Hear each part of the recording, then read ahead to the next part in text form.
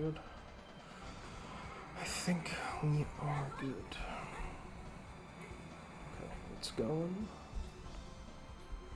I will do the alert.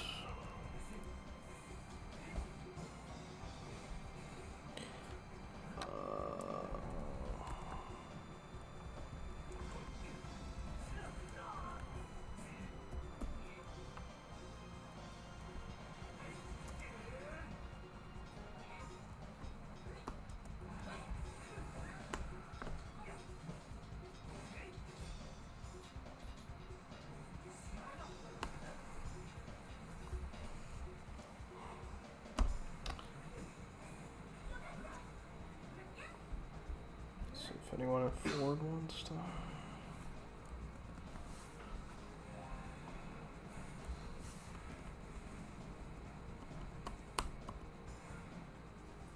Oh, oops.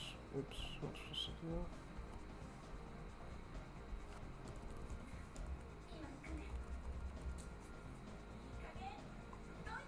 that. Oh, there it is.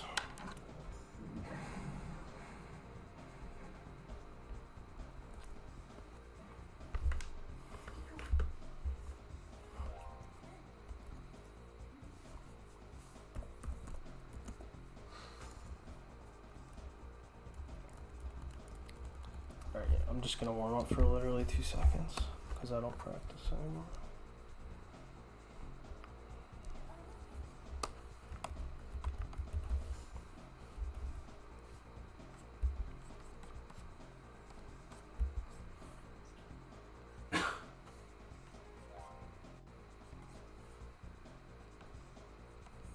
Hello, base otaku jars. It's Neko.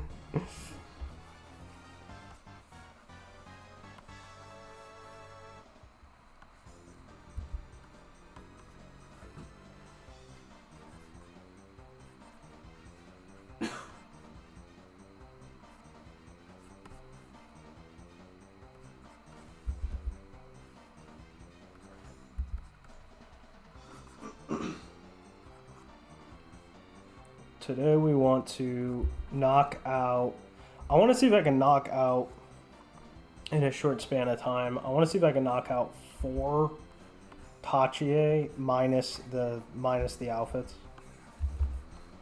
We're going to go nuts because I think I have that power at this point.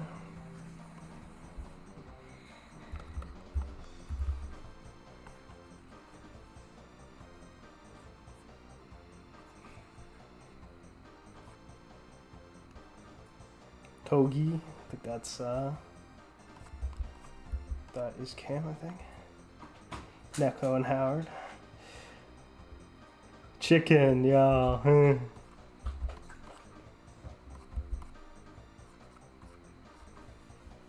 Hello, everyone.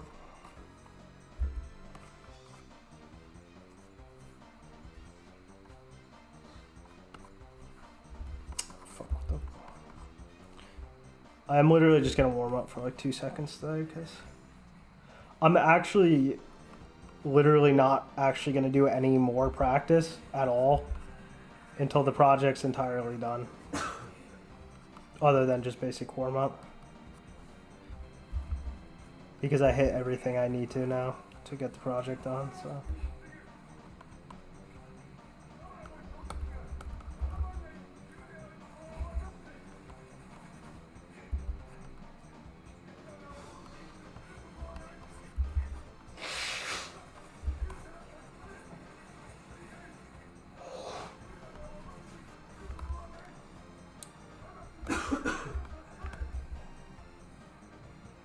Yo, Gunbuster 69. I know who this is. With the new name drip.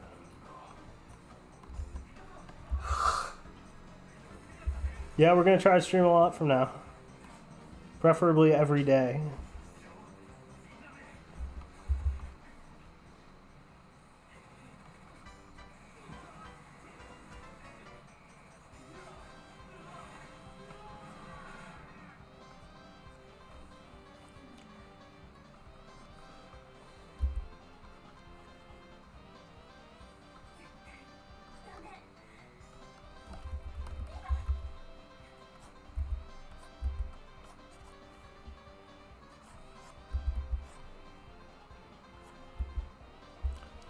Times, unfortunately, the time is going to change depending on the day. However, whatever time I stream the day prior, you can expect it to be a similar time to the prior day. So in other words, it will the time will only shift slowly. Like the time will slowly shift. It's gonna be like, yeah, that type of thing. So tomorrow you can expect basically around this same time I'll start. Give or take maybe an hour.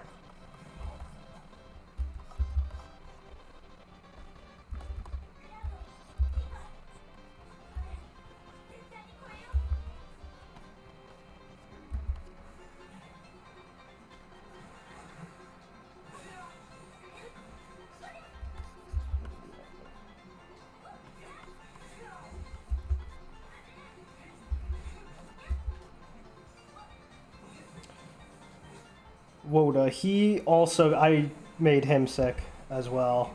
So he is not working at all today because he got it after me. Otherwise, he's just kind of been helping me with crap, and he's been in a bit of like a quiet training arc for a minute. But I think he said he is got a big hoard of stuff, I think he said, that he should be unveiling pretty soon, so.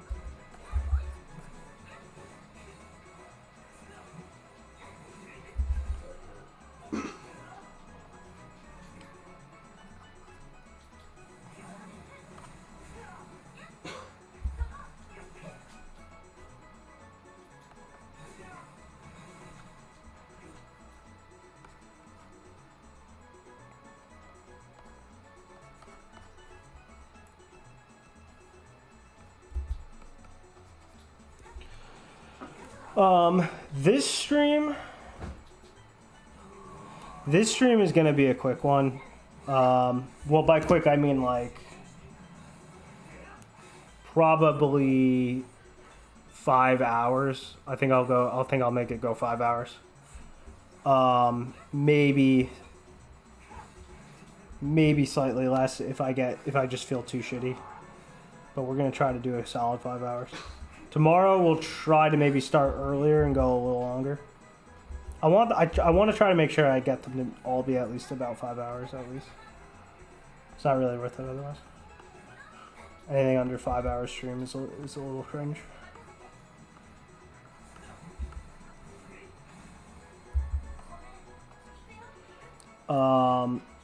Estimate for how long it took you to get to the point when you started grinding art specifically. Oh, specifically the Orchestral art. Well, what's funny is that the actual point where I technically started trying to make the castle art was I'll pull up just to show you the first little doodle I ever did for it, and we'll check the date on it.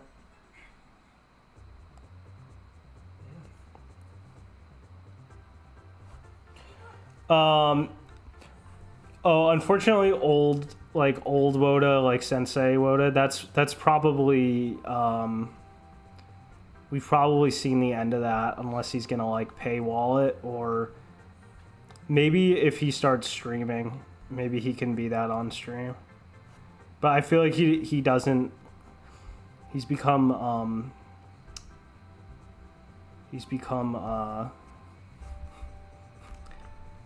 blinded by greed, I think.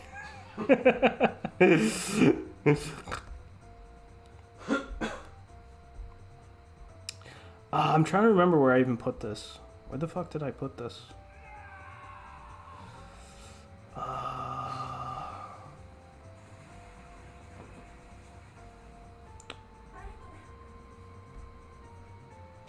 honestly don't even know where this would be.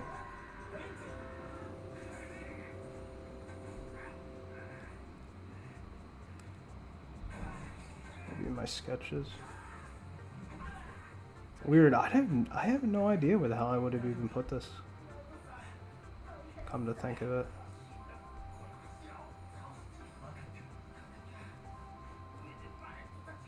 Which is weird. Oh, yeah, I found it. Okay, here it is. Here it is. The date on it is...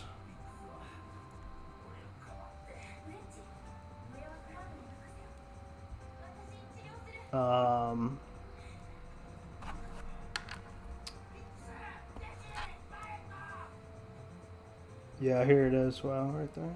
Okay. Oh, I just... Well, no, it doesn't matter. I'll just show you. Okay, this was a doodle. This was a... I did this in like... I think I did both in about 20 minutes or so. But it was the first ever... Oh, crap. It was the first ever... Like... There's the date, by the way.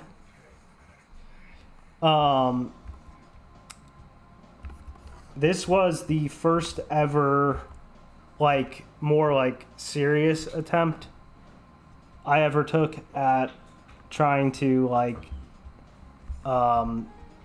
design shit. And,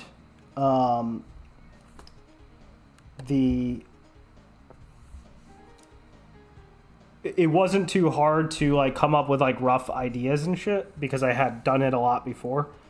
But to actually start Kanyo's design was the first thing I tried to, like, seriously go at.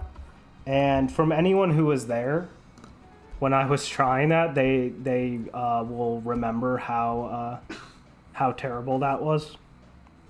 How it was like, it was just so much work. It was ridiculous. To figure out what the hell I was doing, I would often have to stop and spend, like, sometimes like a week at a pop just copying designs from other stuff to try and, like, you know, figure crap out. Yeah, it was very painful process, and I just kind of had to keep repeating stuff like that and trying to like decide exactly like what the faces were gonna look like and stuff was an absolute, like, you know, create like a very consistent, repeatable style. That was a very rude awakening as well. And so most of 2022 and 2023 was me just going back and forth between, like, planning the project and just hacking away at the art shit I needed to understand and trying to design shit. And yeah, it was not fun or easy. And even this, obviously, like, a lot of it, there was a decent bit of, I guess you could say, R&D that needed to be done this year as well. Like, but it, like, it was like nothing compared to the beginning. It was absolutely brutal. So yeah, that was 2020. That was mid 2022. And I started drawing, quote unquote, seriously in very late 2013. I had 1 year where I didn't draw at all. Literally at all, because I was focused entirely on coding for that year.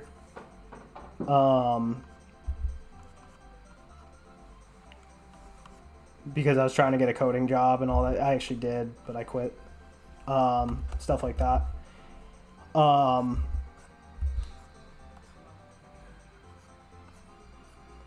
So yeah, it was 8 years of, like, being serious, you know, not like serious, serious-ish.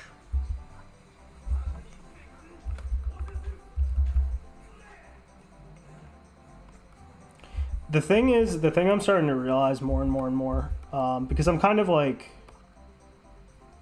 I'm slightly replicating a studio environment more and more in the act of working on this project. Because you kind of have to if you want to get anything done. You sort of reinvent like wheels, I guess you could say, of actual studio environments. Like, oh, this is why they have this policy or whatever. Or this mentality or whatever. And yeah, when it comes to like artists too, like I am starting to really understand why those who make the jump to like pro anime illustrator and whatnot, I was kind of really compressed. Why the ones that do make that leap can make that leap, and why the people who stay as hobbyists, sometimes even very skilled hobbyists, do that because like the whole character designer thing is seriously no joke. And I'm doing my kind of like, my indie version of all that, and yeah, it's like brutal shit. It's so much more than just like, do my drawing reps, put in my drawing reps.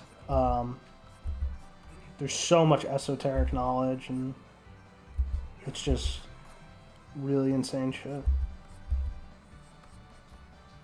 So at any rate, yeah, I have like all sorts of newfound respect for, not that I didn't already have like infinite respect, but I have tangible pieces of knowledge that have increased my respect for character designers in anime and illustration.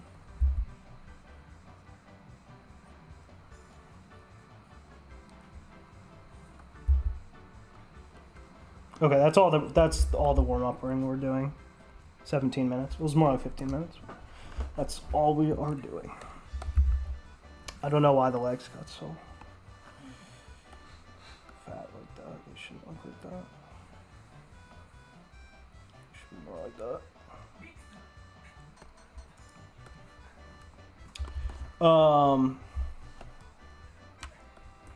Let me just take a sip of water.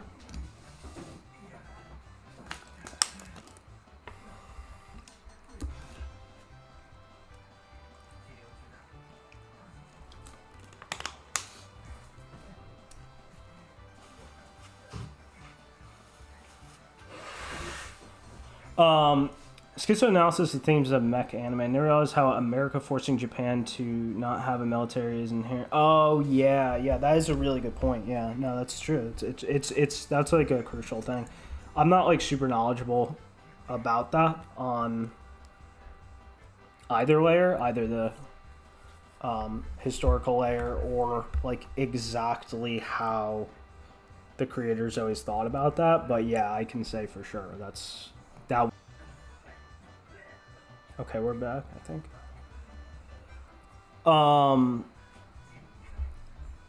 Obviously it's like,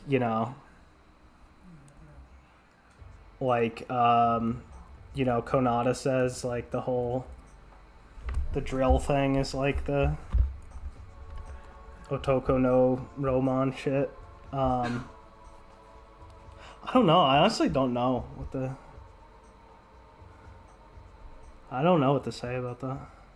I don't have any interesting thoughts. I'll probably, on any otaku-related topic, I'm probably going to be the most boring when talking about mech stuff, to be honest. But not that I don't have interesting stuff to say, I think. But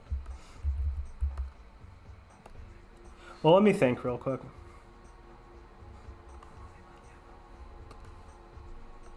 I mean, it's kind of like,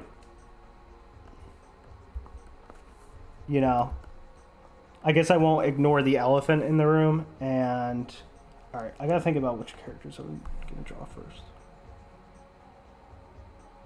Okay. I'm gonna draw Itachi for her first right now.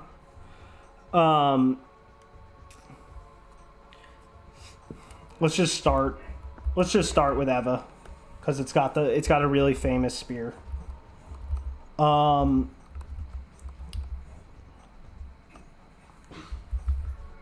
just get a basic proportion thing. In Eva, obviously the spear thing. Eva whimsically does, a lot of. I'm trying to think the pose here.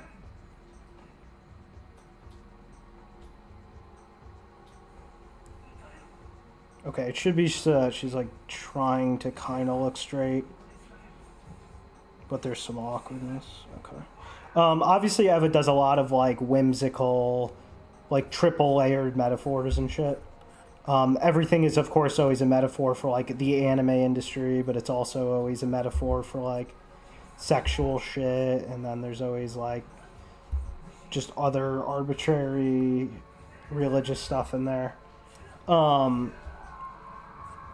Let's see what you say. I won't go too into it. In hindsight, looking at Eva, there are always talking about international treaties. Yeah. A lot of that is half inspired by that generation's relationship with World War II, and how it affected them. Because they were the gen born right after it and all that stuff. Not right after it, but you know what I mean. Like they were the product of parents who were very deeply affected by it, basically. Like if you were born in the late 60s, early 70s, World War II was still... World War II is this weird, distant entity that you can't physically comprehend, but is affecting every part of your life.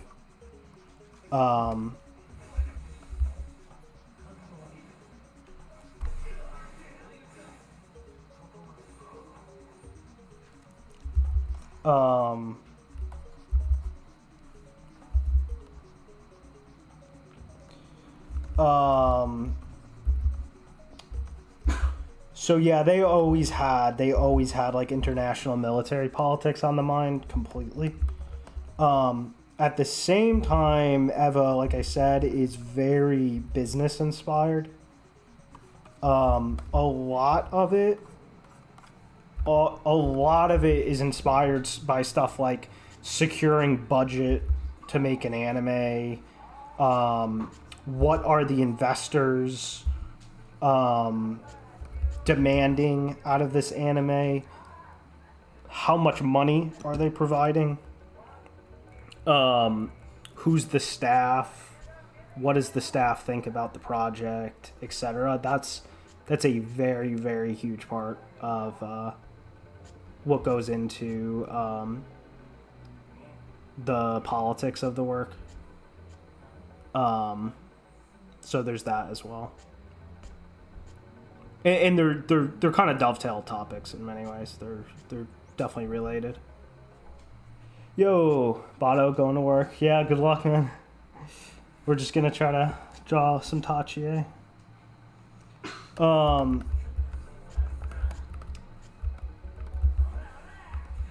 Yeah, okay, so we want like definitely like a little bit of a slight downcast thing. I'm trying to think. Maybe we should do something like... No, that's too much. I'm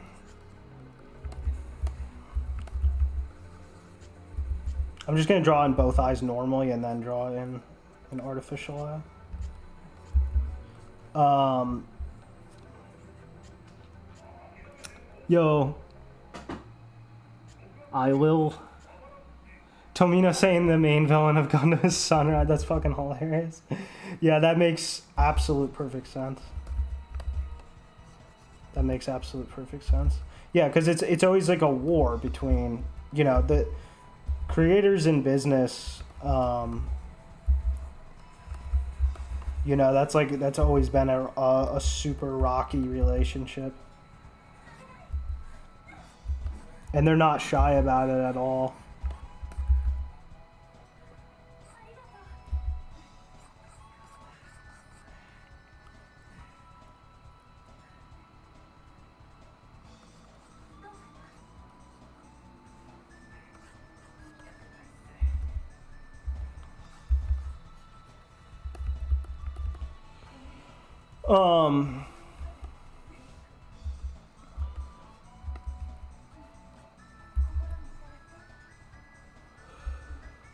Jungian belief about how Eva was created said he felt he was dancing sporadically or something along the lines that he said that to downplay the deeper meaning a lot. The fans were seeing in it. If you look at deep philosophy, it's together randomly.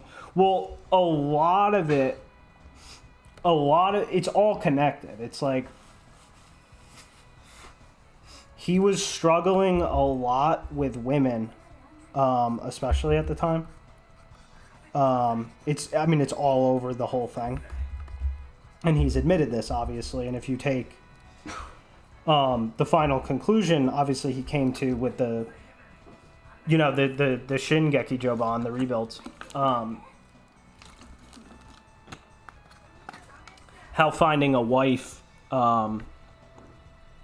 made him finally realize fundamental things about himself and like what he was really looking for, and how much of him is an otaku, how much of him is just like a normal person, and how much of his struggles with one versus the other stems from the other, and why, and all that stuff. And it's all interconnected because it's like I'm trying to think the best way to explain this. Basically,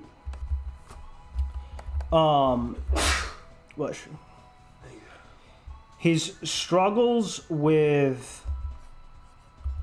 women, okay? His struggles with, like, simping women and stuff, and taking relationships or failed relationships bad or whatever, blah, blah, blah, all that stuff. That is all obviously partially the product of the society he lives in, which is partially the product of partially the product of World War II, and the modern era and all that stuff. And the fact that he was drawn to anime, and the fact that he had an otaku side that was drawn to anime, is also the product of all those same things. And that in turn has to deal with business stuff that is tightly coupled. Okay, head got too big. Has to deal with business stuff that is also tightly coupled to politics and history and culture and all that stuff. So the point is there's an easy meeting point between all these things, and that meeting point, that's why you end up with that very specific Eva feel, where it's non-stop metaphors, and those metaphors are whimsically, like, sometimes 3, sometimes 4 things at once. That's just like the kind of thing he wanted to make, because he doesn't hold back. Like, if one thing is relates to, like, budget, like the amount of money on, like, an anime production or something, it can also at the exact same time symbolize some kind of, like, mental mechanism, like how much endurance he has left to handle simping women or something. You know what I mean? It's just like the point is it's all connected, because the thing is anyway, once you get into the business, once you get into the anime industry and all that stuff, and you become a creator and stuff, your work, it's not like a normal person. You know, it's not like a white collar dude that, or a blue collar dude that clocks in and clocks out. Blue collar dudes are going to be a little bit more tied to their work fundamentally, because it tends to, you know, have effects on their body and stuff. But point is, it becomes tied to you in every possible way, and you're just spending way more time with it too than a person would normally be spending time with their work. Head is still too big. So everything ends up getting mixed together, is the point. Everything becomes really intensely mixed together, and especially if you like sort of get into writing, because it's not like he, you know, it's not like he wrote the work by himself or anything, but like he was obviously driving the ideas and stuff and all that shit. So it's like his personal life is his work, and his work is his personal life. So the point is, it all gets very mixed together. So that's why when you're looking at the metaphors and all that shit, it's best to just look at them from every single angle, because usually there's gonna be like at least 3, if not, yeah, it can get as high as like, you know, 4 or 5 and stuff. And you know, especially too with Eva as a work, it's a pretty whimsical work. It's not like it's like, you know, it's not like it's like this like ultra tightly structured, you know, rock solid, you know, masterpiece of a narrative or anything. A lot of it is him kind of being whimsically blogging ideas, and you have a lot of freedom to, you know, you have a lot of freedom to make any sort of metaphor whatever you want, whatever you really feel like in a given moment, when you approach things that way. So as far as the lance in that, I mean, obviously it's literally a religious illusion. So there's that. It's a religious illusion. There's obviously a sexual connotation. You know, because the whole phallus thing and all that stuff, and the fact that it pierces through shit and all that stuff. As far as does it have anything to do with business, you know, does it correspond to, you know, I don't know, any sort of, you know, some kind of crazy business thing that happens, you know, someone gets, you know,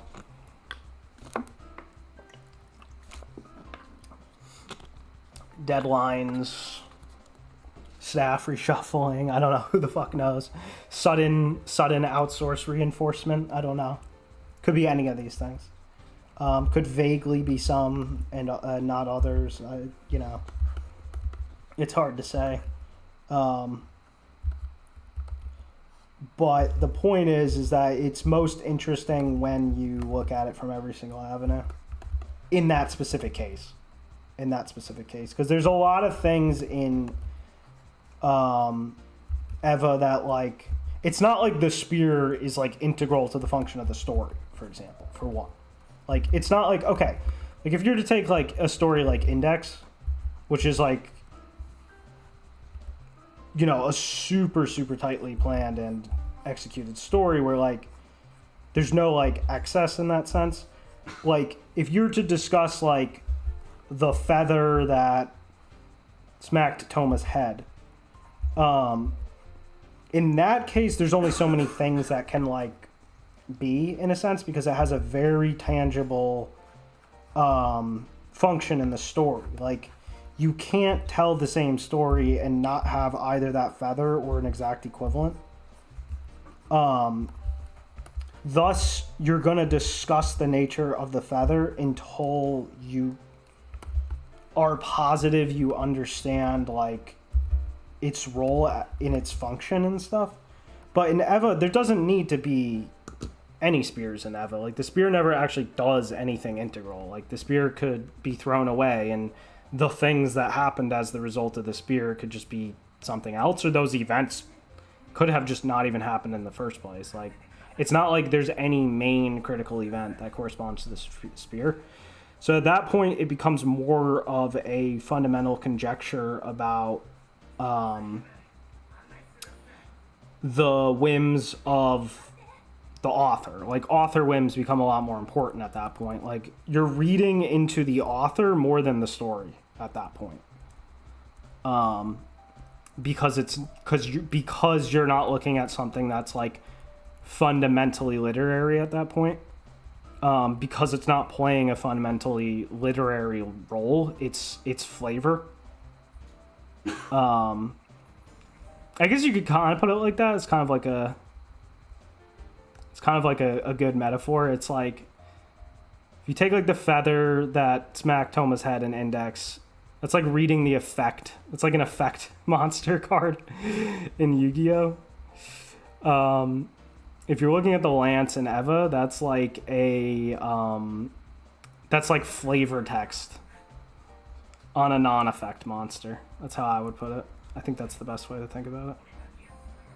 I gotta pull up a reference real quick. There's a certain type of hairstyle I'm looking for. I'll read your message in 2 seconds. Oh, actually, I know where I can find this.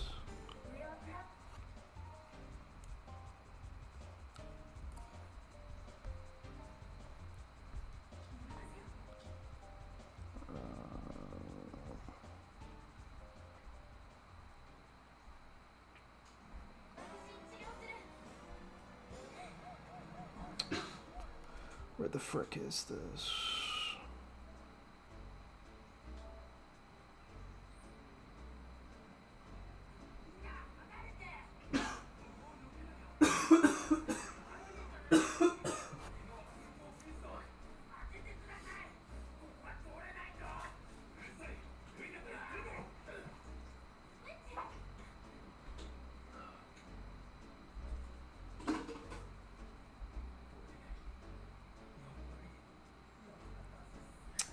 This will kind of do. Here we go. Okay, nice.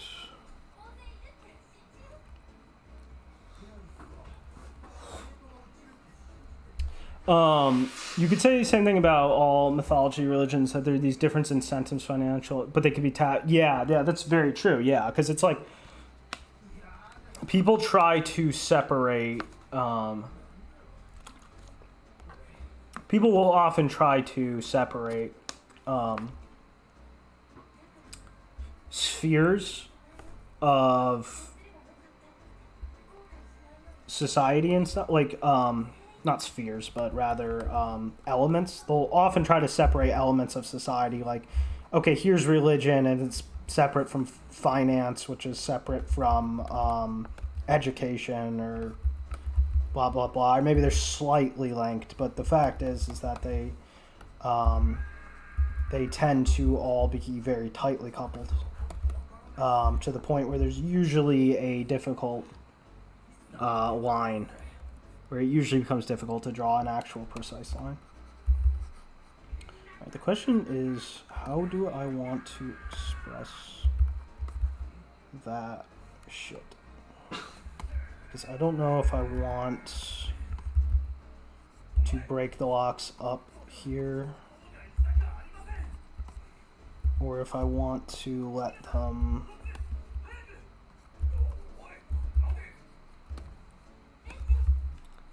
kinda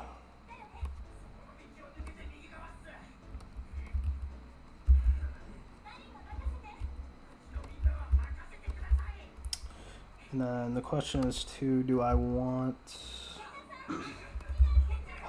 this part to come off? Definitely not like that. I think we do want just like a... Or do we want... No, we definitely don't want that. We definitely want just something closer to that. I don't know exactly what I want about that. How I exactly want to parse the locks themselves yet, though. We'll figure that out. Oh, oops. I have this file named wrong. Hold on, I'm going to rename the file.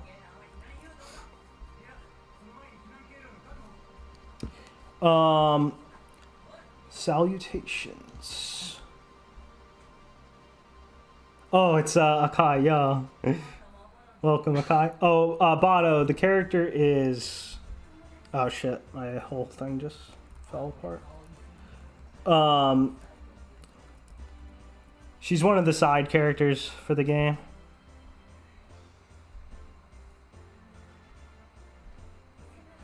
Kudowa, which is kind of like derived from Demon Band's protect. Kudo. It's like Chuni shit. Her outfit is slightly inspired by Kuro's outfit. And she is a Chuni Bio character. Oh yeah, that's right. I gotta rename the friggin' file.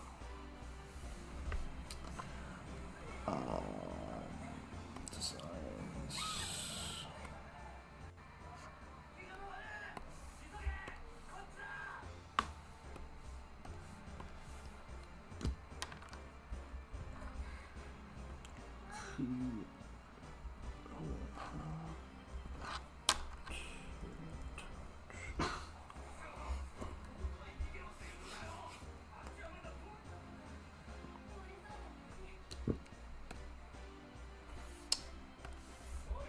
Why did that not, Oh, oops, I saved the wrong freaking thing. Here we go.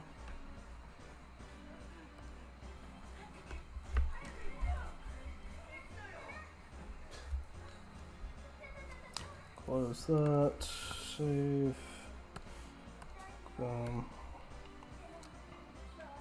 okay, good.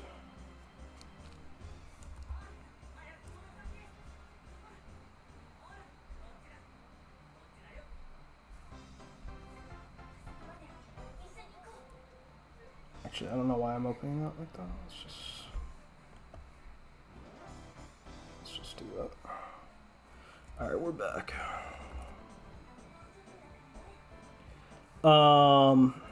Let's see. Oh, what a Tachi drawing was. Yeah. That's why I named this stream Standing Sprites, because I was thinking like, oh, if I write Tachi, no one's gonna know. Well, not no one. There's enough weeb power level here to know.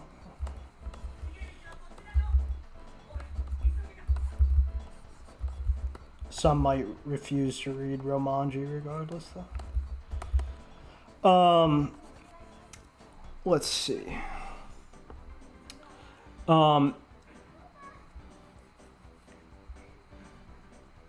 Every human being separated from Adam, eventually merging back. Kabbalah.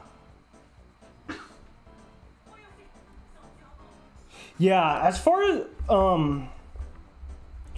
yeah, no. What I'm saying, Gun, is that you actually can't, like, no matter how much you look at the lance, it's hard to declare certain absolutes about it, just because it's not like vital enough to the story. So, I mean, the best place to start is just literally, like, when I'm trying to figure out what a thing... The real question is if the eye patch, if it's only aesthetic, then you will find that out. You will find that out when you read the game. I promise the answer will be interesting as far as the eye patch, where it comes from. It will be interesting. Yeah, Gun, what I usually do is, like, okay, so we'll take, like, the lance. Usually what I'm doing if I'm trying to brainstorm about a thing, I usually write down as many absolutes about it as I can, just to make sure like all the objectivity is on the table first. So for example, you'd write things like breaks ATF.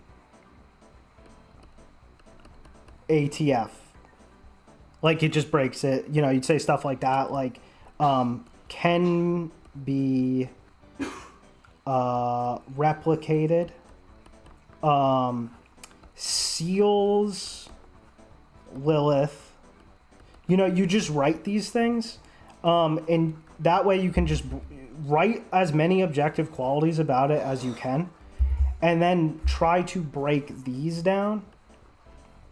Be like, okay, what is breaking an ATF? It's like thing that is normally protective, you know, just shit like that, you know. The more like objective crap you can just lay out, the more you'll start to kind of see a bigger picture of what's being thought of. But again, because it's not an actual integral element of the story, you're never going to get something too hard-ended without like actually looking up like, you know, actual creator notes or something. And even then, like you said, like creator notes can't always be 100% trusted because they're not always, in the sense that they're not always willing to give out all the info, you know. It's not like everyone's always willing to tell you exactly what they were thinking.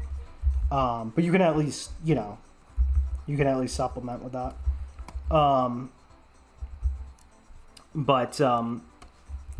Yeah, in general, it's much easier to think about functional elements in a story. Like, okay, because it's not like the lance has no function in the story. It does things. Like, it needs to... It or an equivalent needs to be there in a few cases. For example, there needs to be some way... There needs to be some means of saying, like, oh, Lilith is sealed because otherwise, you know, the town would be all screwed up, you know. But that's really like tertiary function. That's one of those like, you know, we need a character to be out late at night, so we make it so that they had to, you know, they had to go to they had to get lectured in school for troublemaking or something. Like it's an excuse that doesn't have rippling effects. Like it's not like it matters that the lance was the thing that was keeping Lilith sealed. Anything could have kept Lilith sealed and nothing would change. There's no rippling effect from the fact that it was that. But again, back to my other example, like, like the feather in Index, every single property of the feather matters, or it wouldn't be what it is. There's like, you can't change one of the properties of it without changing the story. So, for example, the fact that it came from Index's power is crucial. The fact that it slowly falls from above is crucial. The fact that it is something that is much more powerful than its appearance suggests. Are we back? Okay, we're back. It's a much easier thing to get to the point of in that regard. Whereas, yeah, the lance is getting closer to a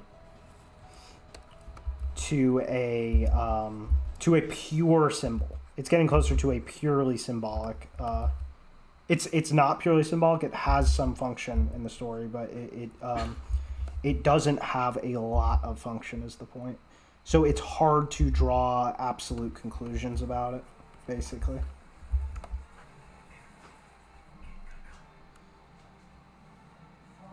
Synchronistically talking about eye patch, but it's not. And the spear, but it's not Asuka's eye patch. Yeah, I'm a big fan of eye patch Asuka, by the way. I think that was my favorite. I think that was my favorite Asuka design.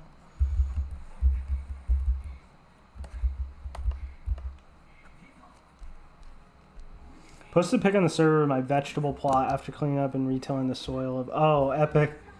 I didn't realize you were doing that. Alright, Mario Kart ended. Let's get something else going. Let's see. Let's put on... let's put on Mario Party. Now let's do Mario Golf. Some Goose vibes.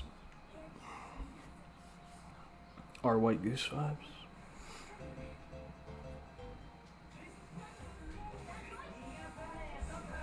I don't even know if you can hear this because I don't have it loud at all.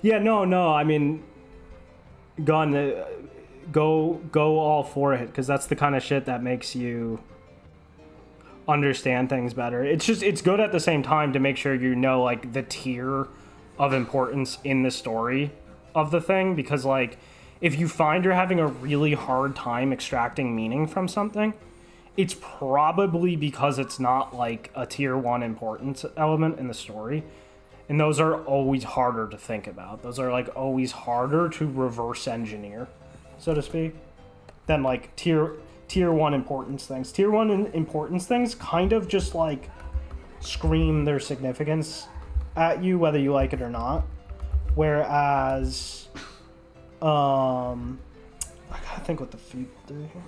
Whereas yeah, lower tier stuff, it gets a lot trickier.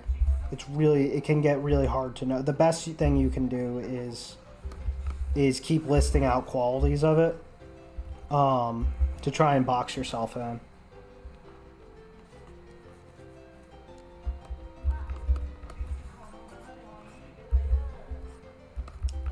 Let's see.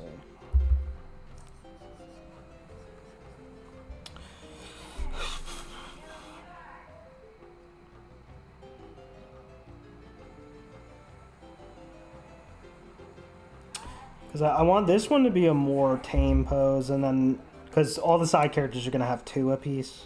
Main characters will have 3. I want to convey some kind of timidness in this, but like something a little bit quirky. Yeah, maybe one foot in, 1 foot out. Could maybe do the trick.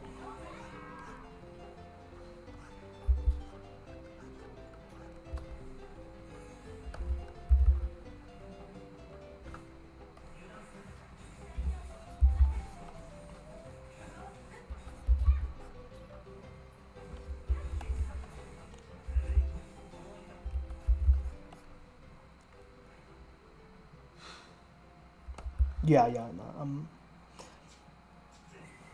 I'm liking it.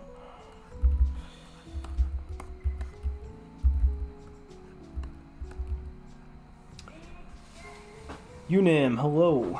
We are back. We are back.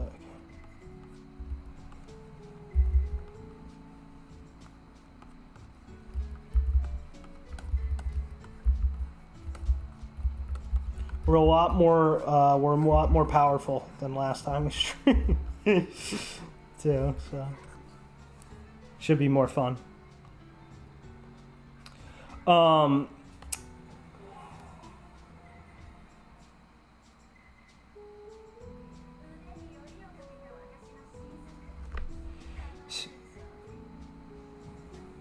Oh yeah, that's interesting. That's an interesting point. I never thought of that in terms of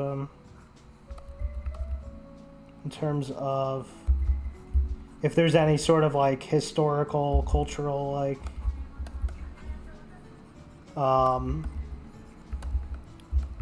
powered implications about the lance in that sense. That's a good question. I'm not sure. I haven't thought about it from that end.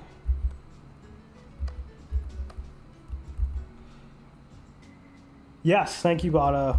Good luck with work. Keep up the good work in general. The good artwork. This feels too, like, confident. We need to change the hand poses.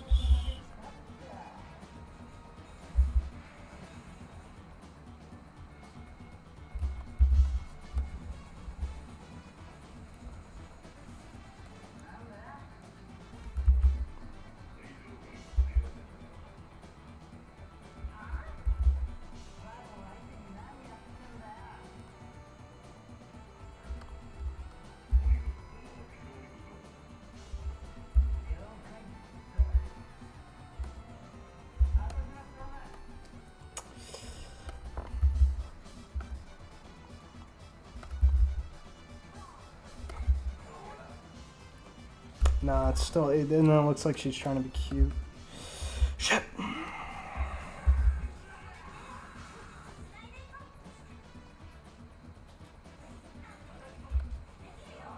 Yeah, I think this could do it. This could do it.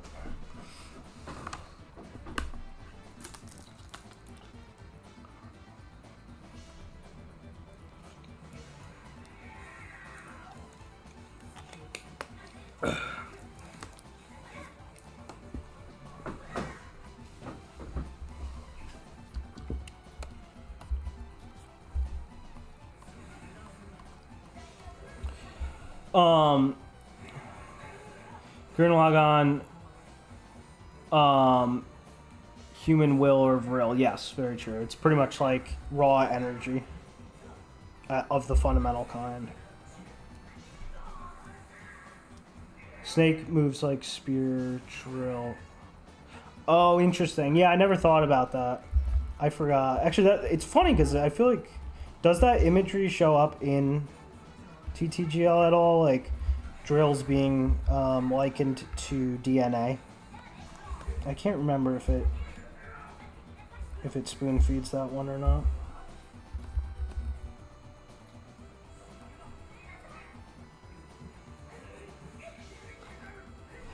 Yeah, Neko. I can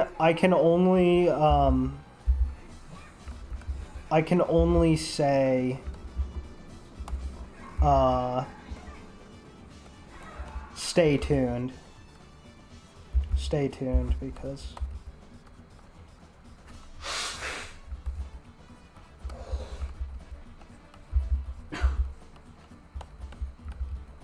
I can more or less promise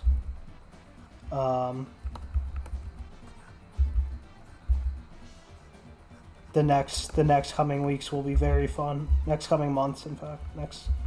Next 3 months should be quite fun.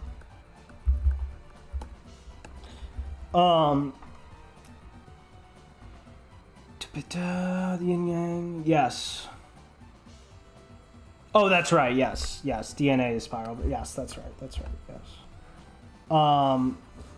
Yeah, because I mean, it's funny because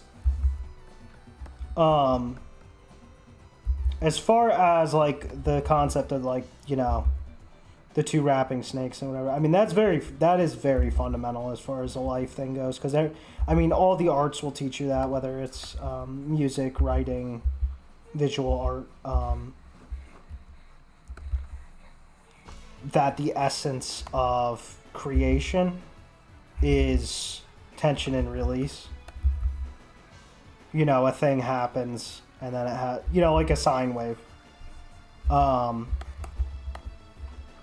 That is the essence of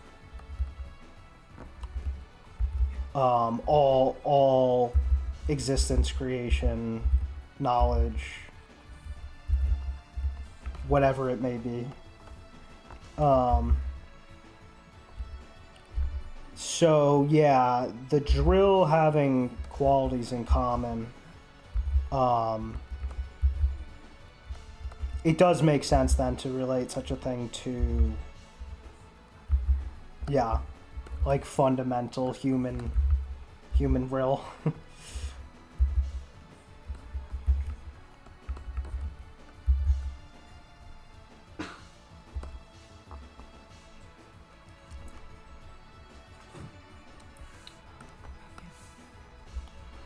Um.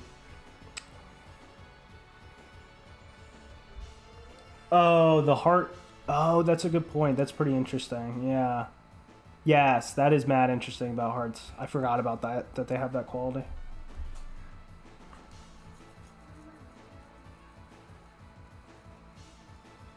Oh, that's right. I forgot that the drill, that the spear in that also has a drill like quality, like can take on a drill like quality. Yeah, that's a good point. Yeah, I mean, there is definitely something to think about there in terms of there's something fundamental philosophically to get at there.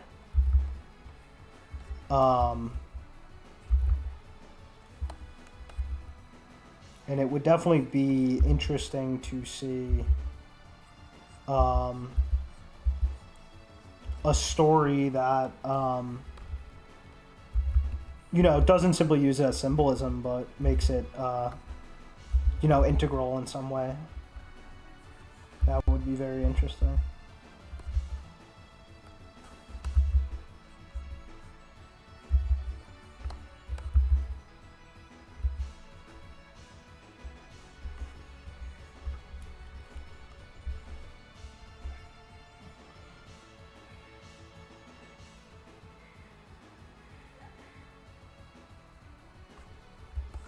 Gundam Wing. Yeah, last time I saw a Gundam Wing, I was like lifetimes ago, so I can't talk about it, but I do kind of remember what you're talking about.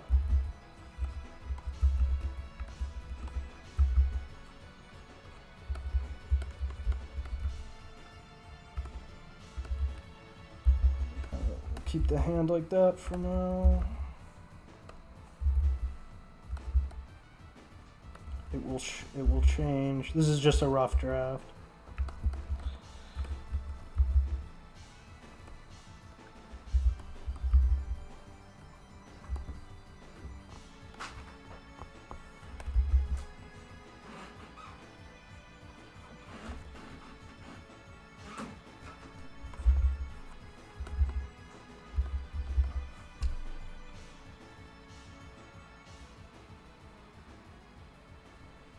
When a yin yang connection.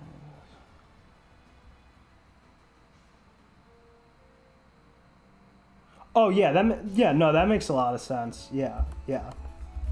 War as like an engine, war between like two persistent sides serving as an engine. That absolutely makes sense. Yeah.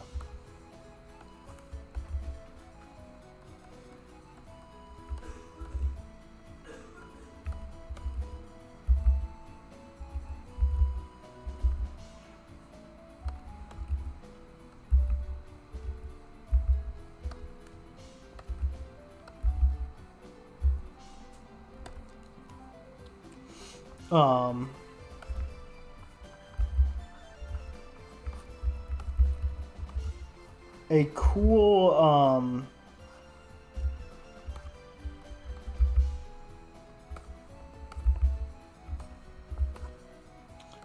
the VN Soko Aki Muramasa has a really cool unique kind of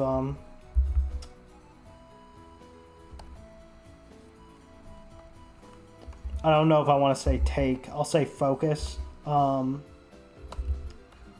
Has a really interesting focus on the concept of perpetual fighting. And that it does some very unexpected stuff in that how would I put it without spoiling anything? It kind of gets at the heart of why an actual individual would become excessively concerned with cycles of violence and conflict and stuff.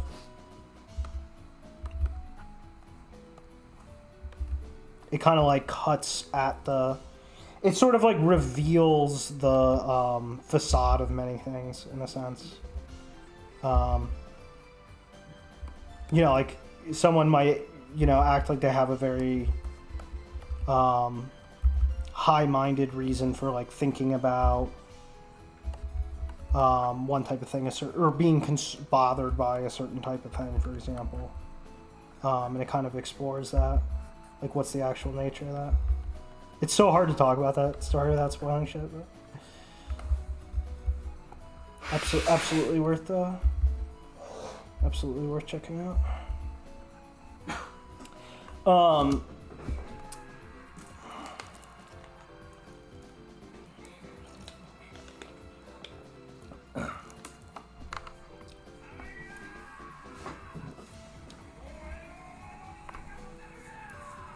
Yeah, C2 as I gotta get back on my my Gias rewatch. I started to rewatch it like months and months ago. It's been very hard to make time for anime these days because usually I just have been using that time to either practice art or read, which sucks because it's like pretty much my favorite medium. So we'll get back on that. But yeah, no, it's with C2 absolutely like a Faustian thing for sure.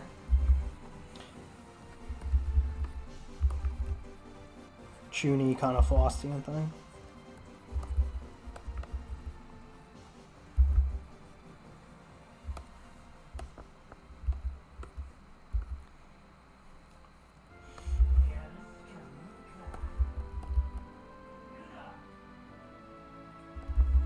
Okay, I think.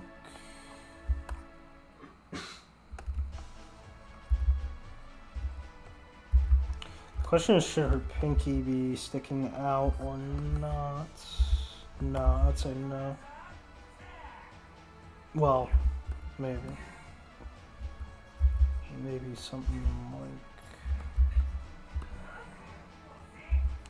Just trying to think here, like, this could be good, like this type of thing.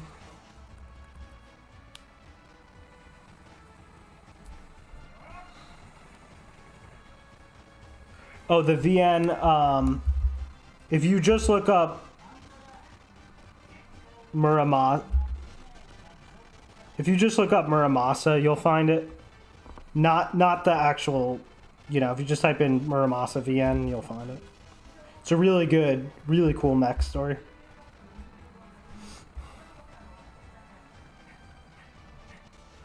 Oh yeah, Muv-Luve's huge. Yeah, Muv-Luve is a must play. Muv-Luve is Kino. It's a little boring, but it's worth it. Muv-Luve gets into some super cool shit. Like the essence of it gets a lot into the essence of conflict itself and related things.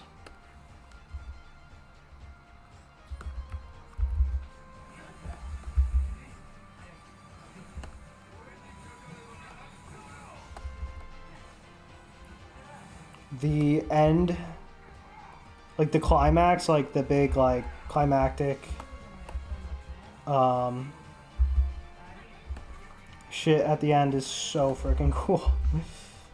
There's this one scene that's like I think I jumped out of my, I think I physically jumped in my chair because it was so fucking cool. It was like a it was like a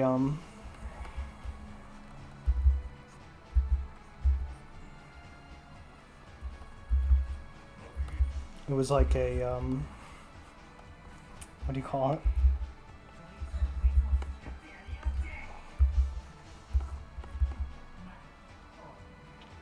It was like the dude watching the fucking Star Wars trailer, the Soy thing. It was like that. Yo. Will, yes, best part of the month right now. I was just telling Neko, like, how I'm not even gonna say what immediate plans I have. for streaming from here, but because there's no point. But I can promise. I can promise if you stay tuned, it will be. It should be very fun. Should be a very fun time.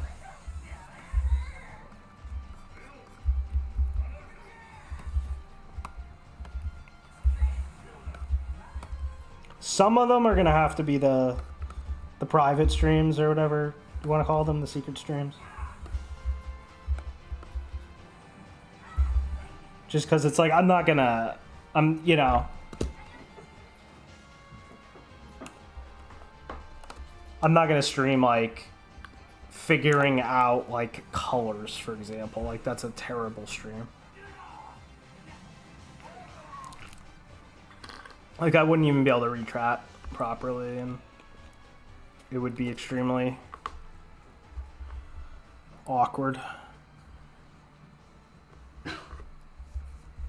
But you know, otherwise, yeah.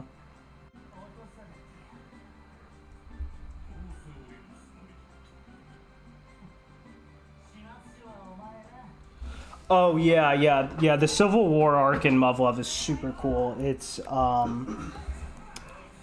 It's speaking very directly about it's speaking about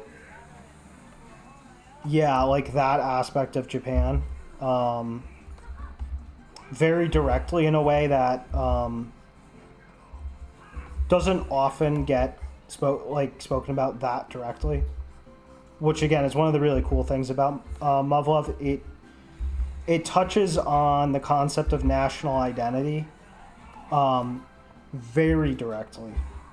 Like there's no beating around the bush or metaphors or anything. It's very, very directly national identity is like a hyper specific this is just too much. This is too much. If we is a very, very specific integral part, and it ends up playing into the finale in such a clever way.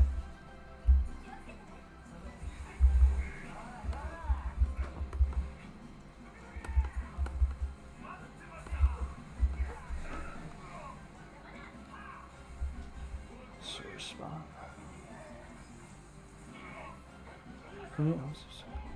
It's a sore spot. I actually don't know what you're talking about. Well, maybe one of your messages got killed. Oh, you mean the U.S. occupation? Okay, yeah. Now I see what you're saying. Yeah. It's funny because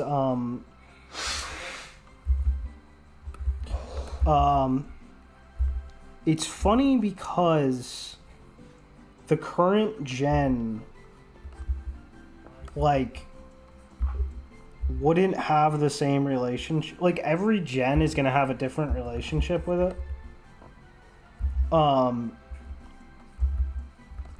But none of them will have no relationship with it. Which is actually literally something Muv-Luv itself talks about. Because Takeru kind of like points out. This isn't really spoiler or anything, but like Takeru kind of gets into how he's been born way too late.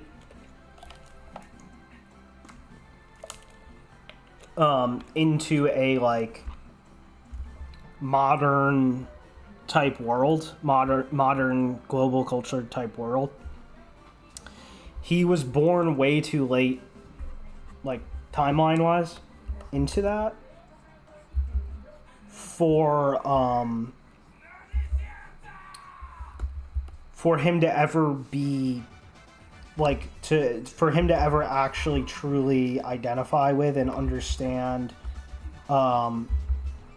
what it means to be like Japanese in the most like fundamental original sense of the identity of the country. And it's really, really cool how how it plays with all that stuff, you know, where it takes that stuff, and how it relates that to the concept of conflict, and how it relates that to the concept of communication, and you know, just being a species as a whole and stuff. Super clever stuff.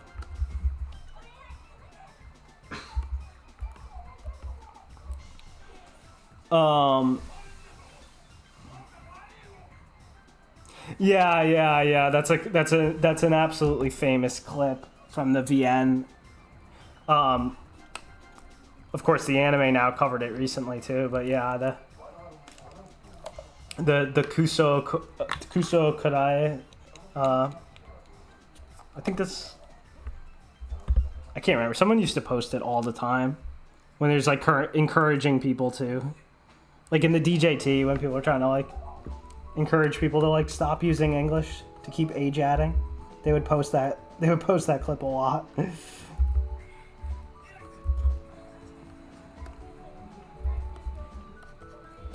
a classic.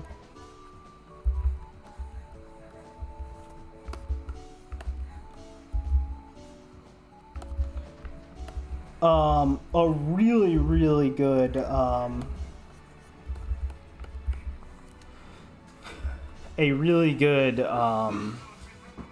like kind of, similar topics, similar themes, but very, very different focus, very different kind of,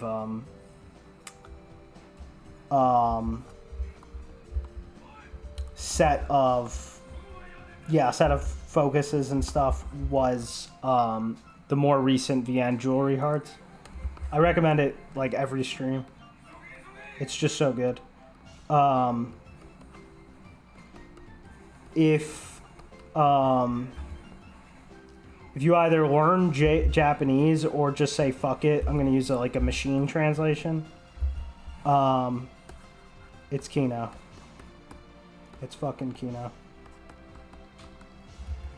And it deals with some real mind-blowing themes and stuff. What's interesting about it is it's heavily inspired by Shingeki no Kyojin, which was heavily inspired by Muv-Luv. And it kind of like finishes a lot of what Kyojin was like trying to discuss, but was in over its head.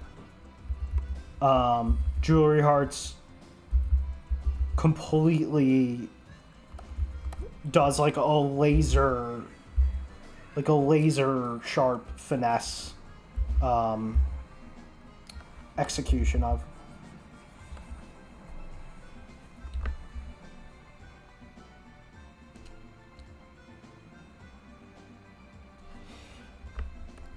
Yeah, well, what was really interesting, if you read Yoshimune, the Muv-Luv dude, if you read his thoughts on the whole thing, yeah, he says a lot of interesting stuff about how,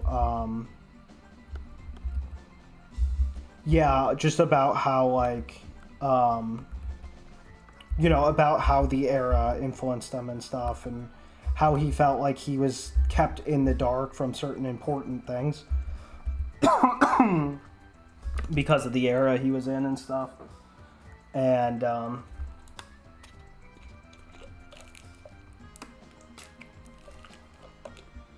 pretty friggin' interesting at any rate. In terms of American Oda media, wouldn't you have to grapple with a total lack of identity? Yeah. It is very kind of Muv-Lovian in that sense, in that like it's like, that's why in many ways I talk about this with my brother somewhat often, and we often talk about how like when it comes to the Japanese otaku, we kind of relate to all the different generations in different ways. And one of the generations we end up relating a lot with is the real like 80s pioneer generation that really helped pioneer otaku media as otaku media. So it's not just like dudes making manga anymore. It's not just dudes making some anime anymore. It's explicitly this concept of otaku. And they were funny because they were pulling from all sorts of different kind of subcultures and stuff, and at the same time were also something kind of just very brand new. And the way they saw what they were doing came in various forms. Like for some of them, they related it to like rock and roll. A lot of them, rock and roll was really big with that gen because of the whole like concept of rebellion and the concept that you can like start a new thing and whatever. And of course, with rock, that's basically just a bunch of, that's kind of a bunch of baloney. But when it comes to otaku, they really genuinely were essentially starting something brand new, and going against the wishes of everyone, to do so. So in that regard, that gen is very relatable because they're these like, in the sense that it was new, what they're doing is new, and that it was an inherently a lot of those guys ended up being like very individualist and stuff as a result of kind of that environment and stuff. And yeah, a lot of those emotions I end up relating with for sure. But I also relate with the guys that came right after them a lot, especially the writers from the writers that basically all sprung up all at once, that formed that crazy like otaku writing renaissance at the end of the 90s and early O's. Well, throughout the entire O's and stuff. I relate with those guys a lot too because they were also similarly kind of doing something new, in a way that didn't have sort of direct support in any tangible way and was like kind of against the odds, and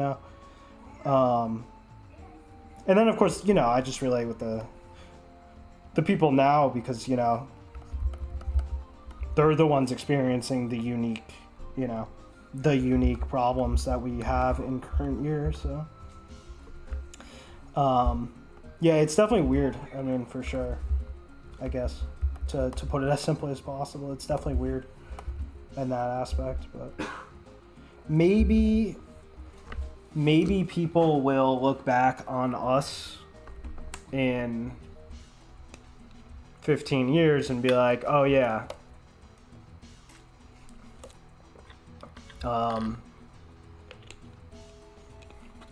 they were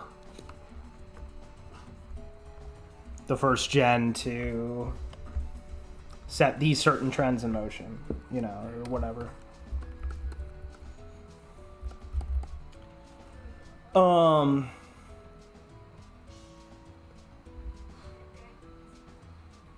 I was just saying, making me really into mech anime and are super famous on Western. I don't know what you mean about that, Gun, but perhaps.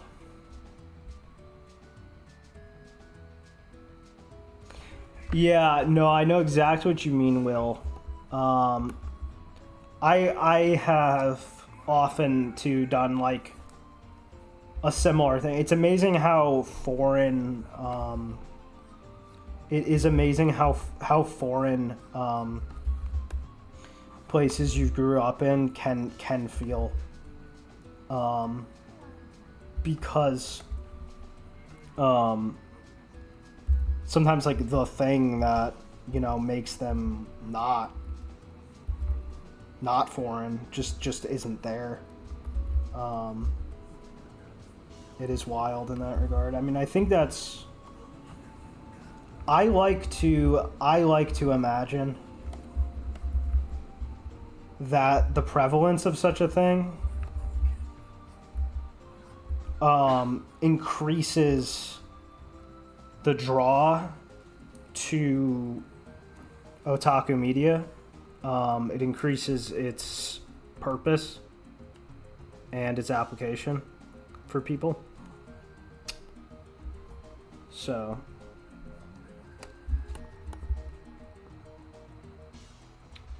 are there any other art literary movements outside of Japan? Something like Dune? Well, if we're talking way back, I mean, there's no end of stuff that was like, as hard as it is to believe now, there was a time where the West did have legitimate creators who were doing some legitimate stuff, like writing fantasy novels or whatever, or making, you know, sophisticated art of some kind, at least for the time, and stuff like that. I never connected to any of it personally, but I do know that it's an important ancestor, I guess you could say, of otaku culture. Like, I don't really care about fantasy novels, for example, but I respect them, like classic fantasy novels and stuff. But I respect them, and I find their existence interesting and stuff.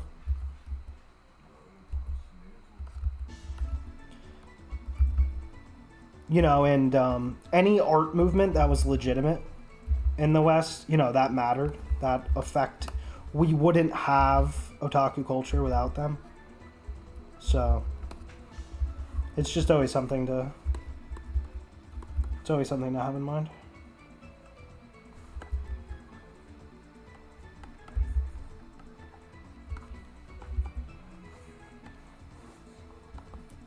All right, something needs to be done about this.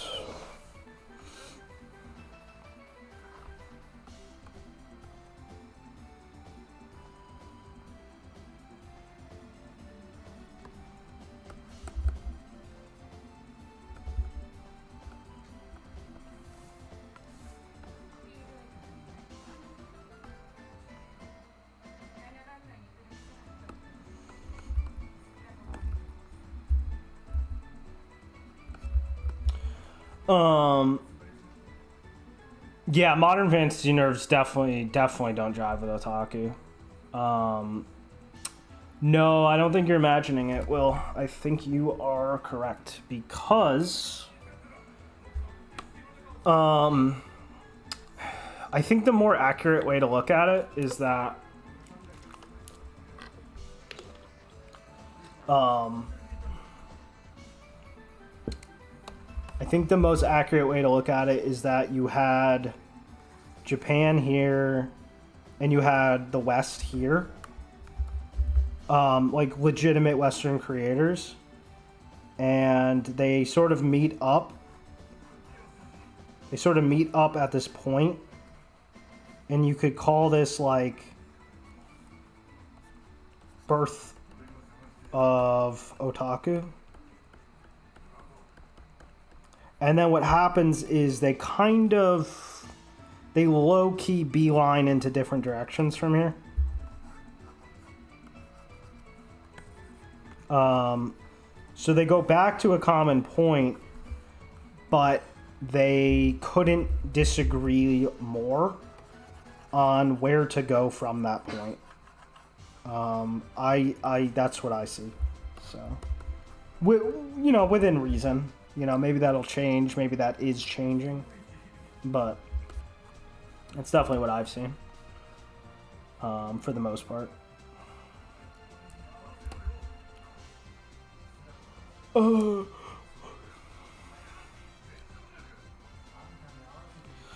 maybe you take inspiration from the idea your home is no longer recognizable and build a story around that.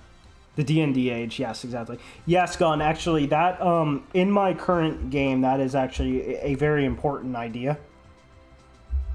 One of the points of the game is, of the story, is to talk about, what is right and wrong when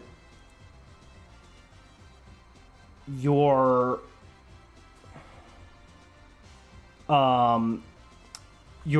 home is hostile to you on fundamental levels.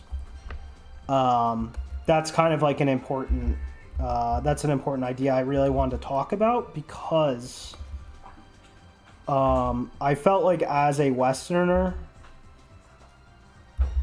I have a unique opportunity to talk about that in a way Japan just doesn't quite yet.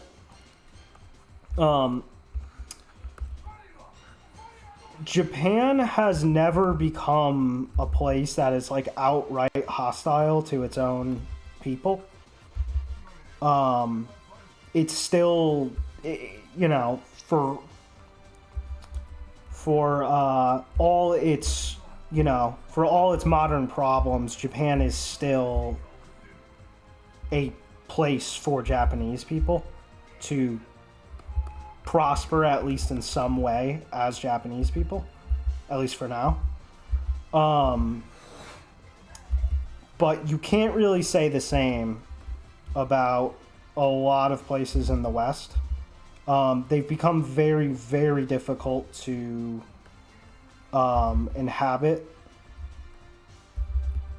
depending on like what your goals are, and like a lot of things that would just, a lot of what would normally be assisted for you in life is now something you have to kind of fight for. And it's absolutely true for Japan as well, because, you know, let's face it, the life's never going to be that different no matter where you are in current year. But I just felt like specifically there's an easier vantage point into the topic compared to Japan. So I felt like I had to talk about it. That's all I can really say for now. But at any rate, yeah, I think it's absolutely important to talk about. All right, let's figure out what we're doing with this, like, 'cause I don't like what it's doing. I think I envisioned it's pointed in much more than this, for one.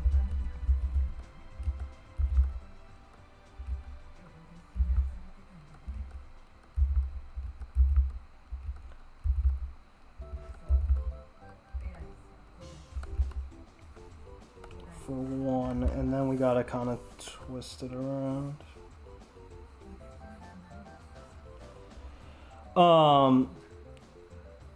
So ironic you're saying Japanese are allowed to prosper. Meanwhile, they are facing a literal extinction event, and I think it was something like one Japanese person for every 100 today. Well, what I mean is that I mean that purely socially. Like, if a Japanese person walks outside their home, they're still going to mostly run into other Japanese people. And most Japanese people still want Japan to be a place that is beneficial to Japanese people, in some capacity at least. And I'm kind of speaking more from the Japanese perspective, because yeah, from an outsider's perspective, it's pretty bad. But like, they really push to see the good in things. As far as the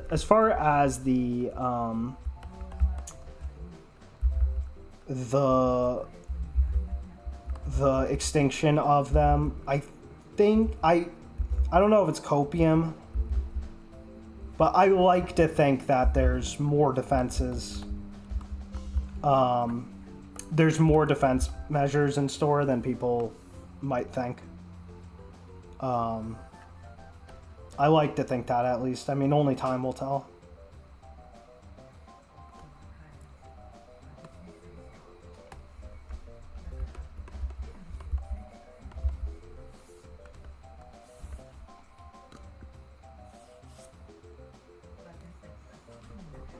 Yeah, I mean, you might be absolutely right, Gun. I hope you're not, but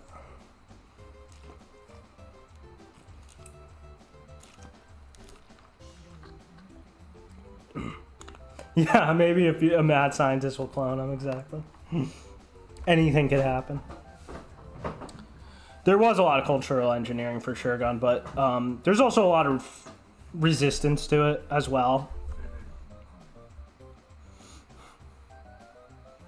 Sono Joey, yes. Actually, I don't know if I said that right. Don't put this in garbage day if I didn't. Yeah, Sono Joey, yeah. True as fuck. True as fuck. I like to imagine, like, I'll believe that they're cooked when I definitely see they're cooked, you know. For now, I'm gonna choose to believe they have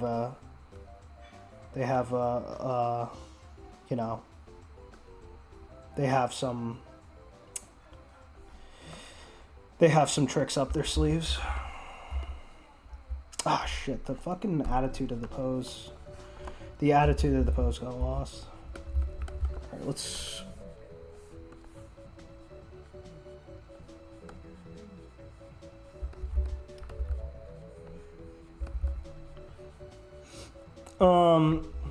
Sending you otaku energy today. Stay strong, Howard. Thank you. Thank you, Kanji Eater. You as well. Population decline growth has a lot to do with the economy. Pulling in mass immigration is just an easy solution, so the current trend is not indicative of what the future will be. That's very true, yeah. The other thing is that a lot of people forget how difficult it is. It's not like America, where if I'm a foreigner and I want to go to America and I want to start a family there and I want to bring all my cousins and I want all them to start families, America will do everything for me to make sure I have an easy time doing that. This is kind of what I was getting at when I was just saying how we live in a country that's not, you know, I don't know a nice way to say it, but you know what I mean.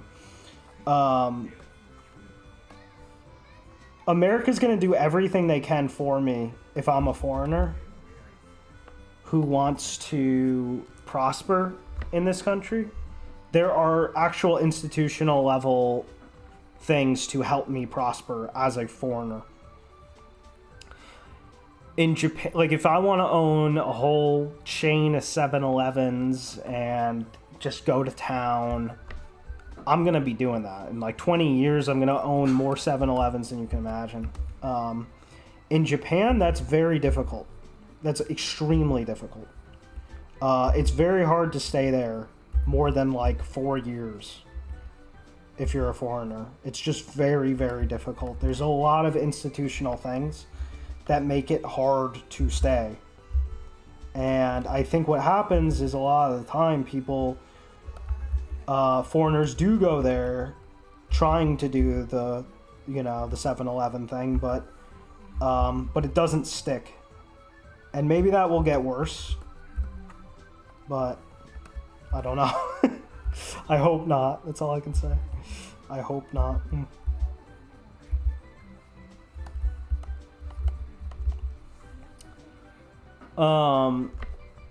Yes, Oda is definitely a safe haven for. Yeah, and that's exactly true. Like that's why, like, whether Japan's going to get cooked or not, that's why now is the best time to salvage, you know, to try and import and salvage Oda culture.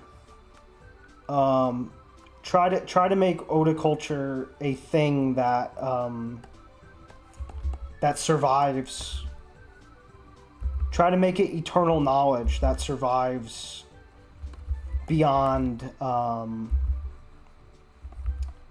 you know, beyond the borders of a single country. You know, it's kind of like what country would you destroy if you wanted the world to forget the Bible exists? For example, the Christian Bible. What country would you destroy? All of them, because as long as even like one country remains, except maybe if it's the one that really, really hates the Bible, it wouldn't work. But the point is, you'd have to kill most countries before you're gonna erase the Bible from existence. We want to get otaku media into that state. Yeah, the Vatican. Yeah.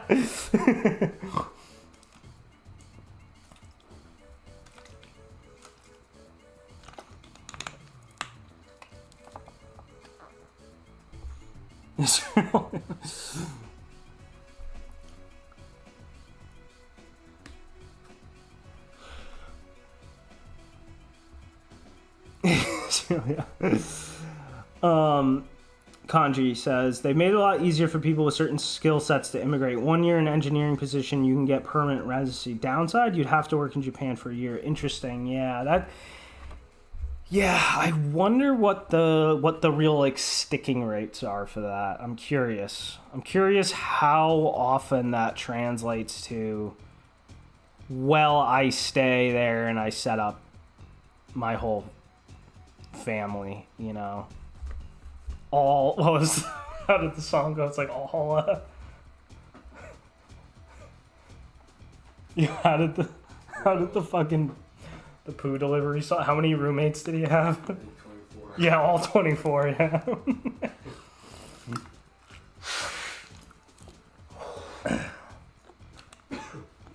They have a digital nomad visa now. I didn't know that. That's wild. Yeah, I mean that's very true, Gun. There's plenty of institutional level, cultural seeded, you know, ways of manipulating people to not reproduce and shit. Because you can have both. I mean, both can be true. It can be true that it's an economic thing, and it can be true that it's a, you know, socially / you know, institutionally engineered, you know, engineered, whatever you want to call it, contrivance.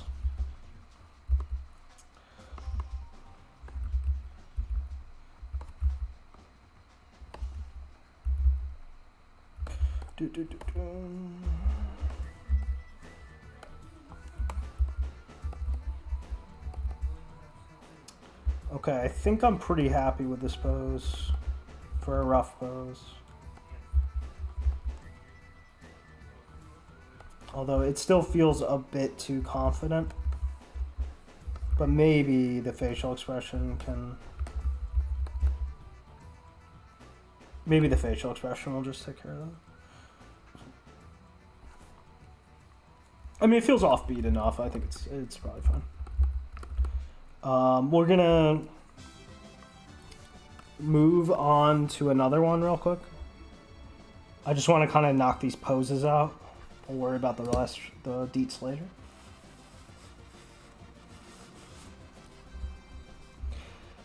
Yeah, that's a good question, Will. That is a good question. Which one's better? I'd probably go with the Chugokujin as well. You need to be making 60K from a remote job and then you can get in. What the fuck? Is it really that easy? That's a little bit disturbing. It's a bit disturbing. I mean, I guess the upside is making 60K from a remote job is shockingly hard these days, but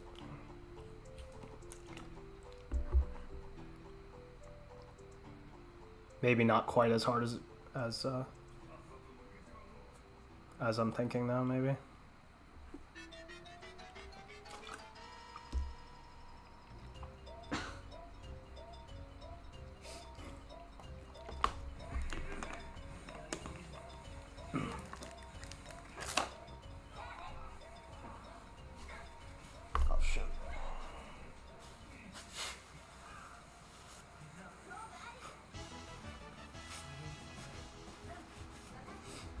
I think he means work from home job.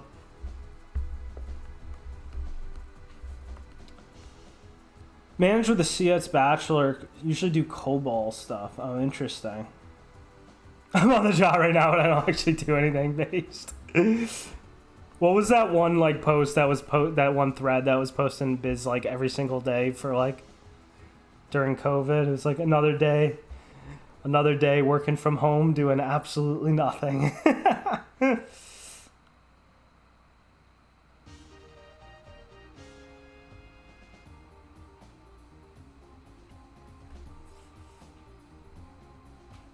That's crazy though. That's insane if they're letting that. Yeah, I don't know. Maybe you just dashed all of my hopes. Maybe I'm black-pilled on this situation now. I don't know.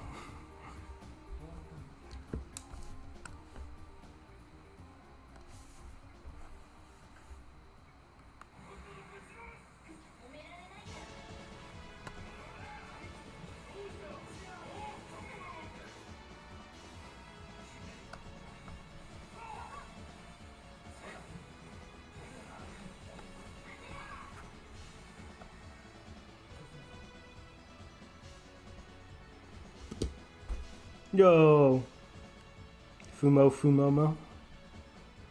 We are back. We're sick, so I kind of feel like shit today. We've been sick for like a week. It's the worst flu I've ever had in my life.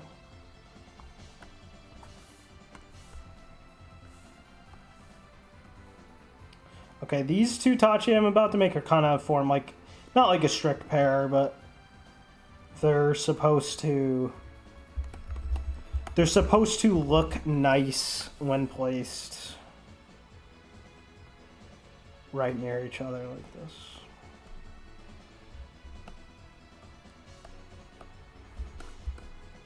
Thank you, Momo. We are getting there. It sucks because like I wanted to go to town this week. I had so many epic plans for this week. I was gonna stream. I was gonna get back into stream. I actually did stream. I did a secret stream. As in like for people who pay me type stream. And then like during that stream, I was like, oh fuck, I gotta get in bed, and I just stayed in bed for like 5 days. But yeah, I was gonna get a vid out. I was gonna get the demo out. Not like the demo, but the tiny demo. Not the big demo, the small demo. I was gonna get so much shit done, and I was just like, I just got absolutely ruined. From the sickness of being OH. I'm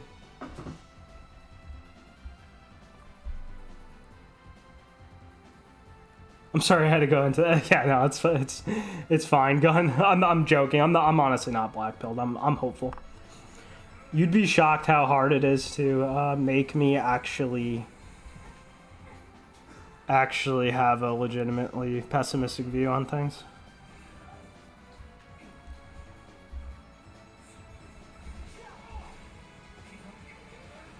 What we're gonna do now is these are two slave characters that don't have they're like important for the first chapter story, but they don't have like They just need one Tachi a piece, and they just wear like a uniform type thing.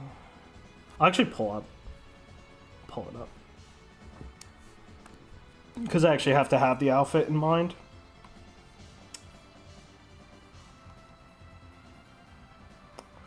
Where is it? There it is.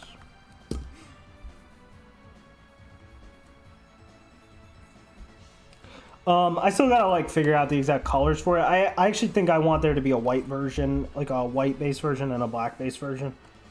And I think of these two characters, like one of them will have like a white base version, one of them will have a black base version.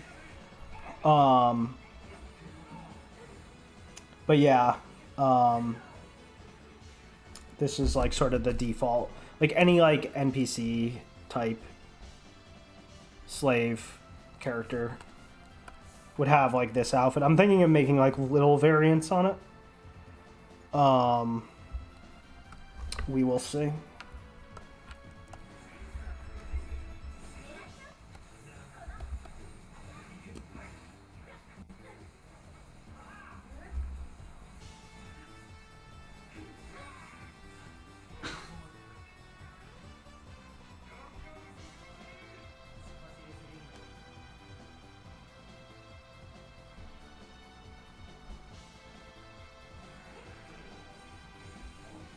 Just getting all my shit pulled up.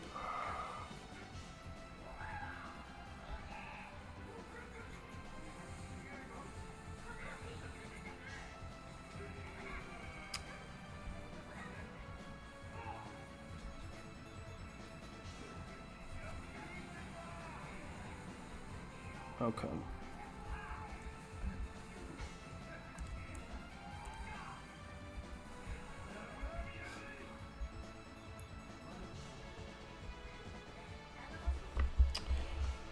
We're all gonna make it, yes, exactly.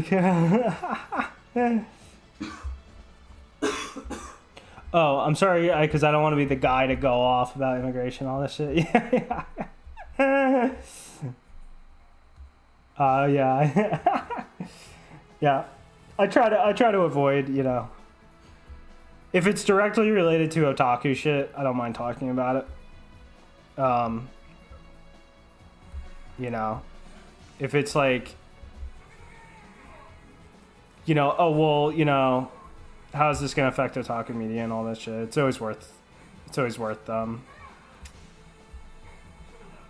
you know, sometimes pondering these things a little bit, because it's just a thing to think about. But yeah, in terms of like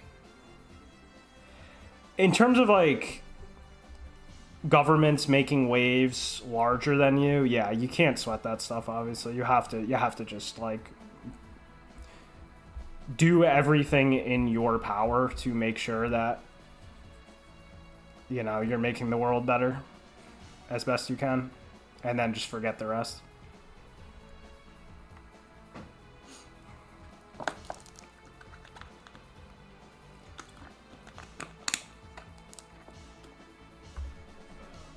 Oda politic. The Oda politics in the Oda economy.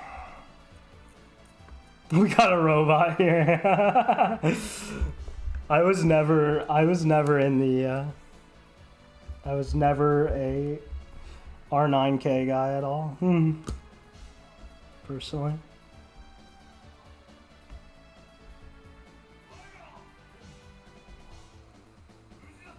Oh shit, I fucking hate Windows.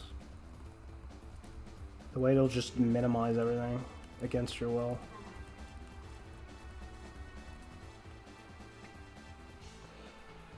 If there were aliens that are far superior to humans and they thought everything humans create is garbage, would they be right? I would say it depends on my mood.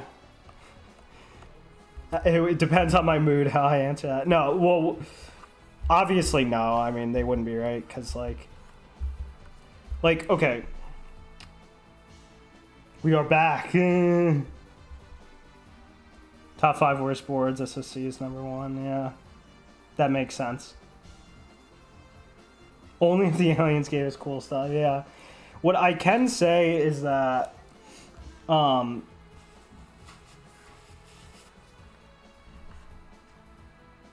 you get far enough in something like any form of artistic creation, when you get far enough, you start to perceive limits. And they're actually not human limits, they're like universal limits. And while the means to produce could always get like weirder and alien like, you know, you could have an alien that just fundamentally draws faster. How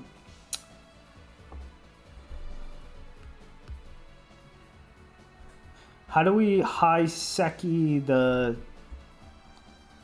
Fuck, I don't know that. I was just thinking Emishi because of Muramasa. Because that kanji's used with the Emishi. The Iteki. Oh, yeah, yeah. Yeah, that is the question, exactly. That is the question.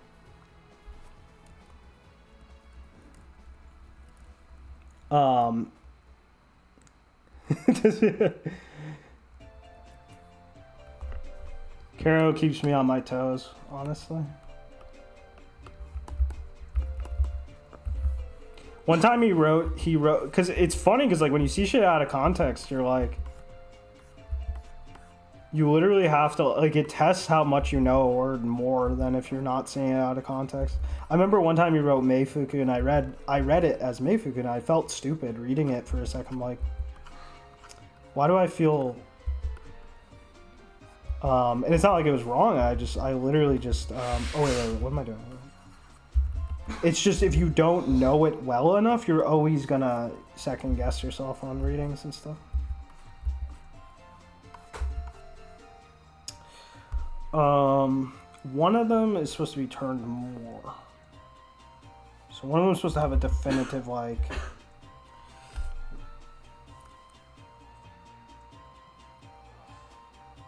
Yeah, one of them is supposed to have a definitive more...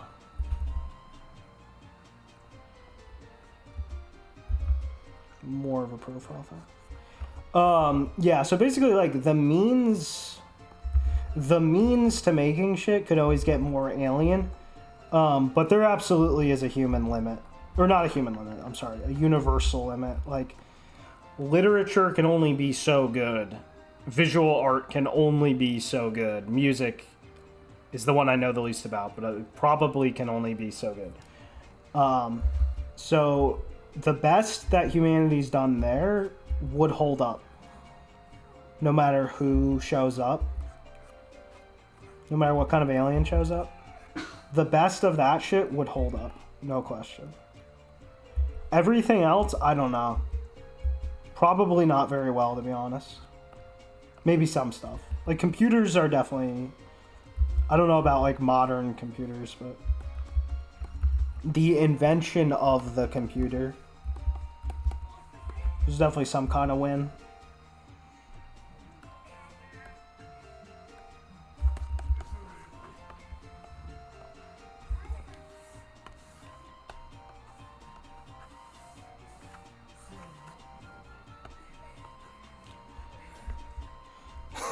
Chibi Mario. The classic. The classic. 俺にはできないぞ. Yeah, exactly, Will. It's a lot like math in that regard. Yeah, it is a lot like that.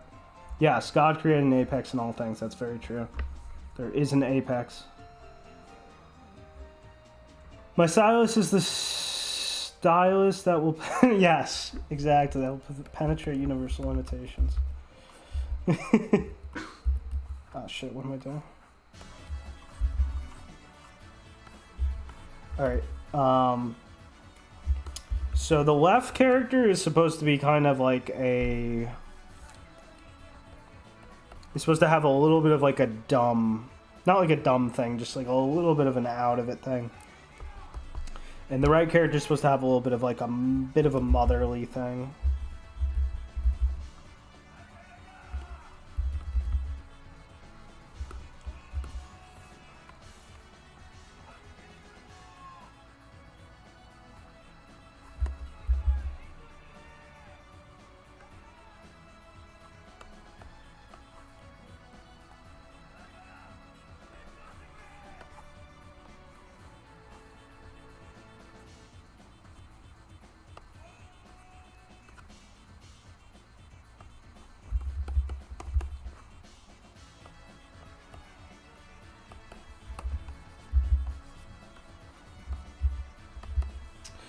Humans are biased to like human art since it represents their experiences.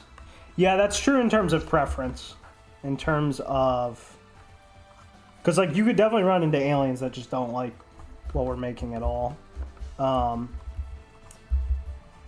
as far as anything that is... Any element that's perfected about it, they'd have to... You know, that's, like, tangibly perfected. They'd have to...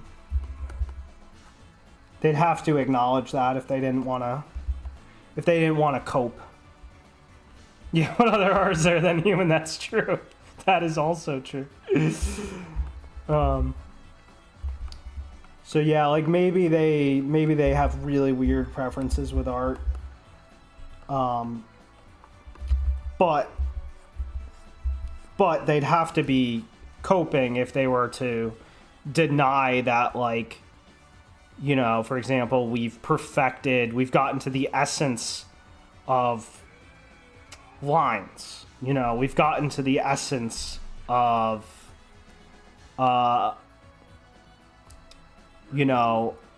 shape balance. We've gotten to the essence of, rhythm. Yes, rhythm. Okay, the aliens can draw in 4D, yeah, exactly. Okay, so 2D. So 2D, yeah. So 2D, we've gotten to the essence of those things. Maybe they mag us in 3D, in 4D. But at least we can boast that we have some pretty fire 2D. That will never change.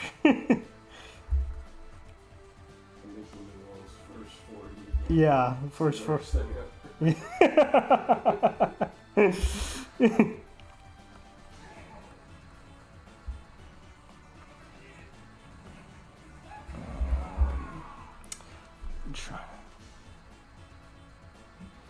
Yeah, that's a good point, Kara. Like, humans are always inclined to want to think that an alien is gonna, like, you know,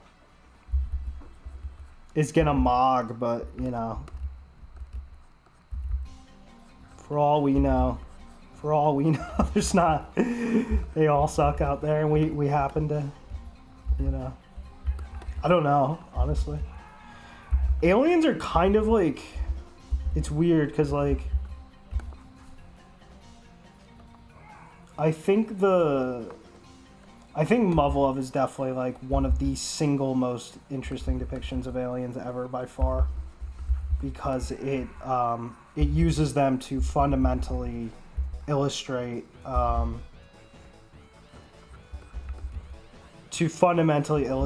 like what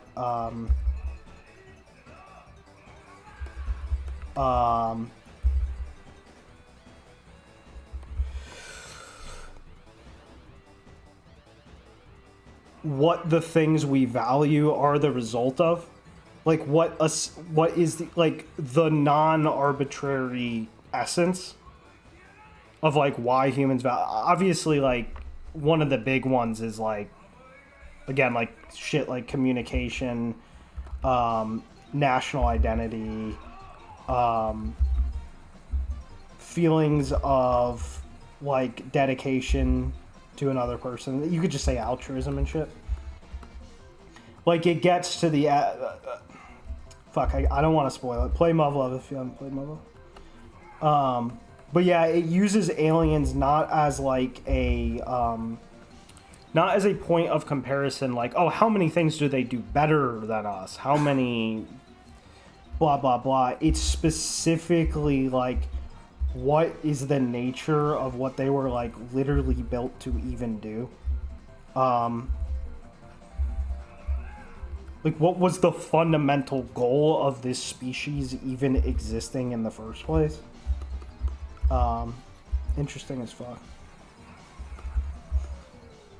Oh yeah, Kara hasn't played it. Yeah, I will warn you, it's kind of fucking boring. At least I found it boring. Some people find it entertaining, but it's one of those, like, boring as fuck, but with exception of a few really, really entertaining parts. But very much worth it. Yeah, praise the silicon gods. The Nichijou slop. Yeah, that's actually some of the less. That's actually some of the less boring shit. Believe it or not. The most painful shit is the optional routes that are much more similar to like Kimi no Zo. And I don't really like Kimi no Zo much at all. They're not in like the zany rom-com spirit. They get like much more like, you know, whatever. And they were fine, but the core like Sumika and Maya focus stuff is much more fun and also like just more relevant. I'm glad I did, like, because some people skip the optional routes in extra. I'm glad I didn't, but at the same time, it's like, I don't know how integral they are. I don't know if you, like, actually... I don't know if you need to play them. I wonder if I should cover hands. Yeah. Yeah, I don't know if you actually need to play those ones or not. Those were the ones that really made me groan.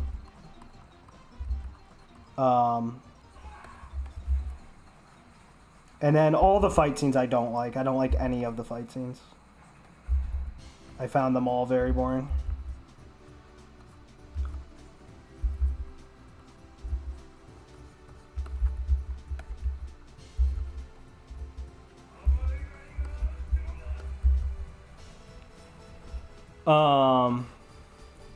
That I didn't see it.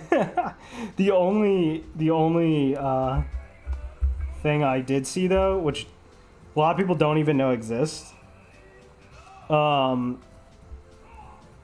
is oh my god, what the fuck? What's it called? Akane Maniacs. It's actually where the Akane Maniacs. It's a Kimi no Zo fan disc.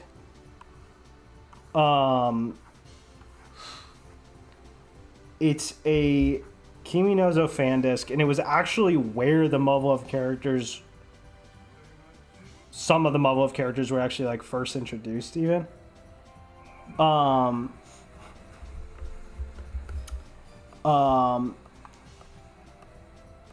And the whole the anime adaptation is really good at any rate. It's like a really nice compliment to Muv-Luv. It's really fucking cool to see like anime versions of those characters like way back when like people had like no idea that was like a thing. Really fucking cool. My bad. That was the first cough of the stream, I think. Can you just skip to the final game? No, you cannot, unfortunately. There's a lot of like, especially Unlimited is like super important in particular. Yes.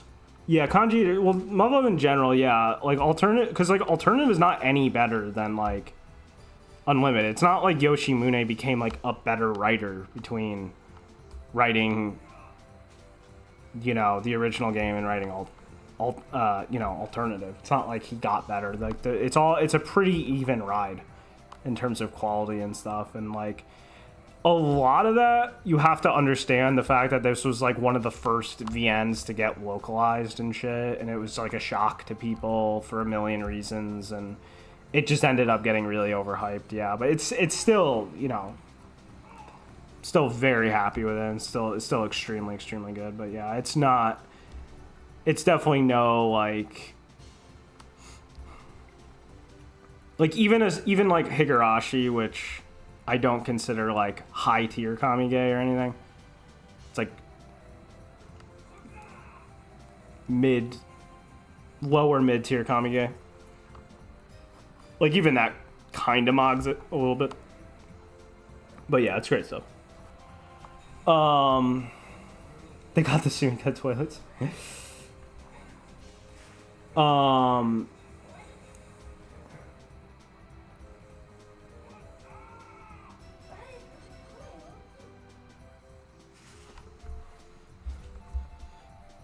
I'm gonna pull that up, Will. Let's listen to it. Yeah, 9. 9 is a... everyone said Japan thinks it's gonna be terrible as an adaptation.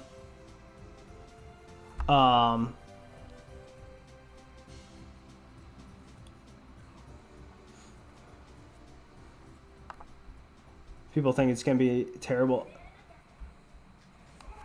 Oh, by the way, if any... Yeah, I don't know if you guys thought I have a very different definition of Kamige than most people. What I just said about Higurashi is basically the equivalent of saying it's like one of the absolute best stories ever written. When I say Kamige, I mean like literally the top, like, I don't use Kamige the way Japanese people use it. Where it's like everything fucking epic is Kamige. To me, Kamige is like a high tier Kamige is like literally the peak of what you can possibly do. A mid tier Kamige is like getting close to the peak of what you can do. A mid low tier Kamige is yeah, so on. There's only one Kamige, yeah. There's only one high tier. No, there's multiple high tier Kamiges, like.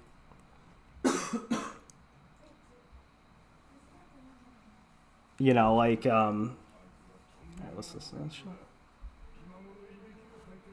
Umineko, that's a high tier Kamige, no question. Little Busters, that's a high tier Kamige. Cross channel. maybe high tier Kamige. Very close at least. Anyway, I was just trying to say that I think Muv-Luv is fucking Kino. But I think Higurashi's better.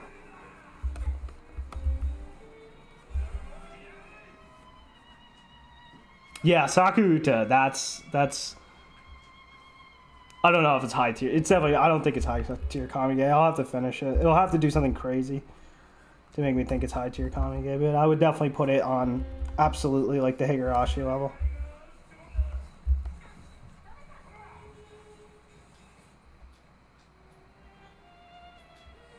Yes, Higurashi is higher. No, I mean, it literally, there's, you know, I can count on, like, my hands how many stories are actually better than Higurashi, and one of them is by the same author, so. It's definitely, it's just utterly legendary. Sakuta is painfully boring, yeah. It's the most boring, it's the only story where I got to, like, the big payoffs, and I was still bored. I don't know how he did that. He made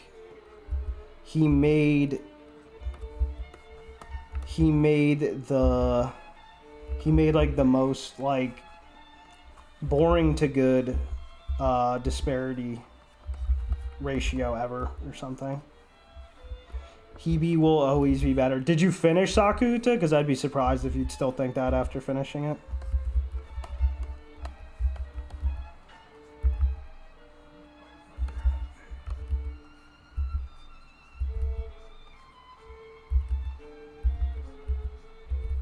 Well, maybe not surprised. I wouldn't necessarily say I'd be surprised, but for me it was a clean. For me it was a clean sweep, which makes sense anyway. I mean, Hebe. Okay, yeah, I figured. Hebe is, after all, it is him. It is him going off of. It is him going off of, you know, like an old work at the end of the day. So it's like, there's a bit of an uphill battle there in that sense. Sakute is just starting fresh. Boring and good. Yeah, Skaji fans are nutty in the very literal sense. Boring and good is because quality in literature doesn't actually... Yeah, I saw that. I screenshotted that before he deleted it.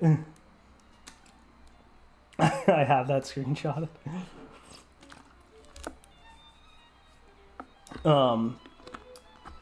Quality in storytelling and entertainment value are actually not codependent in any way.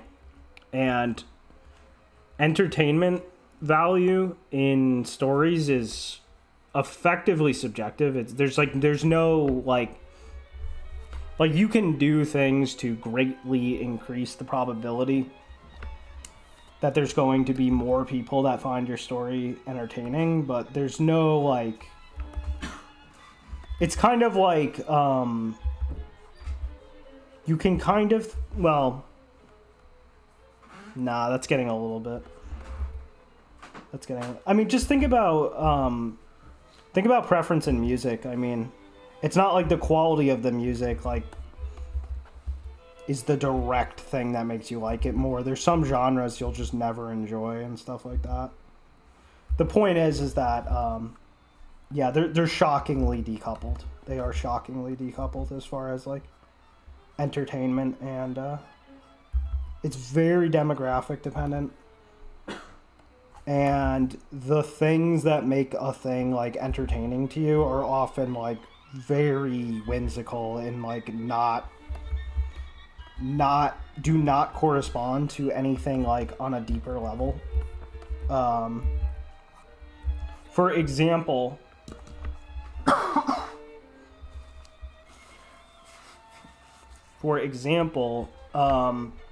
just being a physically low tension person could make slow burn thriller shit way more entertaining to you just because you like being nervous. Whereas someone else could hate being nervous. It's always just stupid shit like that makes the difference, honestly. I didn't read Oritsuba yet, but I'm looking forward to it because I did listen to some of his... as in O. Jackson, I did listen to some of his...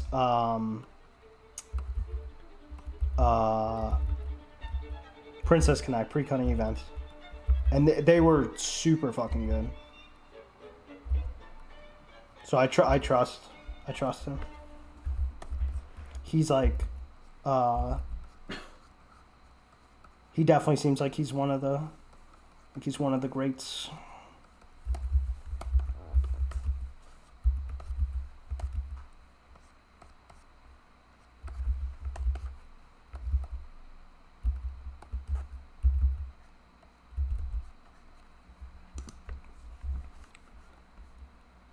As far as the solo violin sonata number 3, I'm not sure if I clicked the right one, but it was definitely a vibe. The fucking Elfin Lead soundtrack has that one track that's really creepy. That's basically just a new complexity.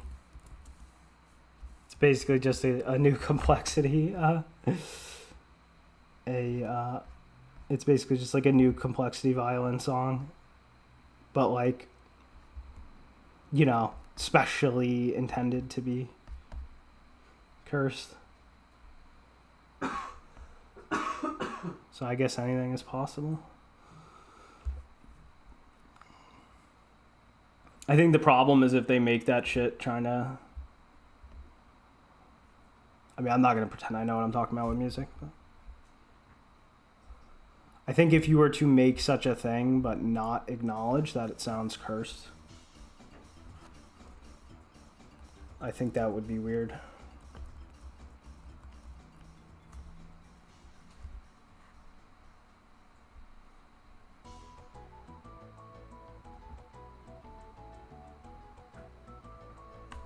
Prelude was good. I've heard it's pretty funny too. I saw some screenshots that were I mean, it's hard to tell if something's funny out of context or not. But it seemed funny. I've heard it doesn't actually ultimately have too much of like a plot, which I'm fine with, but I also don't know what to expect.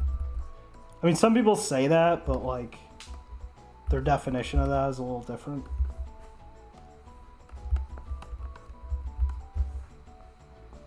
I'm trying to think here.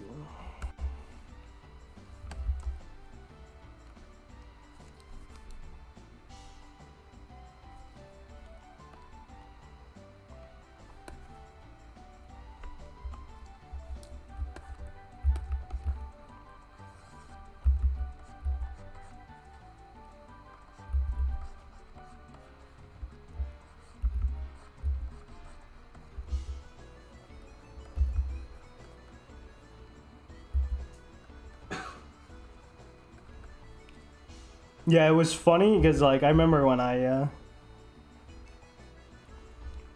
it was funny because like I did like the same thing. I remember after finishing, I mean this is a case that's a little weird because it genuinely got a little overhyped and shit, or kind of a lot overhyped because of you know, for an assortment of reasons. But I remember when I finished Muramasa and I was like, yeah guys, I don't know. I think it was barely Kamige. A lot of people got angry at me because they thought I was saying it sucked. Because apparently we live in a world where you're either Kamige or you suck. I was like, no, I thought it was fucking sick.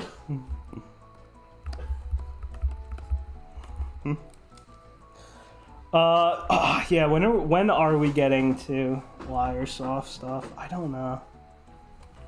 I don't know when we are.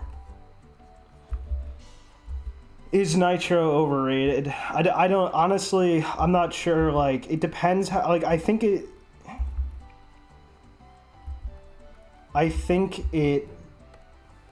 attracts as a brand, as a whole, I think it attracts a certain crowd because it's an easy gateway, which can definitely, as a whole, make it appear like the writers can get overrated and shit.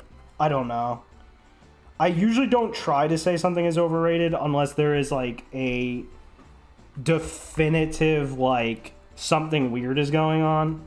Like there's an actual weird campaign where I keep hearing over and over again that something has like a certain quality it just doesn't have.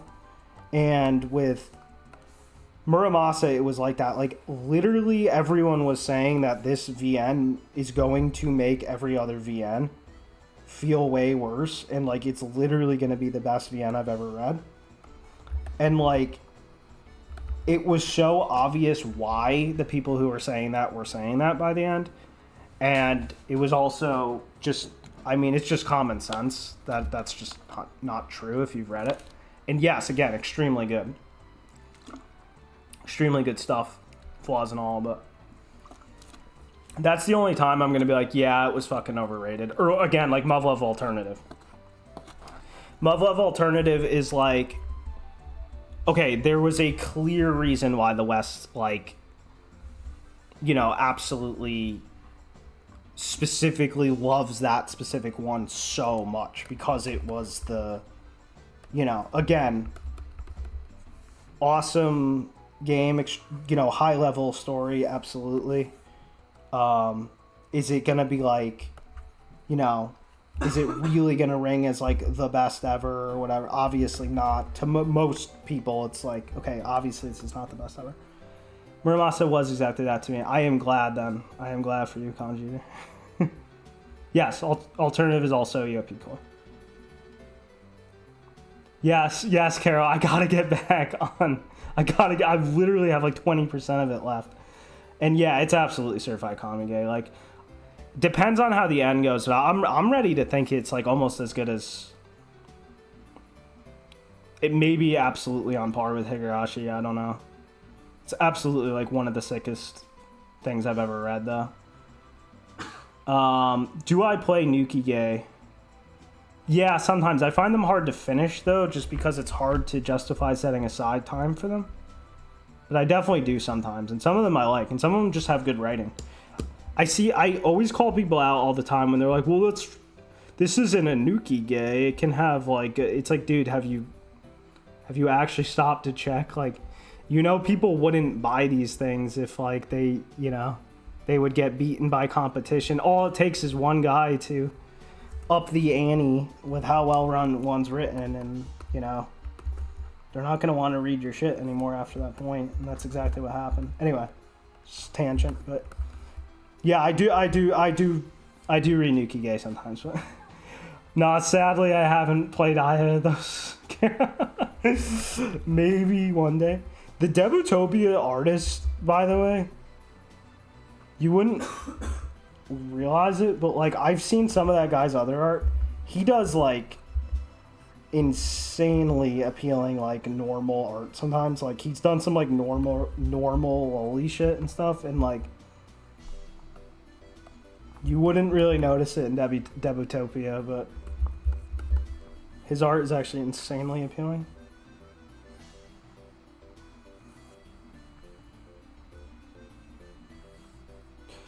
Are review, analysis, and critique different from each other? I would say it just depends what you call them. I would say we live in a current world where there's no one to actually do those jobs in a sophisticated way. So there's no one to say. If you ask me though, yeah, I want those to all be kind of different things. You could say like, okay, this is like the Howard definition for these things. Analysis usually brings to mind like education or culture. Like you can either analyze stuff from like an education standpoint, like you can effectively reverse engineer the thing. So you're essentially it's the equivalent of if you take like a drawing and you break it down into all the fundamental components you would need to know to draw it again.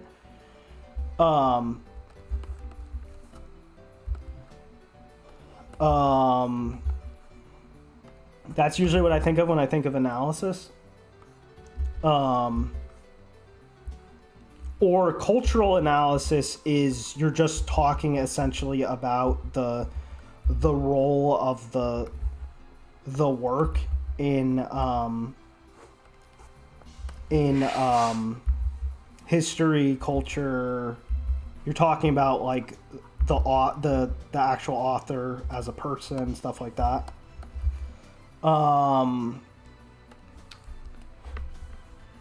If we're talking review, I mean, that usually implies like customer utility. So in that sense, it's usually going to be like I mean, exactly what we have with user reviews. It's literally just like look at the thing as a product and review it that way. Of course, a lot of people don't use the user reviews that way, and they'll LARP as if it's something bigger. But point is, that's like what it's supposed to be. And as far as like critique, I mean, to me, a proper critique is supposed to be effectively a technical analysis, combined with an explanation as to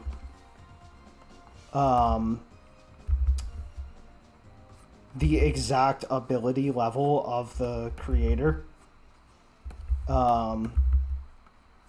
with like thorough technical explanation.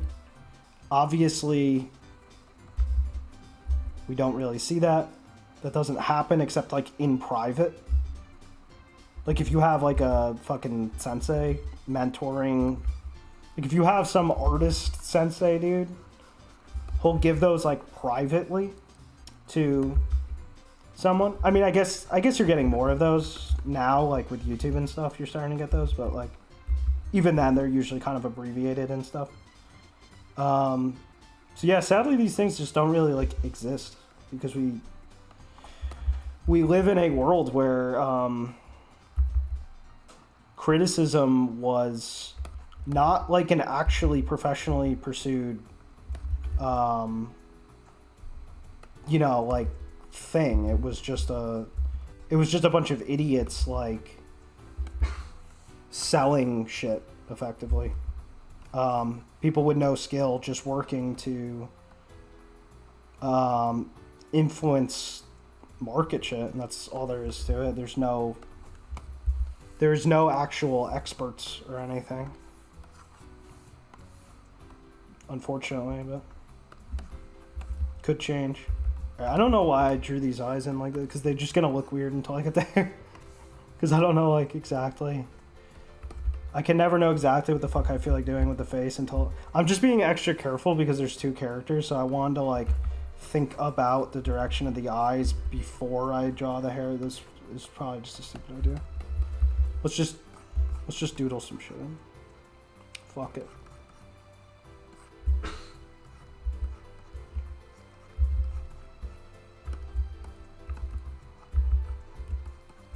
And like back to what I was saying too, like as far as like entertainment value and entertainment value being like depending on the person and being like a very crude thing, while quality is the sum of like the actual objective components of the work and shit. There's supposed to be people who explain that to the public. There's supposed to be people who take individual works and effectively like extract everything there is to say about them, but that job just doesn't exist at present.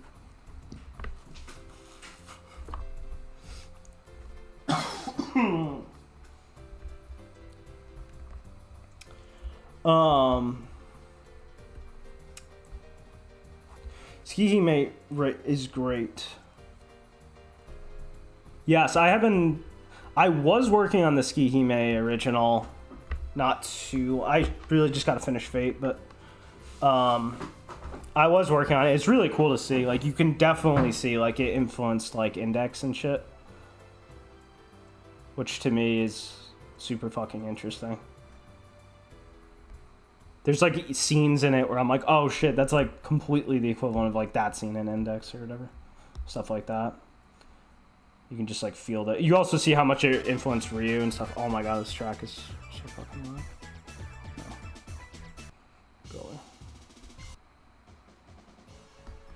Well, the thing's basically over. Alright, let's do Mario Party. Yeah, like you can see how it influenced Ryu, you can see how it definitely influenced Index. It's really fucking interesting. I mean, you can tell it's a far cry from Fate, but it's still really interesting.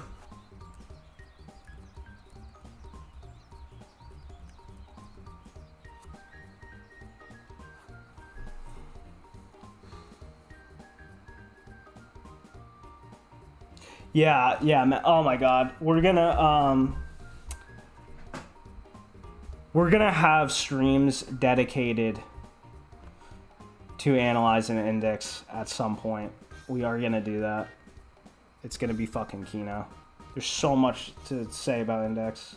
Like talk about worth analyzing. Absolutely. Yeah, I really want to read Moe-Con and Nijue at some point. I heard Moe-Con is kind of retarded, but for some reason it's calling my name. I want to check it out.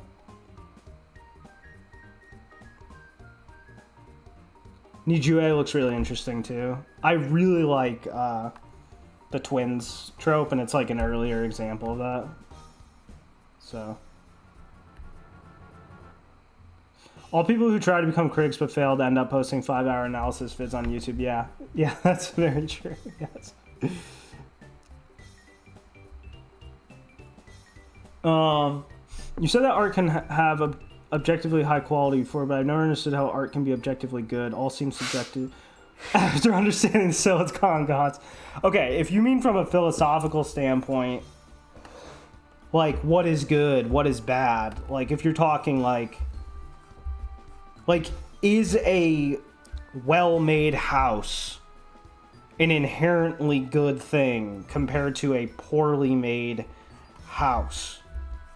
Like that kind of like Buddhist tier philosophy. If you're talking about that, I don't have an answer for you because that's just whatever you want at that point.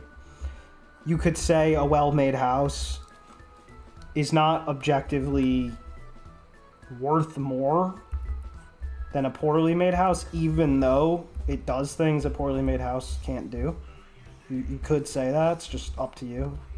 I don't find that very useful. I don't find that to be a particularly useful way of looking at the world. But yeah, otherwise, yeah. Well, like Kara was saying, it's this. Otherwise, the art.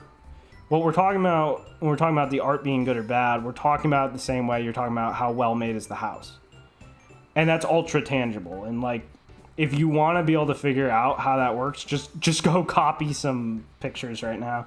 Like try to copy some like anime posters right now. It will take you all of 10 minutes to realize that objective quality exists in art. If not 5 minutes, if not 5 seconds. The alignment was a mistake. Moicon looks like retard Kina. Well, that's kind of what I was hoping for, so maybe that's good. Did I like the? I still didn't see the Accelerator anime. I'm not caught up with any of the spin-offs, and I'm not up on any of the New Testament stuff. I literally have just gotten back in the habit of reading the whole series from the beginning again, and I'm loving every minute of it. So I will get to the spin-off shit for sure at some point, but like I don't care that much about the spin-off stuff, I can tell you that much. Like I like Railgun and stuff, and I always will and stuff, but like to me it might as well not even be related to Index, because like I like Index for Kazuma Kamachi's writing, like first and foremost. I also like it because Toma is like literally me, but I like it because Kazuma Kamachi is writing it. And the spin-offs are not written by him, so it might as well not be the same universe at that point. How am I able to stomach the LNs? In terms of what, you don't like Kazuma Kamachi's writing style? A lot of people don't like his writing style, so I don't blame you.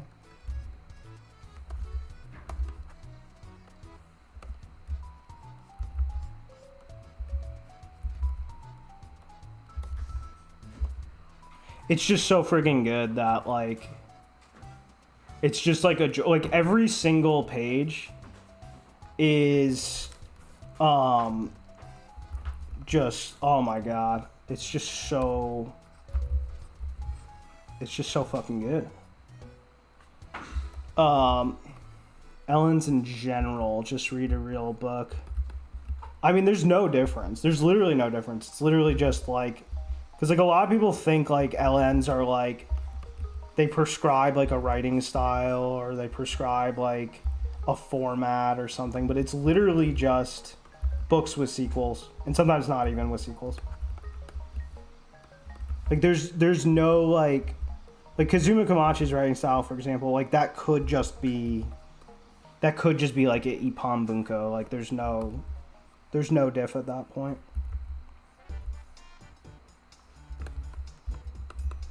As far as Ippon Bunko shit goes or whatever, wait, I am using that term right. No, it's not Ippon, it's what's the fucking what's the term for like normal books as opposed to like novels? It's not Ippon Bunko, is it? It's something else.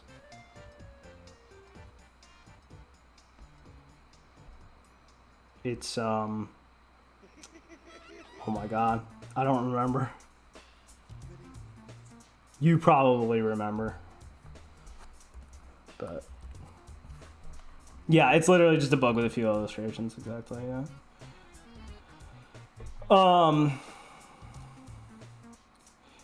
Nishio Ishin, I have a lack of exposure to him, but I really, really like what I've only had good experiences.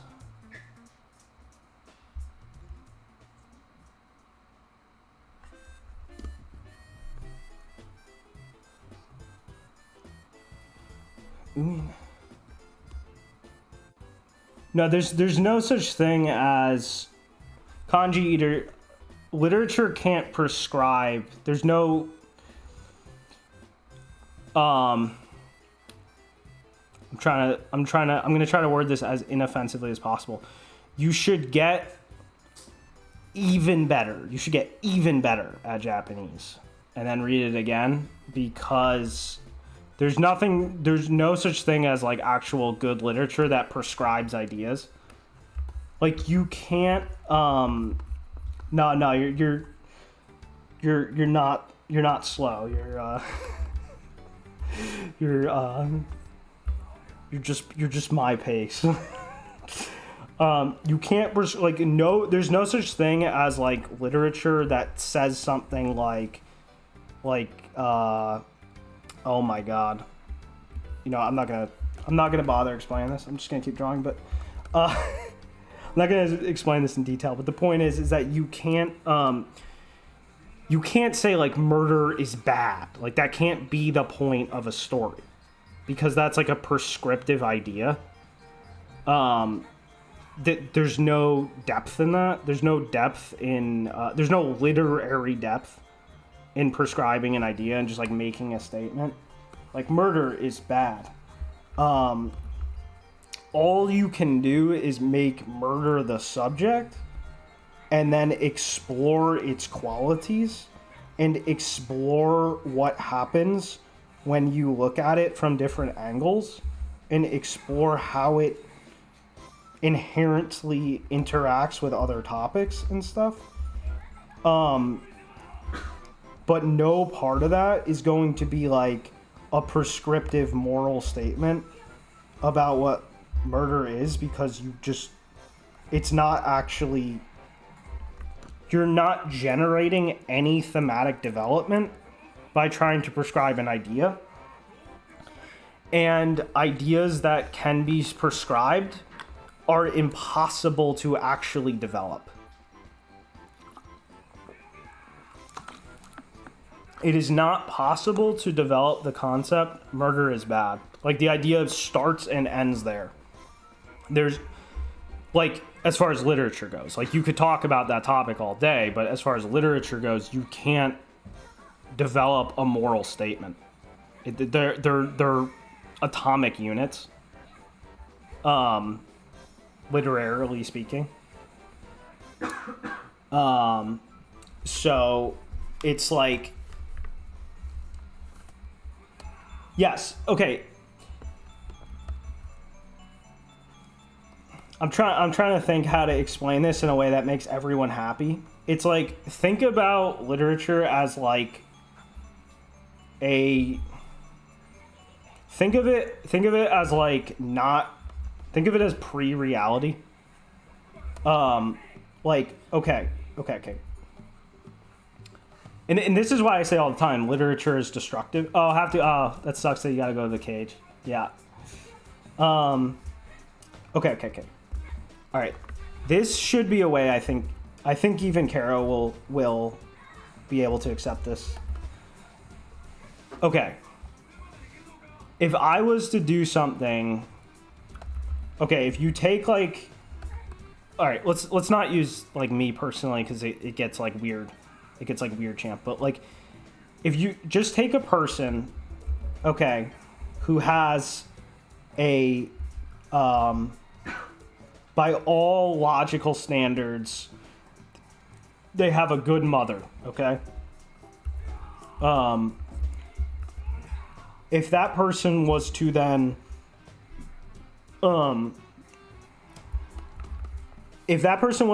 kill their mother, would that be like an objectively bad thing? Like, would there be any sanity in explaining why that's not necessarily like a bad thing? Obviously not. Obviously not. Like, it's just it's a clear cut and dry thing. You can only say that that was a immoral act. So that's an example, that's like a cut and dry example of like how morality is objective. However, when it comes to literature, the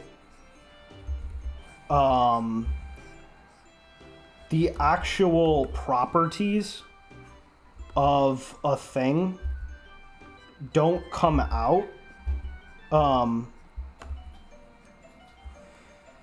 They effectively cease to come out when a subject gets a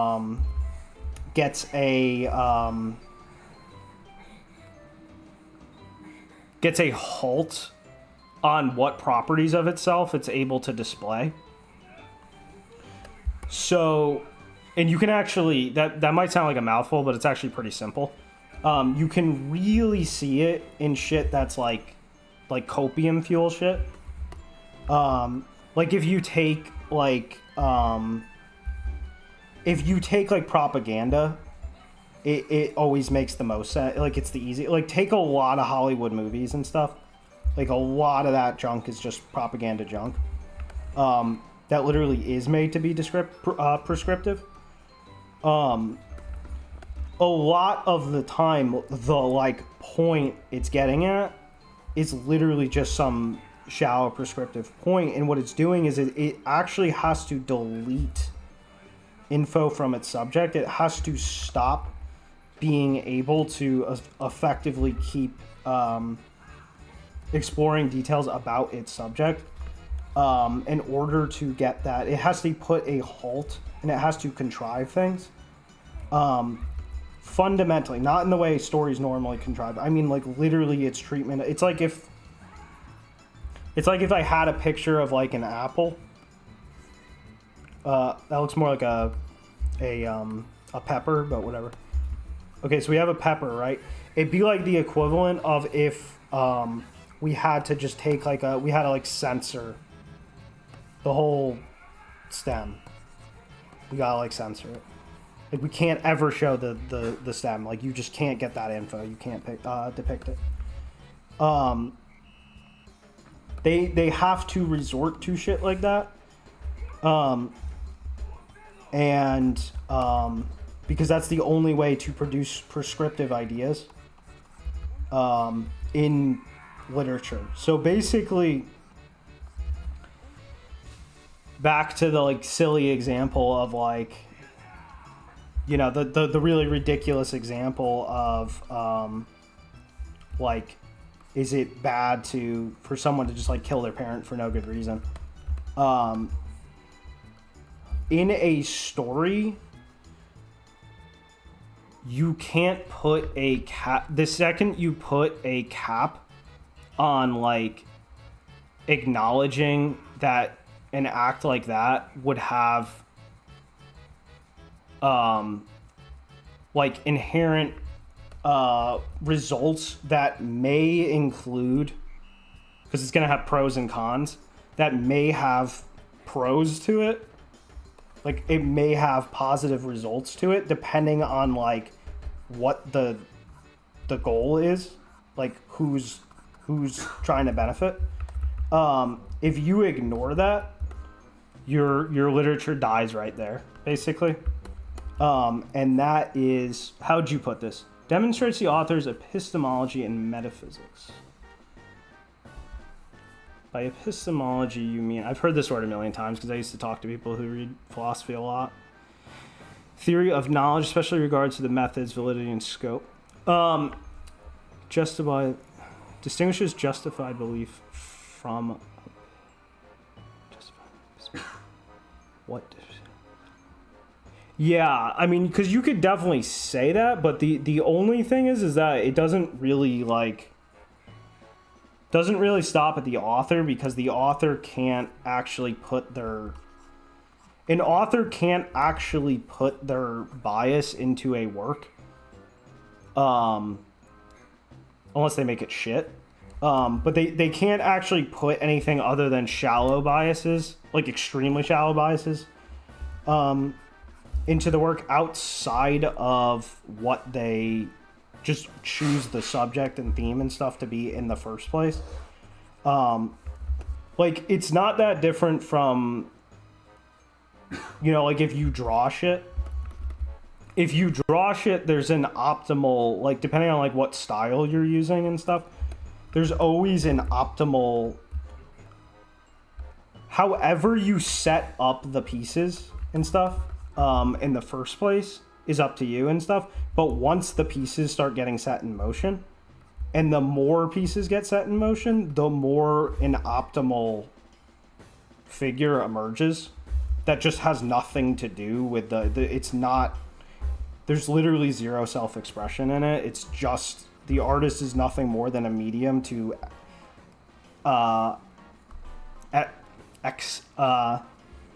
excavate the, that's a fucking tongue twister for me for some reason. The artist is nothing more than a vehicle to, like, excavate the optimal, the objectively optimal patterns, if they can manage to do so.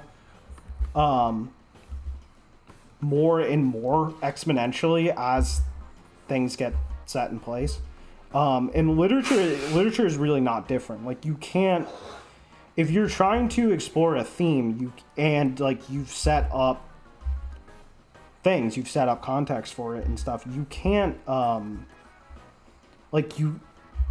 there's no room for you to shove in, like, your personal ideas, at that point. All you can do is objectively explore the properties of the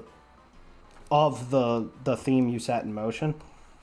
Actually, coincidentally, I was talking about this with someone literally like 2 days ago, because they remembered Ryu's author message at the end of Higurashi 5. They remembered it as something like very prescriptive, like him saying, like, murder is bad and you can't live a happy life after you murder. And I was like, are you sure? Because, like, you should really pull that up again. And sure enough, I pulled it up again, and it was absolutely not that at all. Like, he was saying effectively how, like, objectively speaking, like, murder, human life, like, the value of human life is objectively different depending on context, like in society, for example. Because this doesn't even get this, again, like, don't discard ideas of, like, moral philosophy and shit for a second and just think about, like, what literally happens in society.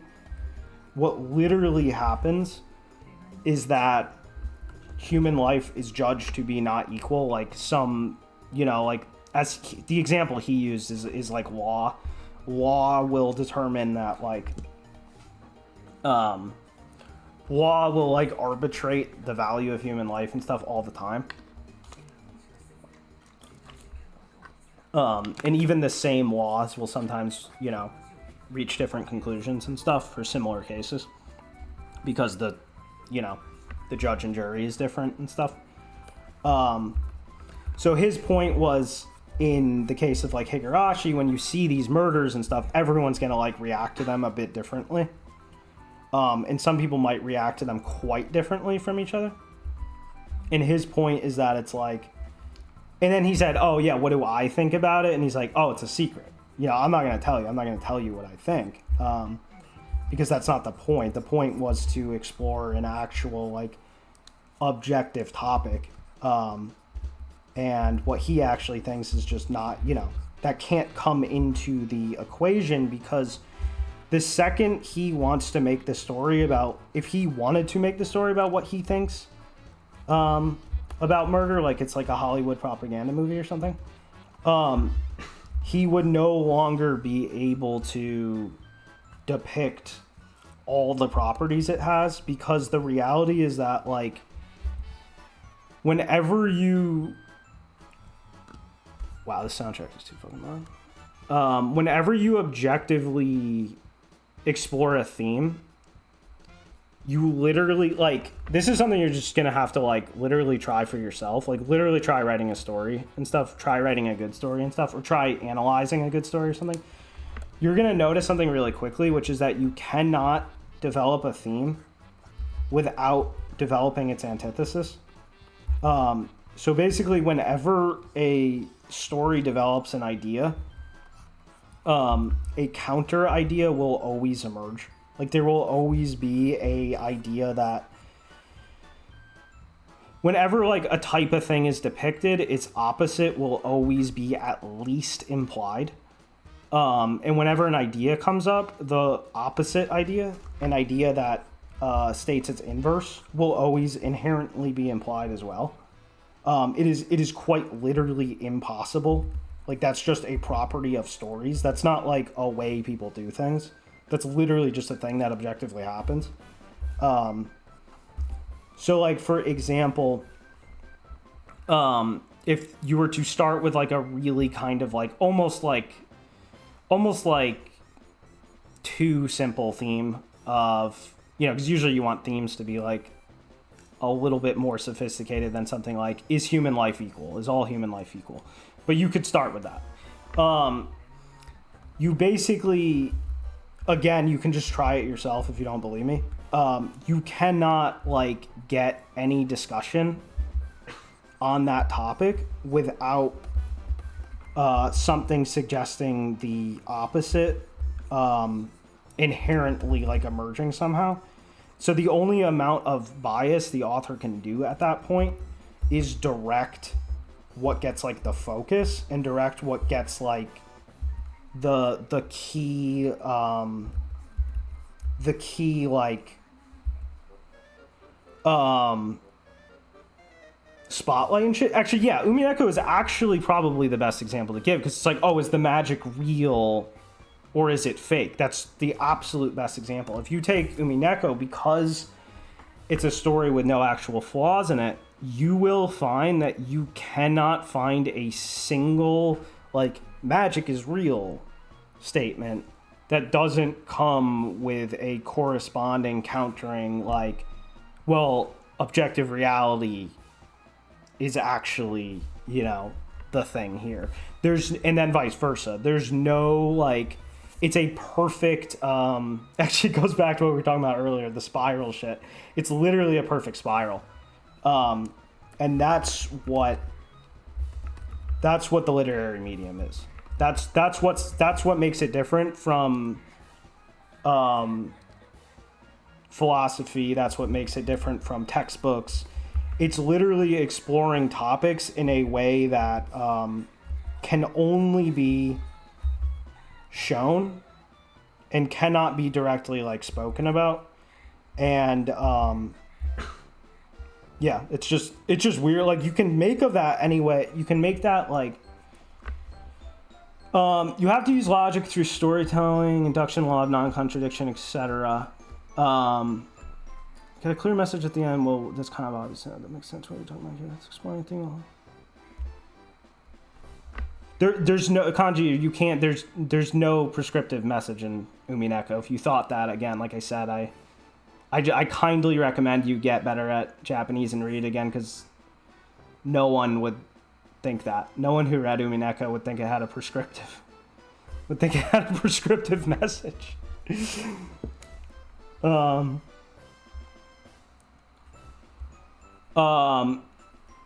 Will even cautionary tales come with their inverse if they're well written? Take Boy Who Cried Wolf. Everyone takes Boy Who Cried Wolf as a story about why you... yeah, so true. Everyone who... Culturally, we treat the point of Boy Who Cried Wolf as, like, don't keep telling lies and stuff. But you could just as easily say Boy Who Cried Wolf is supposed to be about why it's bad to not trust someone every single time, because the time you don't trust them might have been the time you needed to save them. You know what I mean? You see how that works?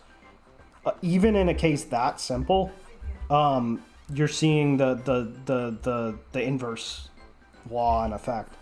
And it's just like, as far as, yeah, he didn't even read it. He's trying to now in English. He's trying. As far as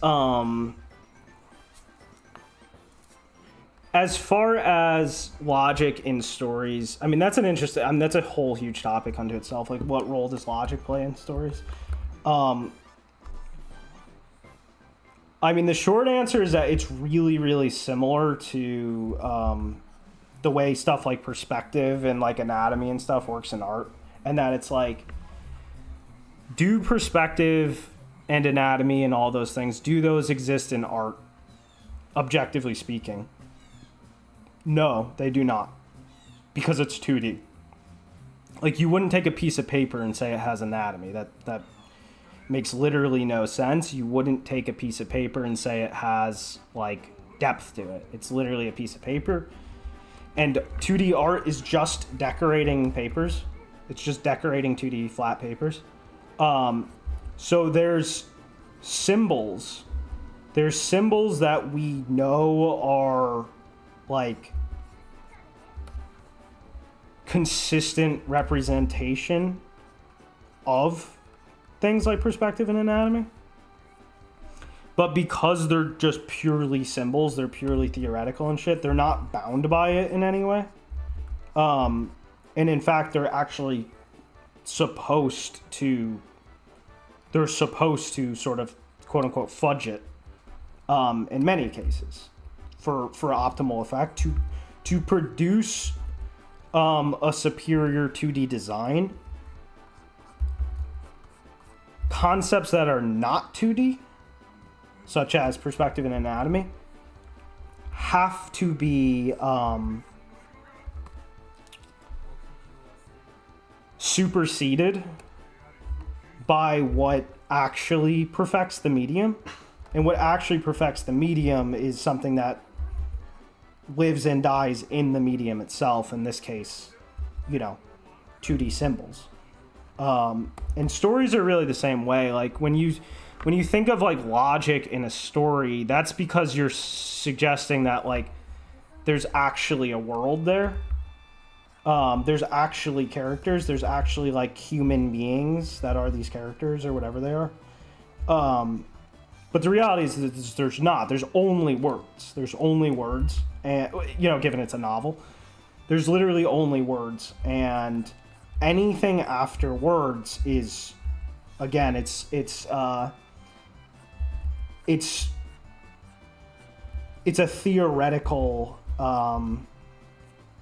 it's a theoretical thing at that point. And it works just like the perspective and anatomy, where it's like, it kind of like, because the medium is words, stuff that is purely begins and ends with words will sometimes supersede logic.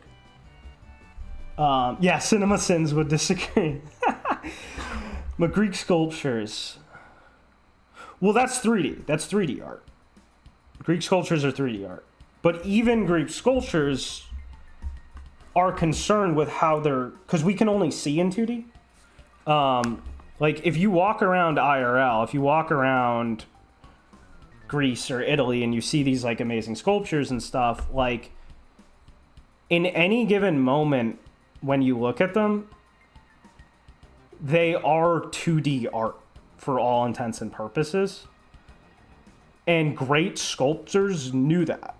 The best sculptors just treated their 3D sculptures as a series of optimized 2D drawings. And it's really obvious. Like, I mean, if you go see, like, David IRL, I did see David IRL, but you don't even have to go see David. Just buy a really nice anime figure or something. You can see, as you twist them around and stuff, it's just a series of 2D drawings, because, again, our vision is 2D. It can only be, like, there were, You'd have to be a silicon life form to perceive. Kanji Eater knows what I mean. You'd have to be a. You'd have to be a silicon life form to actually perceive sculptures as literally 3D art. What they actually are is a bunch of. They're infinite. Pieces of 2D art born out of a 3D form. And I put infinite in quotes because if you actually start flipping a sculpture, you'll start to notice there's a limit to how many like unique designs you can get out of it. Like you're gonna hit a point where like if I have like a face that's like looking up like this, you know, if I take this face and make it look slightly more, like I rotate it slightly more up this way, just slightly more, just slightly more.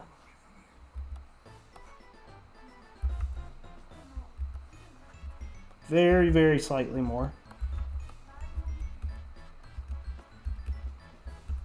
It's not enough where I actually changed the core design. All I did is I just modulated this core design slightly. That's how sculptures work. Like, yes, there's infinite angles to perceive them, but there's a limit to how many core design properties they can produce. So now let's rotate this guy really far this way and see what happens.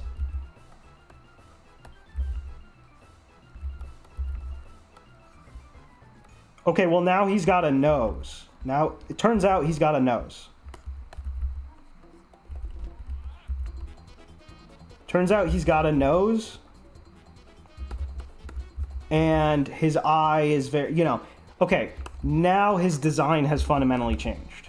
These are fundamentally different symbols. Sculptures don't really work any differently. Like, if you actually walk around David, or especially something like David where you can't pick him up. Like an anime sculpture, because they're small, you can pick them up and you can play around with them any way you want and stuff. But something like David was very much meant to be perceived from just a limited number of angles. And you can't even like climb a ladder to look down on him or anything. He is very much designed for the limited number of angles that you walk around him and perceive him at. To drive the idea on, you could mention, something like this, where it's like the model's different angles are literally paced by the equivalent of set day drawings. Yes, which yes. have very specific, distinct yes. properties. Yes, like if you take a set day drawing, they're almost, where's a really good one? Just pull up some own dish.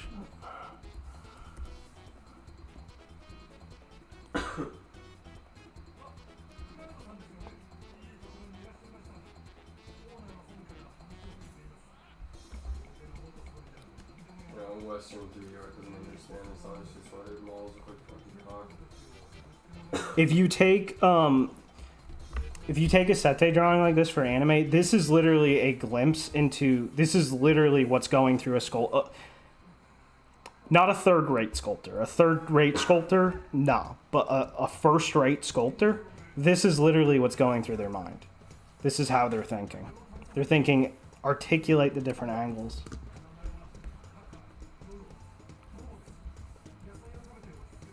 Yeah, and they're not straightforward logical, so to speak. Yeah, exactly. They're not necessarily, built off of pure logic. If it was that simple, then all we'd have to do is, trace a photo and you'd get a great drawing. But go ahead and trace a photo. If you don't believe me just how fucking ugly it looks fucking terrible. There's a reason like art styles exist. Yeah. This is the sculptor. This is how the sculptor's thinking. Is that Strib in the back? Yeah, we've eloped. Wait, why do I sound like Strib? No, he doesn't think you said. It's just a joke. Oh, okay. Oh, I see. Oh, where the fuck's my... Yeah. So anyway, yeah, like logic and stories is a super fucking interesting topic, but I think it's just important to understand that. I think it's important to understand that for backgrounds, it's fine, Concheater. It's absolutely fine if it's done well for backgrounds. For characters, though, yeah, you don't want to do that. Yeah, backgrounds are like an option. It's partly because like backgrounds are like less of the. They're inherently less. Yeah, they're not the focus. They're less symbolic in nature inherently. Yeah. Less symbol bound. Yeah.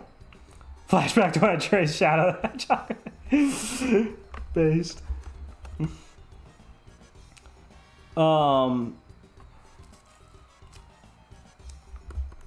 But yeah, at any rate, yeah. Logic and stories, interesting topic, but yeah, it's just important to understand that, like, it doesn't, like, exist, per se. It's like Umineko magic. It kind of exists, it kind of doesn't.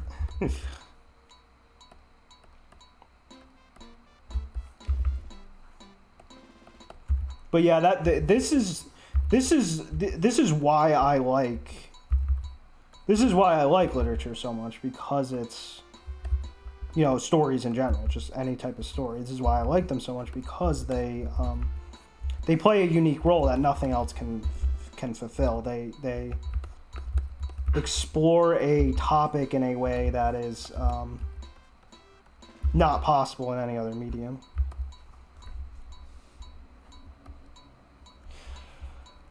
We'll do that, Kanji. I mean, honestly, like, Umineko would make... I've been thinking for a long time of doing, like, breakdown analysis streams of, like, specific works and shit. Umineko will absolutely get one, and Higurashi.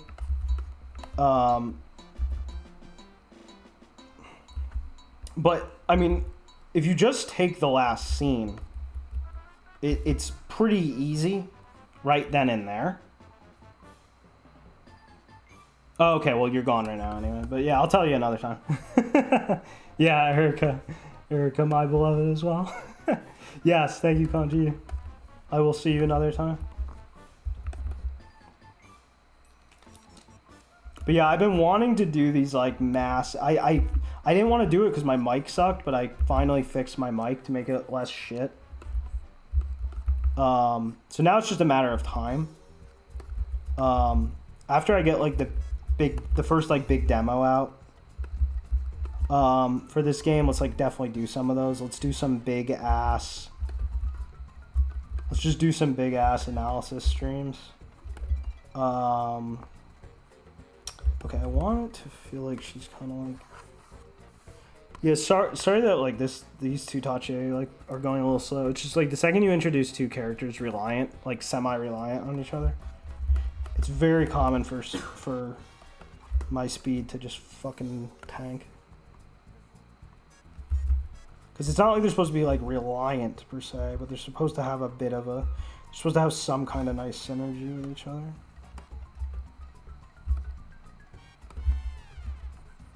I'm still figuring it out.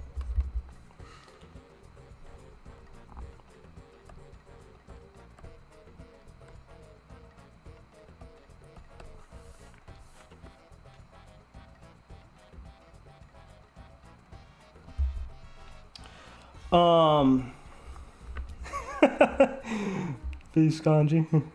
It's been so long since I read it. It's been not that long for me, but definitely, you know, a good number of years. It feels not that long because I read some of the extra content recently. Like the Wadeda no Kokuhaku I read very recently. Oh yeah, I forgot. I forgot that. It plans to read stuff like Yukiguni. I assume that's Yukiguni.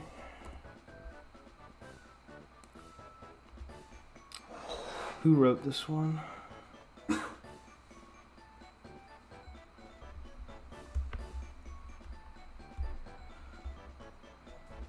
Kawabata. Yeah, I definitely plan on, like, hitting I have like a certain order that I plan on prioritizing with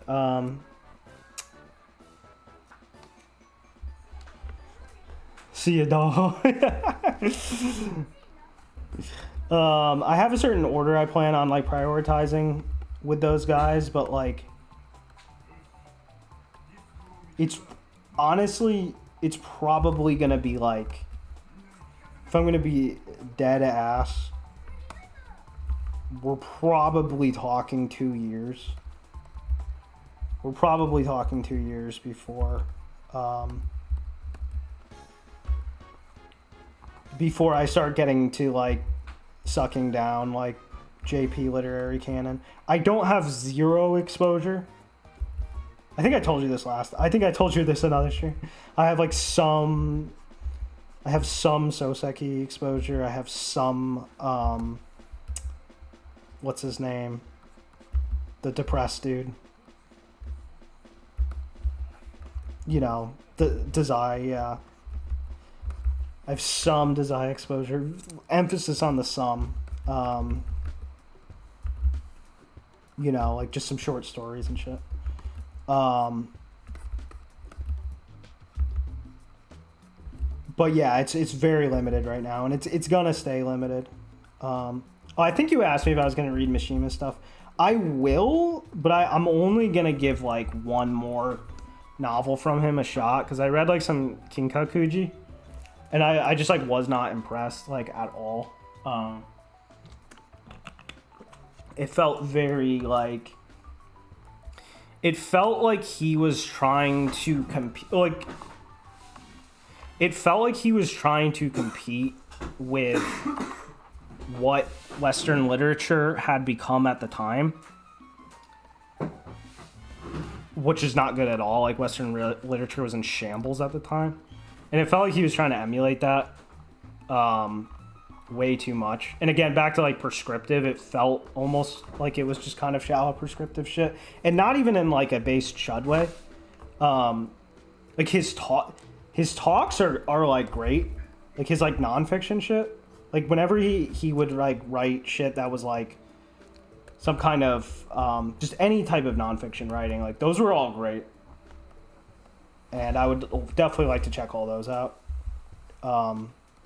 Like any sort of, you know, argument or whatever type thing, those are really cool.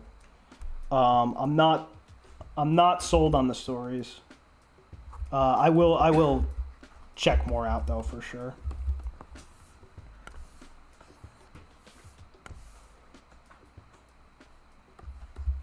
The thing is like the West, like academia, like Western academia has always like loved him as a writer, specifically as a fiction writer, which is already to me kind of like a red flag type thing. I'm not, you know, I'm not trying to be like, oh, someone cringe like something, so therefore it's cringe now. Like, obviously not. I'm just saying, like, it kind of had a, like, oh, that kind of makes sense, you know, vibe to it. But I'll definitely check more out. I kind of joke how, like, I kind of joke how he's kind of like, he was like the Jonathan Blow of the day. Like, Jonathan Blow's games kind of suck, but his talks are great. Like, his talks about coding and shit. And, you know, technology and all, like, those are all really good talks. It's kind of how I think of me. As far as, yeah, like the Plato, honestly, I'd have to say probably not. Because it's just not like really my thing, and I've gotten a lot of excerpts from them, and I've spoken to a lot of people. Yeah, exactly, Kara. Yeah. Exactly. I've spoken to a lot of people who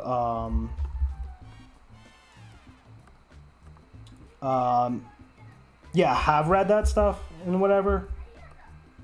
And yeah, it's just like, that's just never really been like my thing. I've always been like, I know a lot of people go through like, you know, have their like philosophy kick and stuff, and like I've spoken like fairly intimately with like a lot of people who are like really into that stuff, like really swore by that stuff and shit. And like even spoken about it, and they've given me tons of excerpts and stuff and whatever, and like it's just never been, I've never felt any, I can see how it's relevant to other people a lot, but it's just never been like my thing personally. It's just never like I've always just been way more concerned with analyzing stories, and I get that they're different roles, like they do different things to an, you know, to an extent. There's crossover, but yeah, that's just always has been, that's always been my relationship. It's always been like, it's interesting to talk to people who are up on it, but it's not like interesting for me to firsthand consume.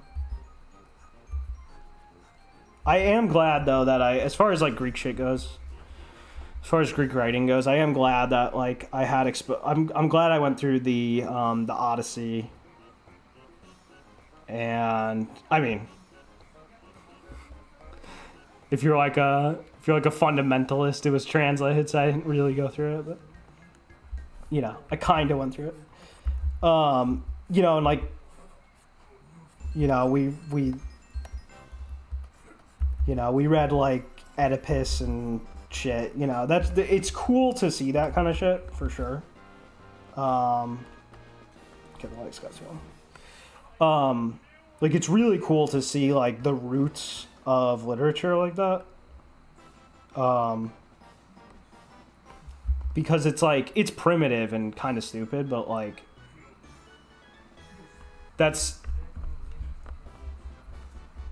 it's also fundamental, you know. It's like primitive is not like bad. Primitive is, you know, exactly. Yeah, they're because they're fundamental. Because like, okay, I try to explain this to people all the time. Like, there's a huge difference between primitive and shit. Oh, you're talking about philosophy. Yeah, no, I totally agree. Yeah, I totally agree there too. Now I'm talking about the stories, but what I meant is, well, I'll just finish what I was saying about the stories.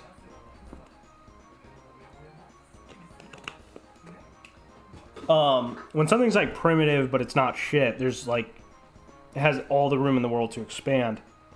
When something's shit, it's contracted into a point where it's fundamentally broken. So anyway, that's all I was gonna say. So like Oedipus might be a really kind of like silly, kind of undercooked feeling story. If you were to compare it to even like, well, absolutely like Shakespeare or something. Shakespeare was working with like fully developed stories by that point and stuff. But yeah, but it's still like informative, and there's still a lot to sort of take from it. So. But as far as the philosophy stuff, yeah, it's definitely interesting. I mean, if I find time, absolutely, I would definitely set aside time, just because it's worth it. I mean, anything that makes you understand, like anything that puts you more in touch with like,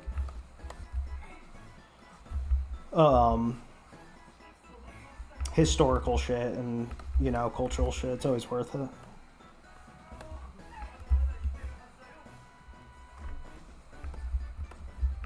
I know, what's his name? I don't know if you have an opinion on this, but what's his name? You know, Rika Tard. Let's call him Rika Tard. Wasn't he like a really big Plato guy? Do you have any thoughts on that?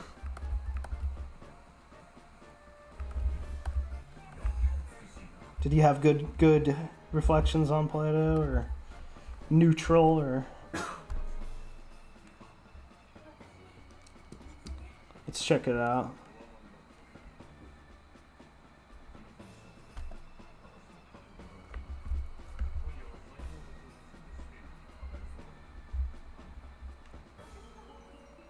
Oh yeah, holy crap, look at that. Yeah, because the art style inherently makes it a little easier to do that because of because of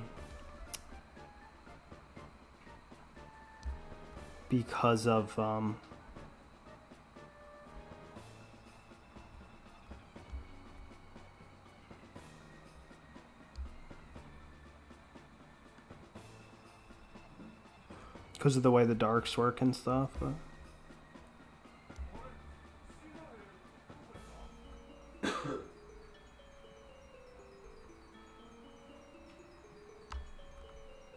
Crazy.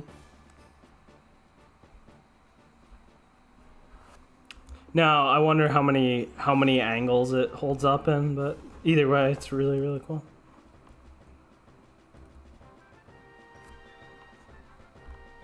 Yeah, if you don't know about him, forget about it. He's not that interesting of a character. He's I'm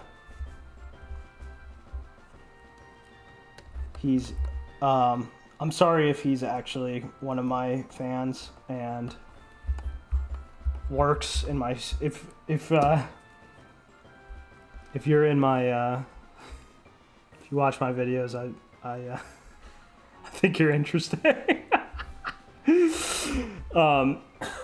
You know, he also goes by Mr. Cynical. You might know him as that.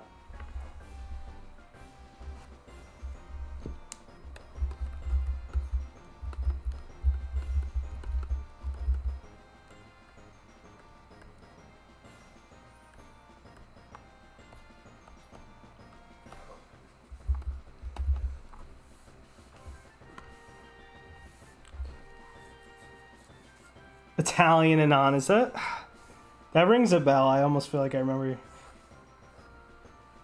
Is that the one who made the really funny post? No, that's not the suicide post, is it? Yeah. Nah, he's like a. He's like a more old school thing. Not like old school, but like some years back, he was famous for like really kind of like overthinking certain things. And he was like weird too because like he had like no creative ambitions of his own, but he was like really enthusiastic about talking about creative stuff in this kind of very, very like particular way. And yeah, he was a big Plato fan. Thought maybe you knew about him. He got canceled.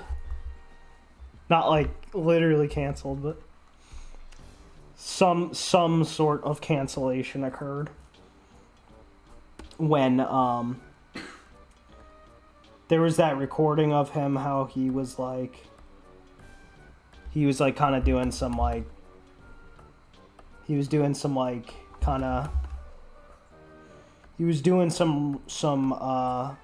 some dicey sex tourism type stuff in some Southeast Asia thing. That wasn't good. It was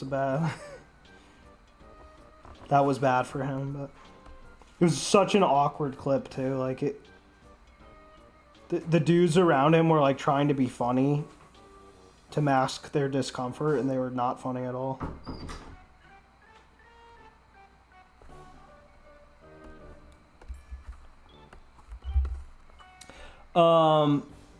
Sato True. No, I never heard of that. That was a funny name though.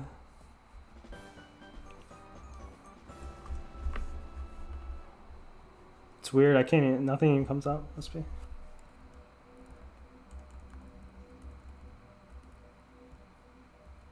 Oh, I just realized.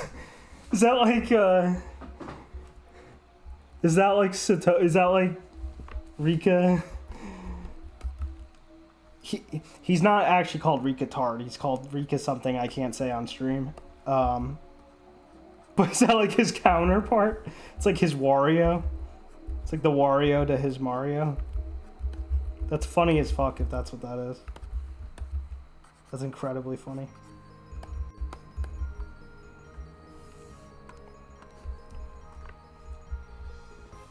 Yeah, oh shit, that's funny.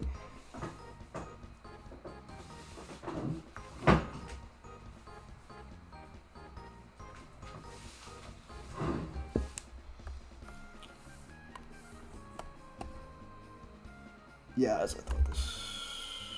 Yeah, because when the head looks down, it's easy for it to get a little bit. Yeah, because like basically, the opposite things are happening with these heads. Like this needs to get pulled down a little, and this needs to get like pulled up and back slightly. This is so funny.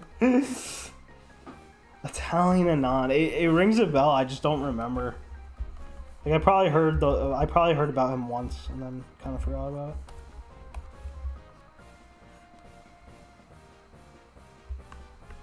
There were runes in every thread to filter the guy's spam.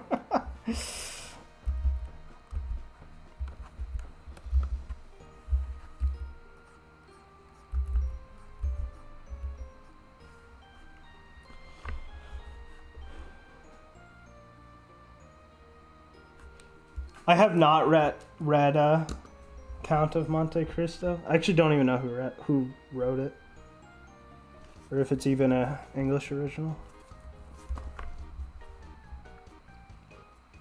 Okay, it's French. That's what I thought. My exposure to literature that wasn't originally written in English or Japanese is pretty damn minimal.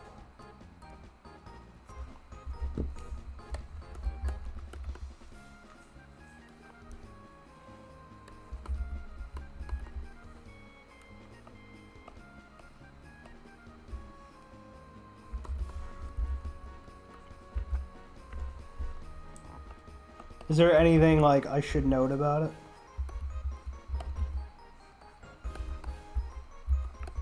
Alright, arms got way too fucking long. Honestly, it's been forever since I've like I kind of consider myself like graduated, so to speak, from I kind of consider myself like graduated from anything that's like not otaku media also. Because like I spent like a couple years like focusing on like whatever, and then I kind of got everything I wanted out of it. However, you're the equivalent of a very uneducated person in Japan if you haven't read up on the literary canon there. Like you're just kind of an idiot, and people will test you to see if you read it. So you have to get up on certain literary canon things in Japan, and I'll happily do so because some of it is literally relevant to Oda shit, but yeah, otherwise I'm not sure how much I can get myself to still care about anything that's not like Oda media at this point. Oh, it's The Revenge, sir, I say.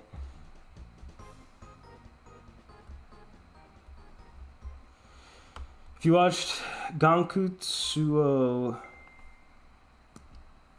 it's basically Monte Cristo in space, so that's good to know. Go was a disappointment looking back now. I actually didn't finish it. Like, I didn't watch Soats. And I think I didn't watch the last couple episodes of Go. I went in with no expectations, and I was honestly, like, really happy for my expectations. I know, like, no one liked Soats. So maybe I wouldn't like it either. It's hard to say. But I did, like, for what I expected, I did like Go a lot because I don't know. I don't know if I could explain why I like Go. There's just like a lot of good scenes in it and stuff. And I liked how the arcs felt. The arcs felt like they didn't feel at all like the original versions of them, but like though the mix up of them was like interesting enough and like fresh enough feeling to like kind of give me that like that Higurashi like it gave me like the Higurashi nerves again, so to speak.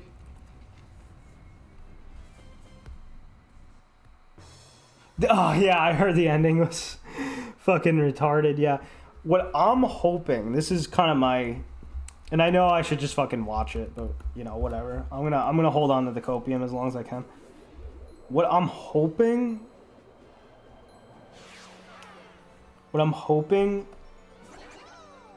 is that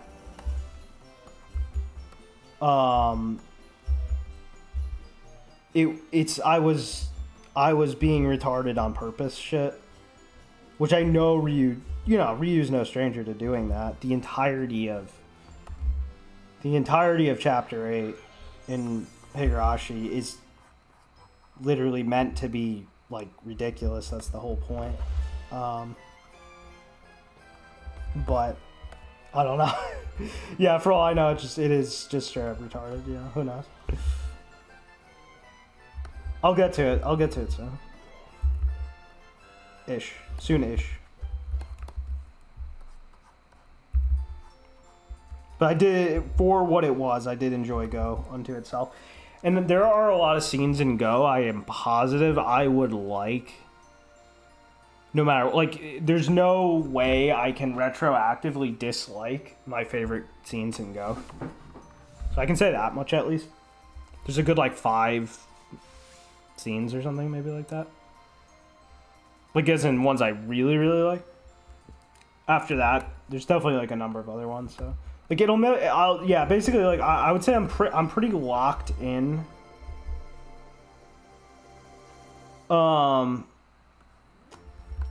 I'm pretty locked into like liking what I liked about Go, basically. Then, I guess is my point. And yeah, I'm ready to be disappointed with Soats for sure.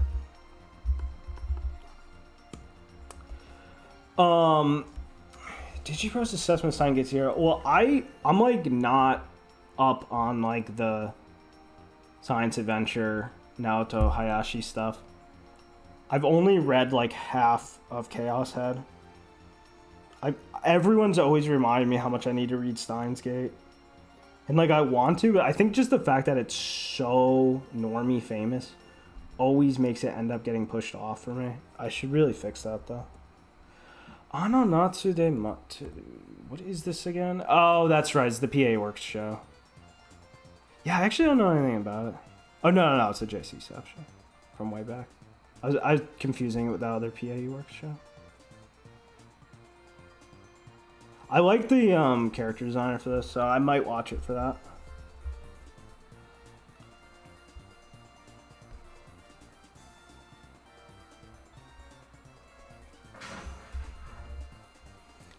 It's anime original, right? Anime originals can often have a very hard time. Like, even if they have really good aspects, they can often have a really hard time, like, clutching in certain ways. Eternally Naka vibes. Yeah, that's a good vibe. That is a good vibe. I would definitely enjoy it on that, at least.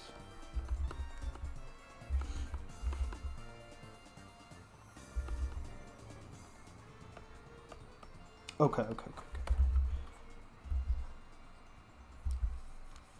Alright, the question is, should her arms be...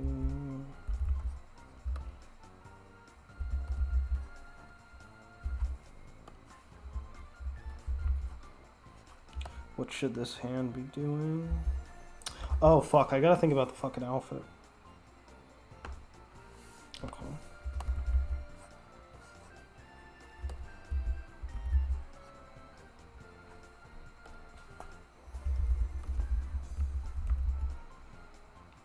Okay, let's do something like...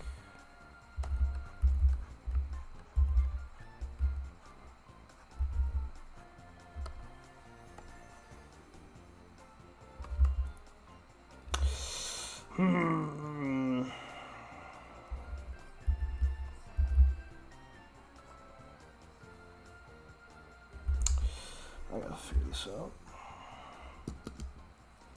How do I keep up with otaku related news? There's this one very private server I'm in that I check even when I don't check Discord. Like, my computer just automatically has a tab open for it. Because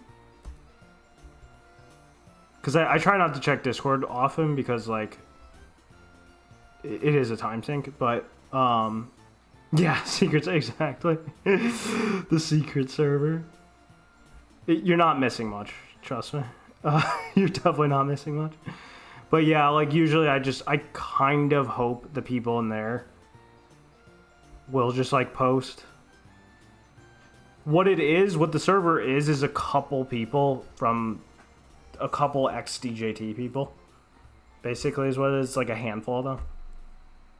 Yeah, Discord suck, yeah. Discord can often suck. But basically, like, half the people in there, like, in this already really tiny circle, like, hate half the other people in there to begin with, too, though. So it's, like, kind of funny. It's a pretty funny environment. But at any rate, oh, wow, still on IRC. Yeah, that's crazy. I've never been an IRC user, really. I think I used it, like, once because I had to for anime bites or something. What's crazy is, yo, fucking Karos. Why is Karos so based, man?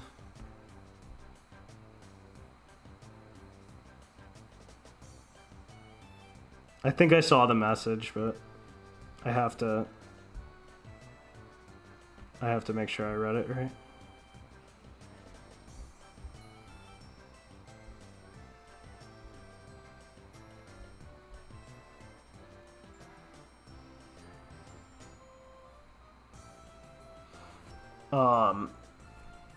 But yeah, what's wild is that there used to be, like, the equivalent of Pokemon Showdown used to be a fucking IRC thing. Like, the only Pokemon simulator in existence was an IRC. Was literally an IRC bot thing, which is hilarious to think about. Godspeed, yes. Thank you, man.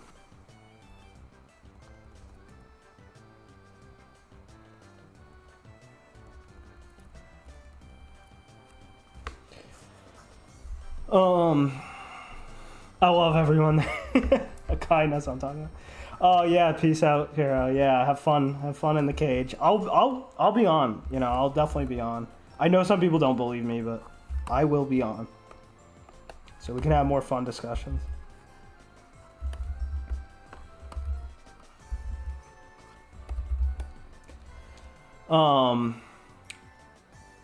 Even Matrix are better. Network effect, yeah. I think I know what you mean by that.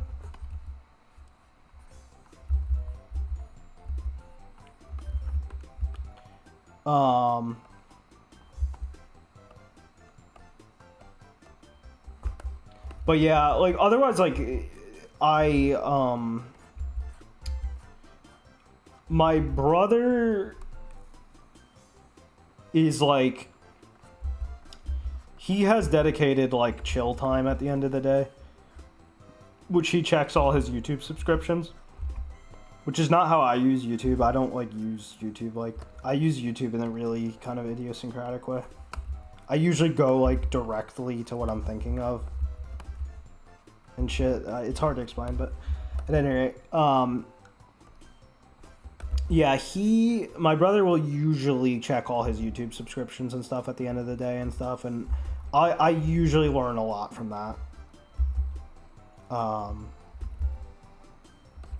You know, stuff like that. Sometimes on Twitter, Twitter will just straight up auto ping me if something, like, you know, big happened or whatever, stuff like that. Because I usually check Twitter daily. I also have a weird way of using Twitter, though. I almost never check my feed on Twitter. I kind of have this weird specific way of using it, but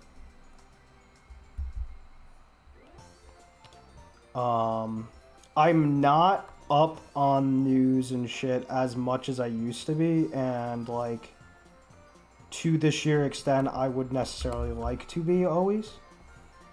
I've considered myself a bit like cryo frozen as far as like otaku shit goes. For the last 2019 is when I stopped joined Fetty. I don't think I've heard about that. Fetty, that's hilarious. That's a really funny name for it. Yeah, that's exactly a Kai, yeah.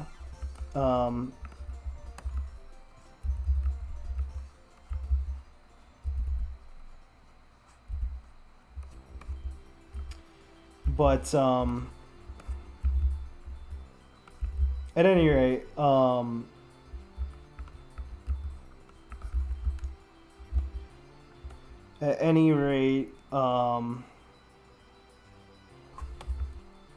this is supposed to be like an Opie card.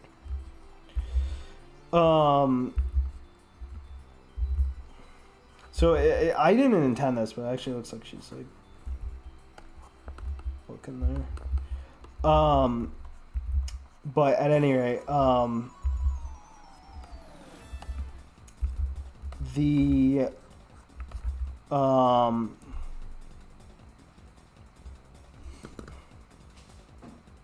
shit, I'm out of water. Oh, I actually have a concrete answer for that. Well,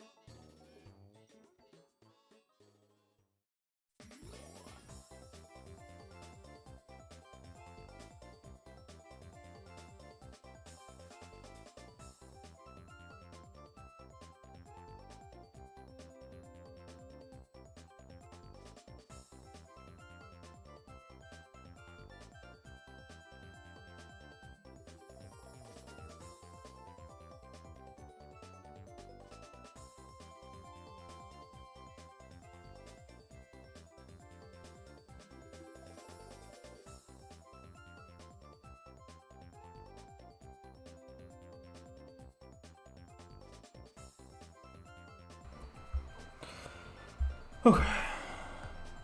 There are multiple servers you can join, just have to find one you like. Oh, for Faye.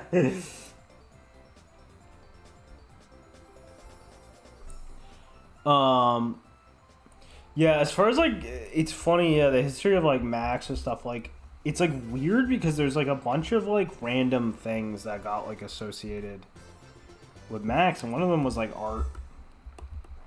Another one was like, at least when I was getting into it, was like fucking web dev for a little bit was associated with Macs, like oddly enough. Or maybe not oddly. Maybe that makes sense. I remember it was super fucking annoying. It was like when I was like looking for a web dev job, which I hated anyway.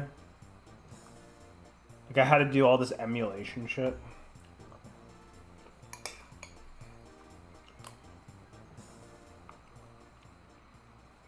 Yeah, it's totally arbitrary. Yeah.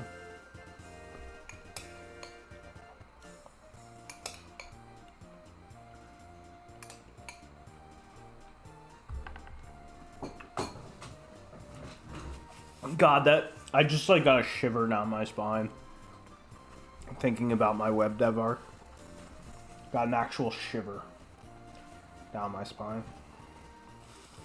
I wish I fucking knew the thing. Like if you watch like the Ace Rolla, is that how you fucking pronounce it?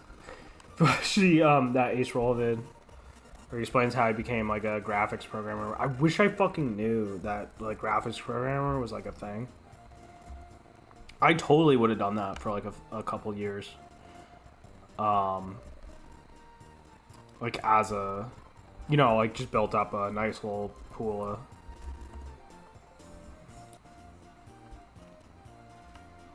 of Acerola, yeah. Cause like I almost got a degree. I almost finished a degree. But I figured like fuck it, cause you know, I was already able to get work anyway. So there's no, like, I was thinking of getting a degree to, like, expand my options, but it was really just an excuse to, like, not do web dev. But then I realized even if I got the degree, I would just end up in a web dev position anyway. So I just stopped. It was annoying as fuck. That was not a fun time. But yeah, this video. Error and frustration of graphics programming shows itself. The complete lack This video,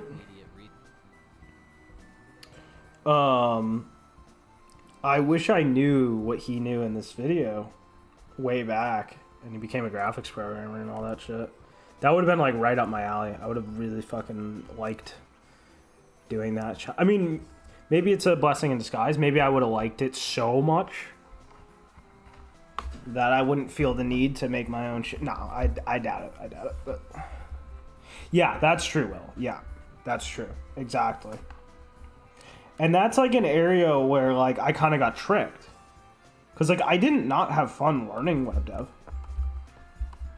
I stopped having fun once I got the job. And I realized the job was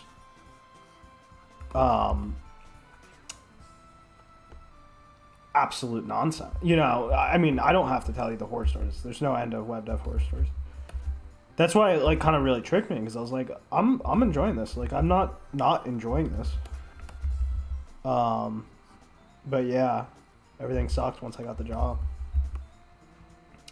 But at any rate, yeah, that seemed like a cool job.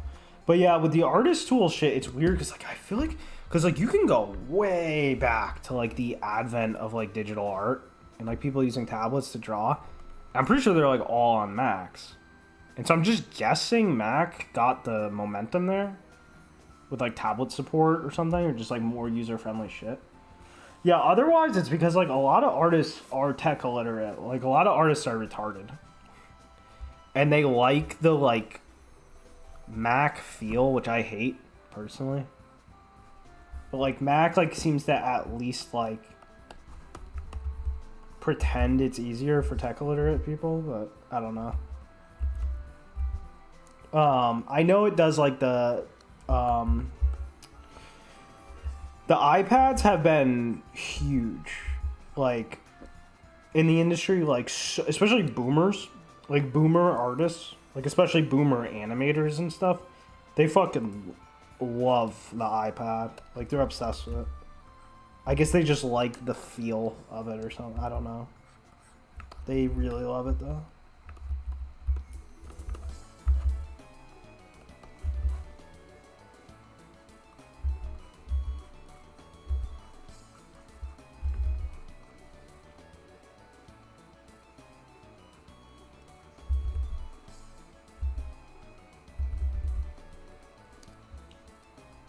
Corporate lingo is hilarious. Every day at 9, I have a scrum meeting held by a rotating scrum master.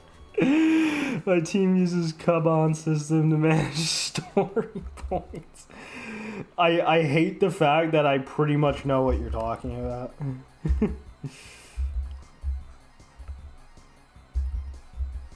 That's what I hate. I hate that.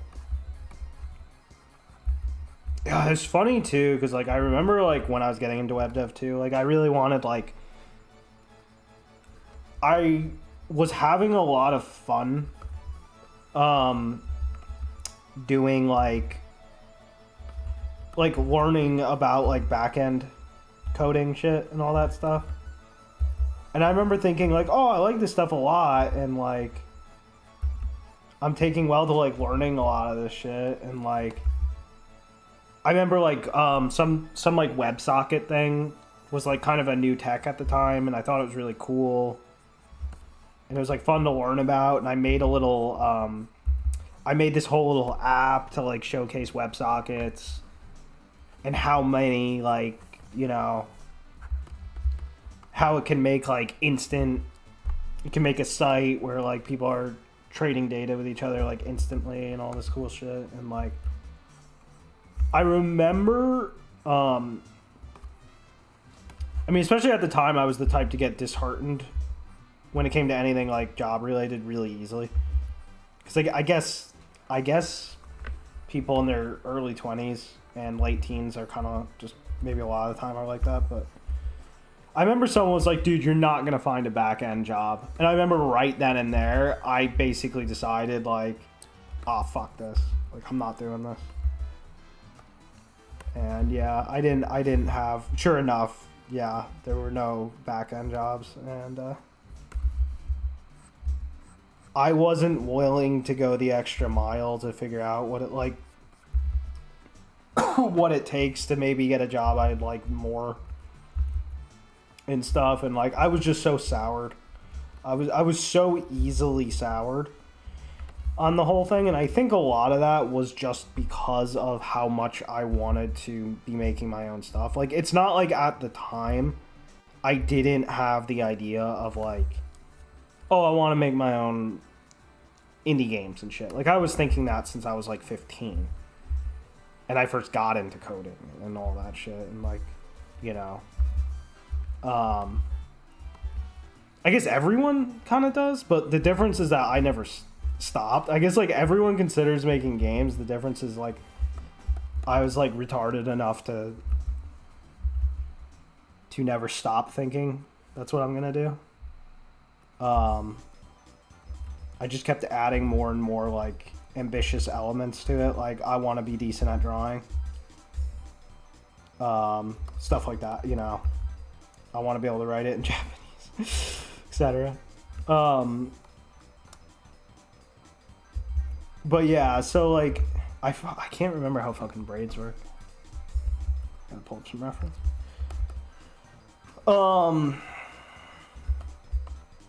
But yeah,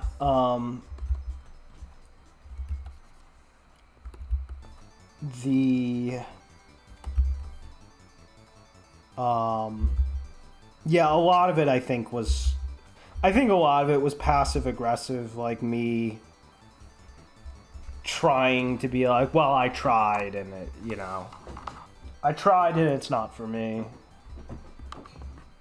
I'm just gonna make fucking, you know, my own shit.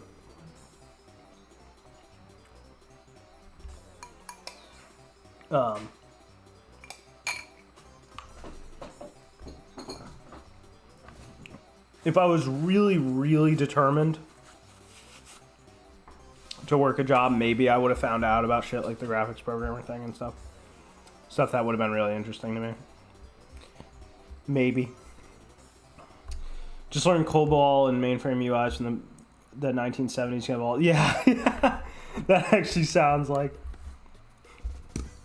maybe epic. I don't know.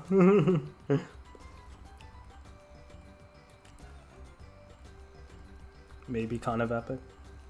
Maybe not.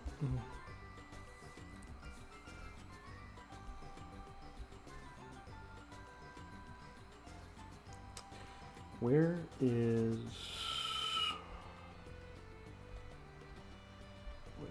the thing I'm looking for?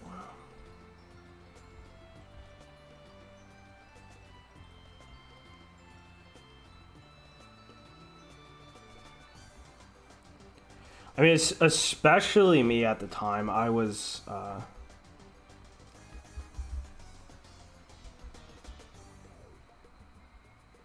like, if I had to do something I didn't find interesting back then, I was just like gone. I was just like gone right that instant. A lot of it was actually from cats. As in Katsumoto, Ajax Katsumoto.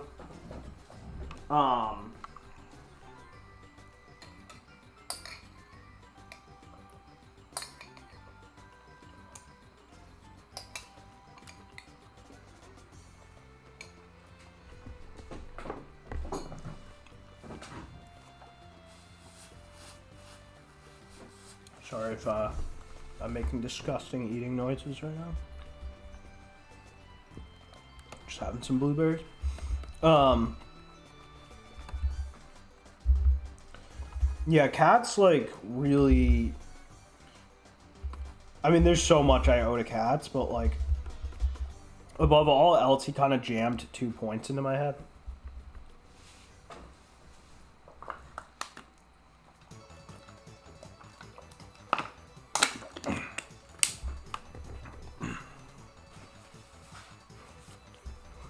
The first point being that if you want to do a thing well,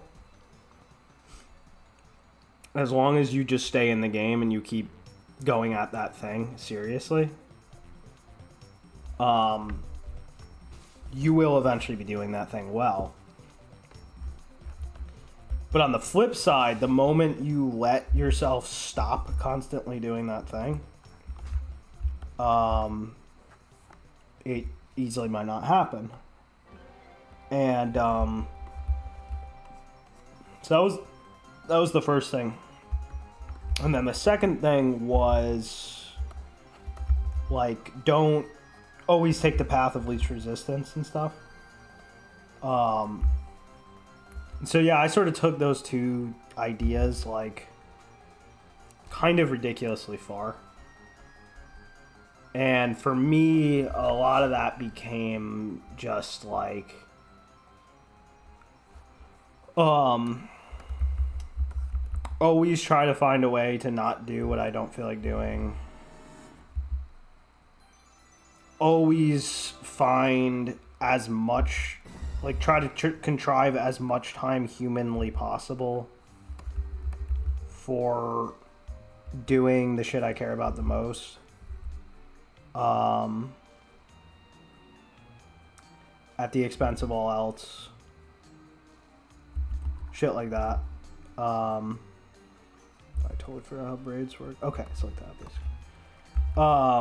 And yeah, it formed a very like,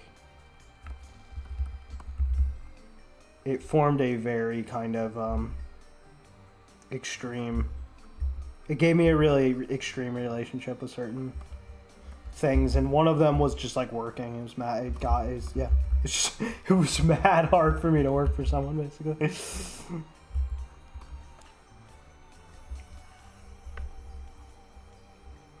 Yeah, I see what you mean. Well, I do know a lot of people who say that. Yeah, I'm like, I'm the type where like once I like something a lot, when something passes a certain threshold, Like, I'm obsessed with life. I'm obsessed with it for life. That can be something really specific. Like, you could take, like, Mario 64. Like, I'll never go not back to Mario 64 and be like, I fucking love this game. Like, the game almost only gets more interesting to me over time. So, like, Mario 64 will just always be the most fucking interesting thing ever. But yeah, or it could be something big. Like, obviously, like, drawing. Like, I'll never stop thinking drawing's interesting or whatever. You know, stuff like that. Or, you know, like, a really... one of my, like, favorite type of... you know, stories or whatever. But yeah, anything else I find tends to rotate, like, pretty rapidly. Like, it's only the stuff that passes a certain threshold that really, really sticks. Like, super, super rock solid. I find otherwise, things tend to really kind of rotate, like, pretty quickly.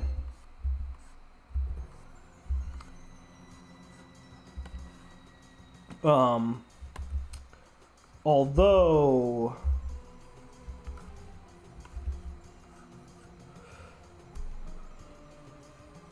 last month, watching DSP clips became my hobby. DSP.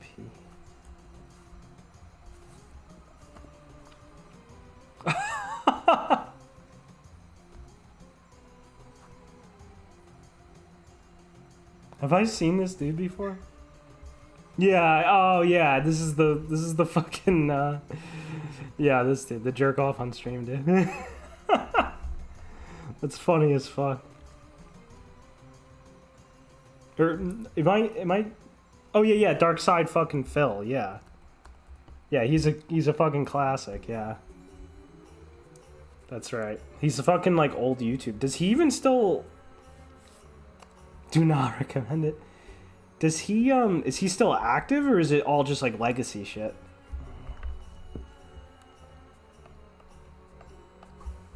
I always mix him up with the other dude. The other old YouTube dude whose name I can't remember.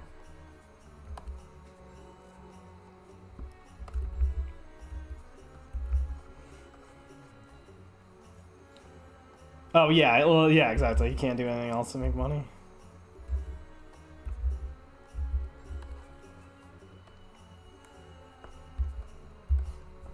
That's funny as fuck. I mean, when it comes to, like, streamers and shit, like, people for entertainment, like, I had, like, my whole, like, speedrunning thing. My whole phase, I was just, like, obsessed with watching speedrunning shit. And what's funny is, like, I never actually, like, got out of that, actually. It's just that, like, all the people, like, I really liked fucking watching just, like, literally dried up. Like, it fucking sucks. But, like, they literally, like, all washed.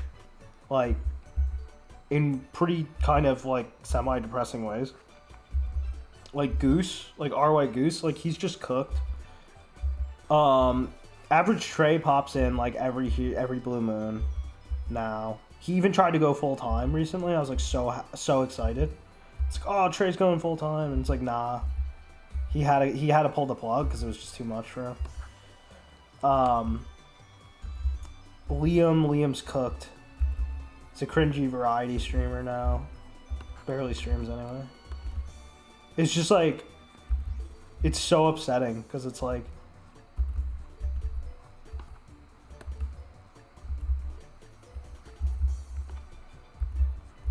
I don't know how to put it. I like, well, that's like one of the reasons too. I was saying, like, I need to start streaming like every fucking day now because I know a lot of people don't believe me that I'll do this, but oh, son of a bitch.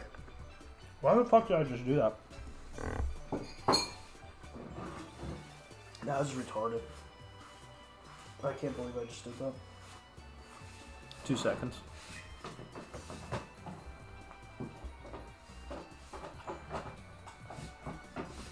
Okay. Literally tried to talk and eat at the same time.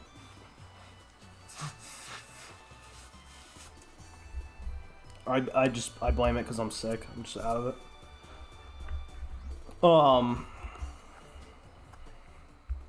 But yeah, like in 2018, 2019, and then early 2020, like watching like fucking Liam King's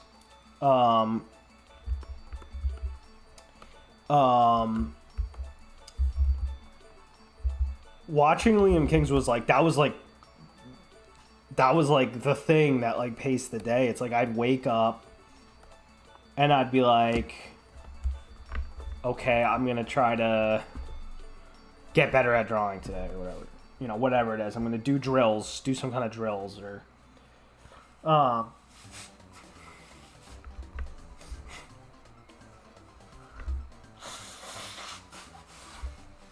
I genuinely don't remember what I was doing in 2018 or 19. I was grinding something.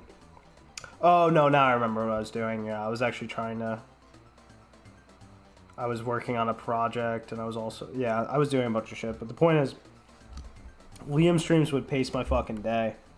And seeing him, like, suffer to try and get the good times in Mario was, like... It was just magic. It would just, like, chill me out and get me focused. And I literally developed, like, an unironic, like, as much as this sounds, like, fucking weird, I unironically developed, like, a slight dependence on those, like, streams. Because they would just go on forever. They're, like, 10-hour streams every day. They would just, like, pace my day. And, like, I could barely even hear them half the time, too, because I would usually have, like, Japanese media on. Like louder than it, but I would still like kind of hear him, and so it was like, anyway, it's just insane. So it got me, you know, I'm really thinking about that now too. I'm trying to be more business minded now and shit, and yeah, like I need to start streaming every day, so like I need to be Liam to someone else. I need to be that, you know, except I don't go cringe. I'll never go cringe. Yeah, all the hack online critics. Yeah, exactly. Like Spoonie. I don't know. I don't remember the other ones. Spoonie was a big one. He's probably the most infamous one. Although everyone seems to have forgotten him. I can tell you right now, Zoomers, you say Spoonie to a Zoomer, they don't know what the fuck you're talking about.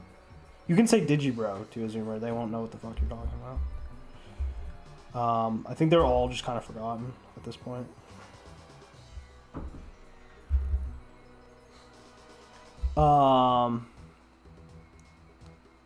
Comp gang, yeah, let's go.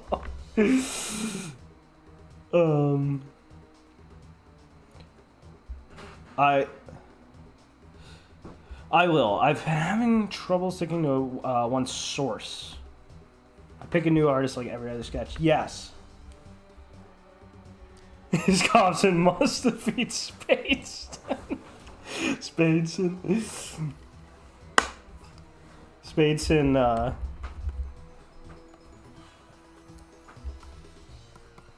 not gonna lie,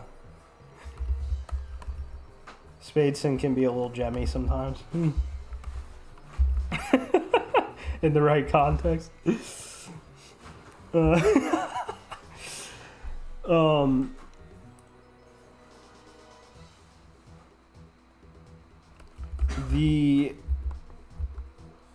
Honestly, you can jump around.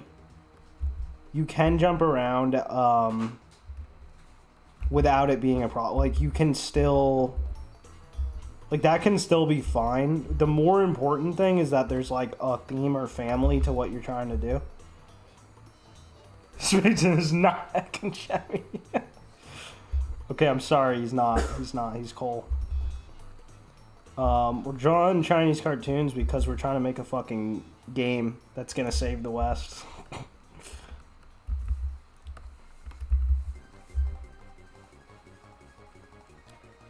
How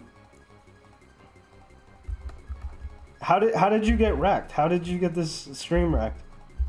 What do you usually consume? Yes, billions. All billions. Billions must be saved. Seriously though, how did you find it? Like, what do you usually... I am one of you, but we have not yet. Oh, okay, interesting. Interesting.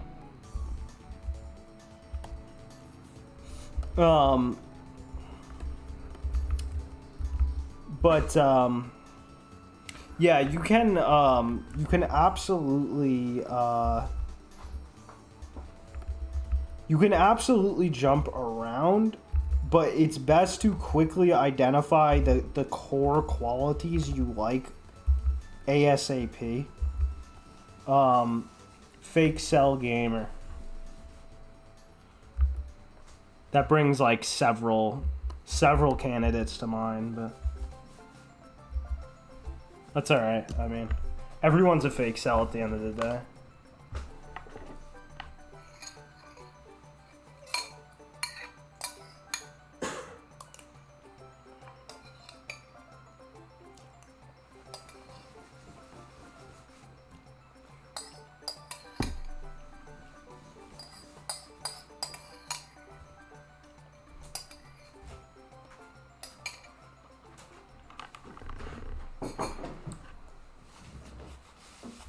Just random acquaintances.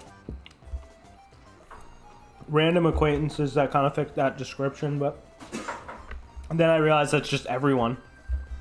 That's just everyone I know. Everyone, fake cell gamer, that's everyone I know. Goonbang mukbang on stream. I don't know, that sounds kind of good. Okay, I oh my god, I don't know why I have such a hard time pronouncing your name. I will. The biggest thing you want to identify first is if you prefer like sharp shapes, smooth shapes, or rigid shapes. Like that's the first thing you want to identify, like, more than anything, because that's kind of like all style families get sorted into like one of these the most. And they tend to really emphasize like the way, like the type of hand habits you build up are very deeply related to this. So that's my basic nugget of advice for now.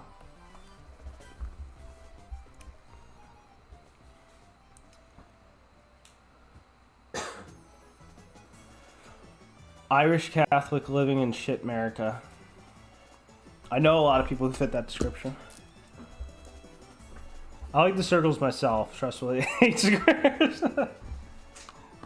A wise man once said, never trust straights. This conversation is weird. It's weird, champ. It's Polish weird, champ shit.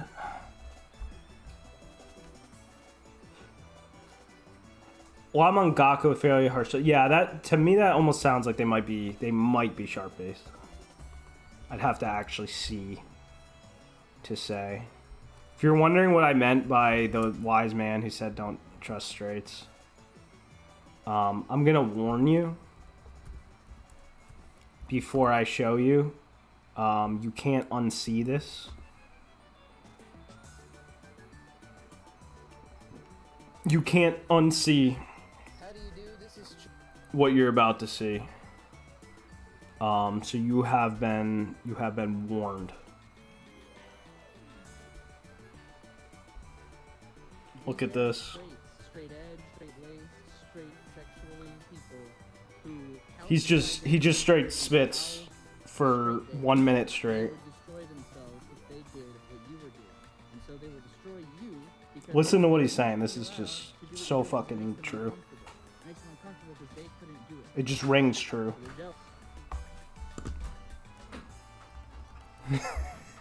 He also, yeah, he did. I can't hear him. Jemmy, yeah, it's Jemmy as fuck.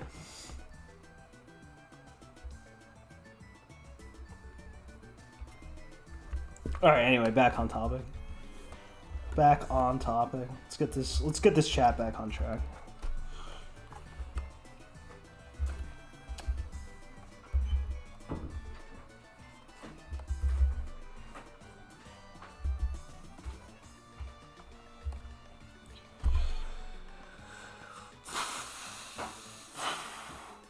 I'm trying to figure out how long the braid should go on for. Braid? That's like a cursed word. Braid has been selling like dog shit. Braid anniversary. Tragically.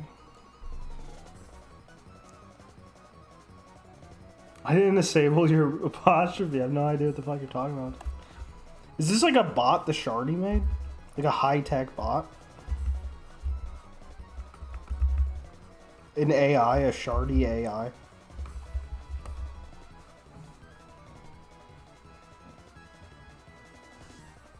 Okay, now you're real. I think you have it right a bit beneath the... Yes. Yes. I'm just trying to wonder if that's like a good stopping spot. Or if maybe it should go a little more. No, I mean, this is probably a good spot right here. And then the question is, what kind of end should it have? Should it have like a tail like that, or?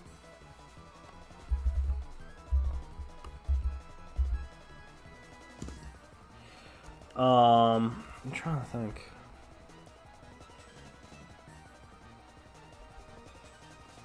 Yes. Okay, nice. We'll do that. That sounds good. Yeah, let's give it a little. Let's give it a tail.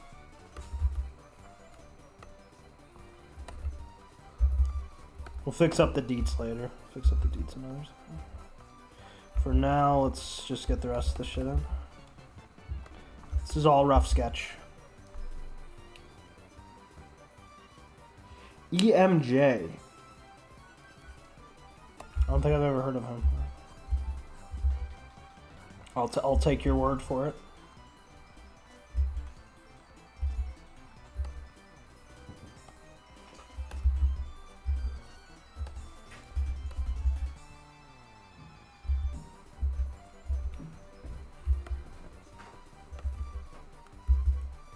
He's my mentor. Is that why you found this stream? Because you follow ArtTube or something, and my stream is associated with ArtTube?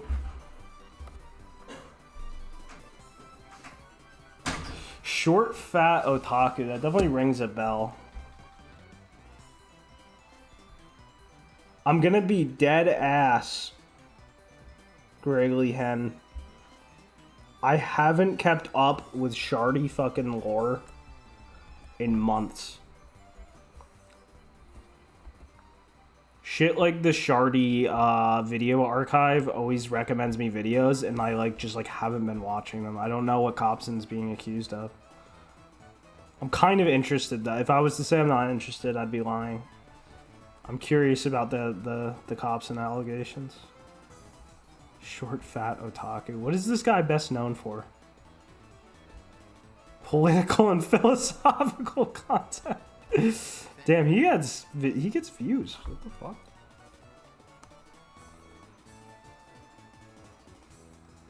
Everything is political. Examining the phrase. Are Haitian migrants actually eating your pet? Oh, I see. Okay, so it has nothing to do with otaku shit. He's just... Give me the quick rundown on this, dude. Oh, okay, so he talks about, censorship. Okay, I see, censoring shit.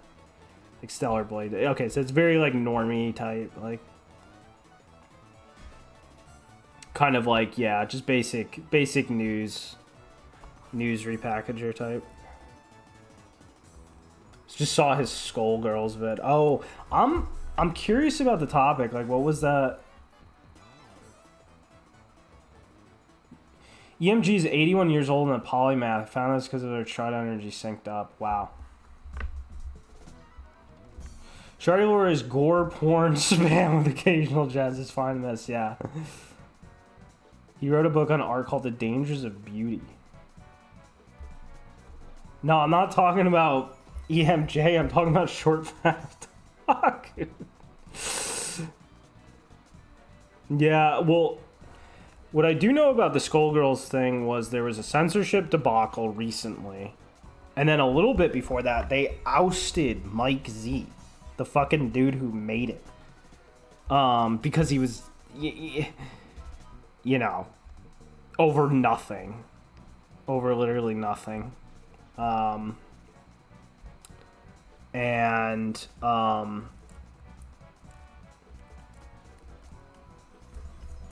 Yeah, so they ousted Mike Z.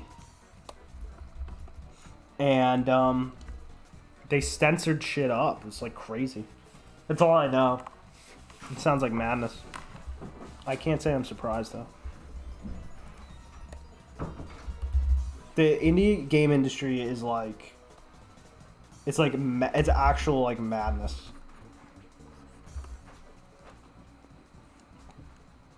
Yeah, that's insane. That's insane. Turncoat threw Mike Z under the bus to make the company a co-op. That's insane. That's insane. Yeah, it's... The indie game industry, it feels like... Every time I hear anything about it, it literally feels like the mob. Like you're watching like a fucking... Some like stupid fucking Scorsese movie or something. Like, I've never seen such ruthlessly immoral people in my life. Who will do anything for gain. It's actually insane. It's genuinely insane. He hit number 1 on the ADL. That's actually funny as hell.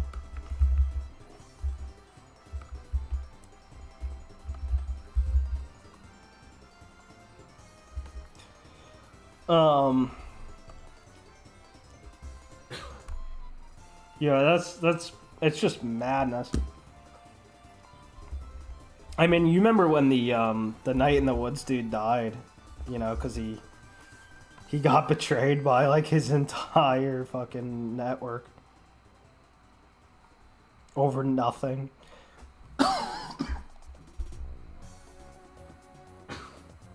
Or now's the time to address the allegation from Strib.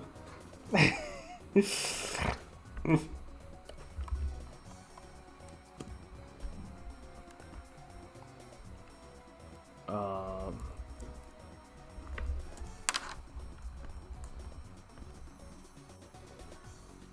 the hell's that is?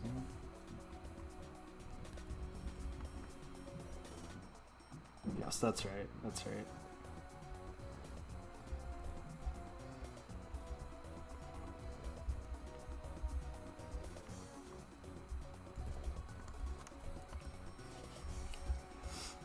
Oh, where's that one picture of this dude? Yeah, here it is.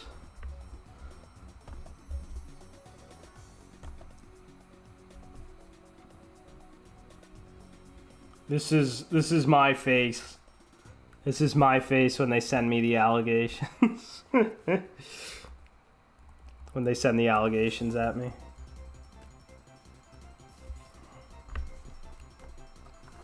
That's my reply.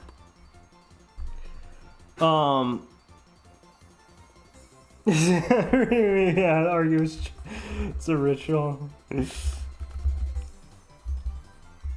There's worse rituals out there, man.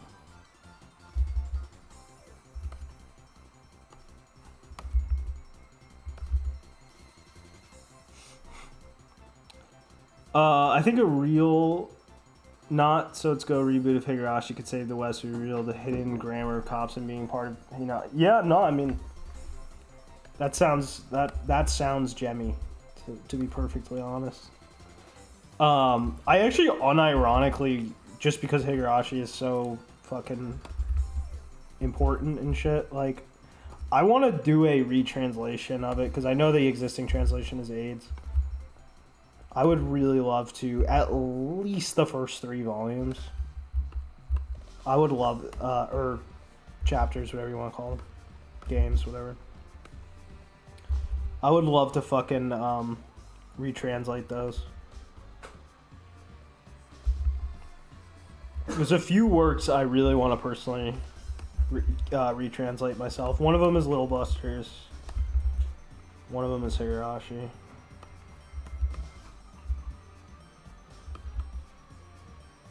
Cross-channel, possibly. Index. I mean, that'd be fucking impossible. At least a couple volumes, though. Yes. Very true, Grayley. Fighting games, not anymore, because I don't have any time. But I was a little bit into BlazBlue when the first two, when it was the first one came out and the second one. I was a bit into them. I've played many others, but that was the only one I like sunk an amount of hours I shouldn't have into.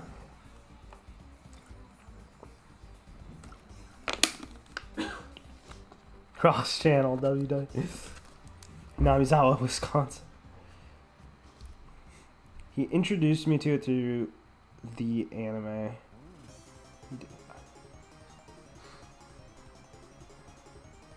So true, yeah.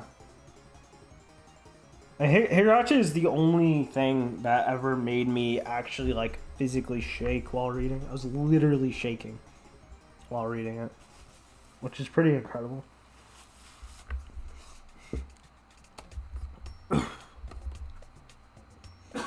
I mean, that doesn't mean anything because, you know, for all you know, that I'm like, I shake all the time. But the point is that, like, it's not easy for that to happen to me. Chapter 3 will always be my city.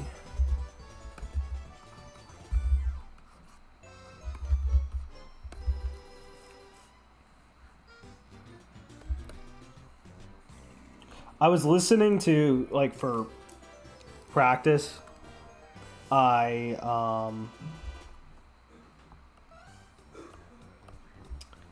extract lines from VNs and I listen to them. I was listening to all of Satoko's lines recently, and I was just, like, wincing in pain at, like, remembering what she... Oh, shit. My mom's calling. I'll just finish this sentence. I was, like, wincing in pain remembering, like, the ride she put Keiichi through in 3. Just absolutely sheer brutality. I don't know if there's a single example I can point to in any piece of media where a character dug so brutally into another character like that.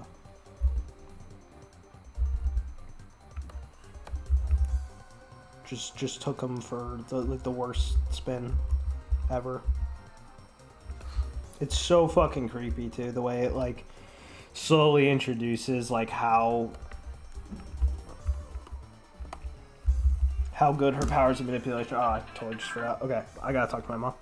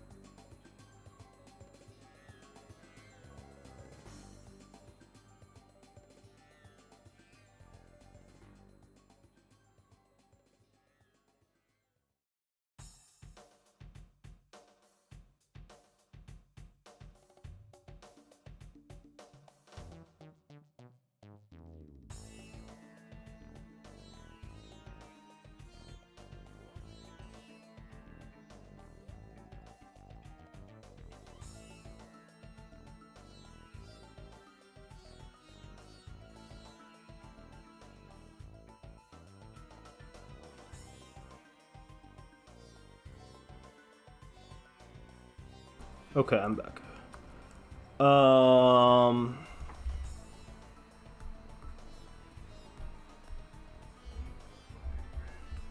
Yeah. Those are both great ones. Yeah, Mayakashi is. I do see why so many people like it the best because it hits fucking hard. It's kind of the climax of the story if you look at it a certain way, and then the rest is kind of like really long resolution stuff slash like introduction of stuff that's gonna become Umineko shit.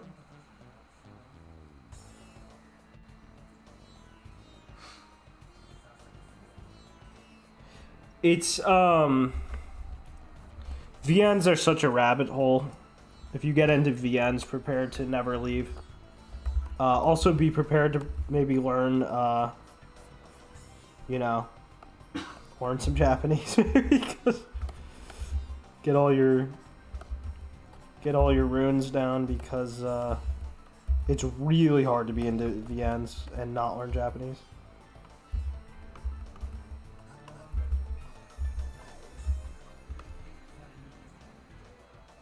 Trying to send a streamline based. Yeah, exactly. It's the climax. Yeah, exactly. You could definitely, put it that way. Exactly, because it kind of marks like a definitive, like cutoff. It's like everything up to that point is despair, and then everything after is essentially like. Maybe you could say hope, redemption. I don't know. Like it depends how you look at it. It's such a layered story. There's many ways you could look at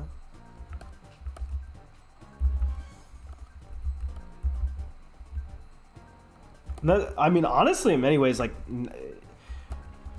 sort of chapter 9, quote unquote, like Saikoroshi is in many ways one of my favorites. Because it just throws everything on its head. Because it's like... because it kind of gets to like the essence of what...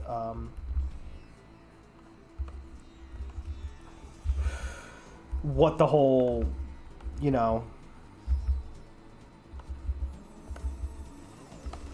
thing... Well, whatever. I don't know how to speak about this without spoiling shit. But it's Kino at any rate.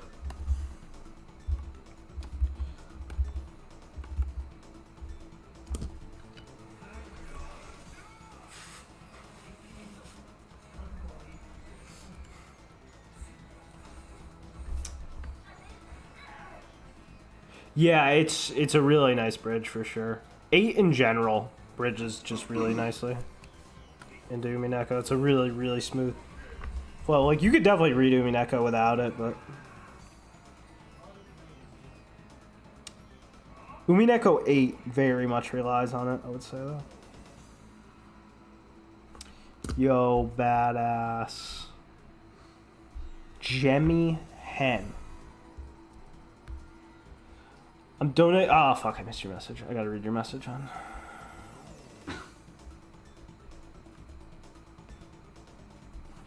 I gotta read it on. I'll donate this $5 to help end the cuck imperialism we've had visited upon us. But for this gift, you must first defeat the Bad Network and restore Cobson to his general throne. I hate alphabets. Albanuric squares, Jannies, and Strive players. Thank you, man. Thank you for the Jemmy donation. I agree. I agree with everything that was said there. Yeah, Umi's unreal. Like, Umi's insane. Yeah, the anime for Umineko is it's literally a supplement. It can't it wasn't even made when the story finished, so that should kind of tell you everything. It's got some good eps. It's got some good eps for sure. Like if you've read the VN, it's it's definitely not a waste of time, but it's not any sort of digestible story in that form. And it's only halfway done anyway.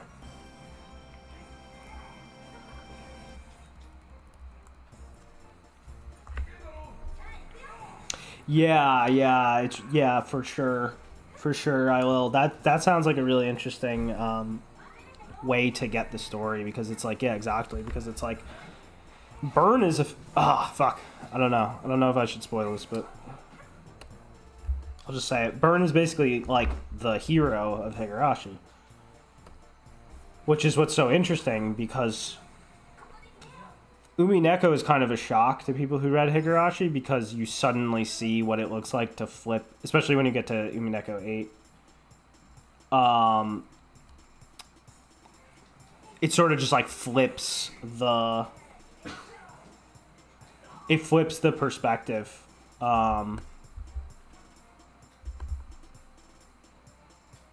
Anyway, I don't know. I'll wait for the dedicated Higurashi stream before I get too into that. At any rate, it's fucking cool. And yeah, I actually like. We were just talking about Sotsuko. I still never saw Sots, but I actually like a lot of shit in Go. I was actually a Go. Granted, my expectations are not huge, but a lot of it was just definitely really. You know, there were the moments there for sure. I didn't watch Sots yet. Heard it's cool, but we'll see.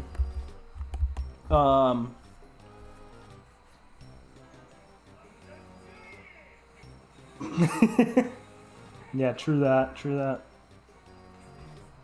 When the seagulls cry, light comes back. That is fucking true as fuck. I gotta figure out what to do. That's the first time I've ever heard someone describe Steins Gate that way. But you probably just delayed me from reading it for at least another few months with that description. I'll get to it for sure. I like Hayashi as a writer. I don't dislike him as a writer. I don't get the feeling he's one of the feelings he's one of the true greats, though. Like, the true greats. I definitely respect him, though. Oh, he meant Sotsuko.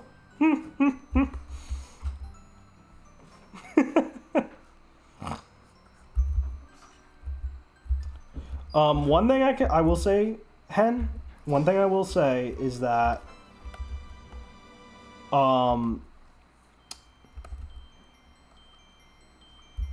if you check out the VN stuff, you'd be shocked at how far the whole it's retarded on purpose shit can actually be a thing when it comes to Higurashi and Umineko and stuff. Like, there are some really mindfuck manipulations with info and stuff. And I'm holding out a little bit of hope that when I do finally finish watching Sots, maybe it was some of that. I don't know. We'll see. I'll get back to you on that. But I'll just say, yeah. Higurumi can do some really wild shit.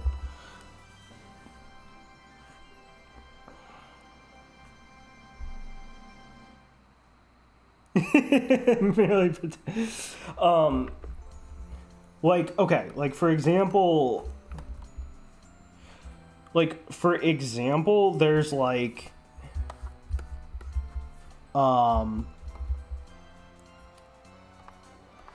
how do I put this? Okay, just take chapter 8.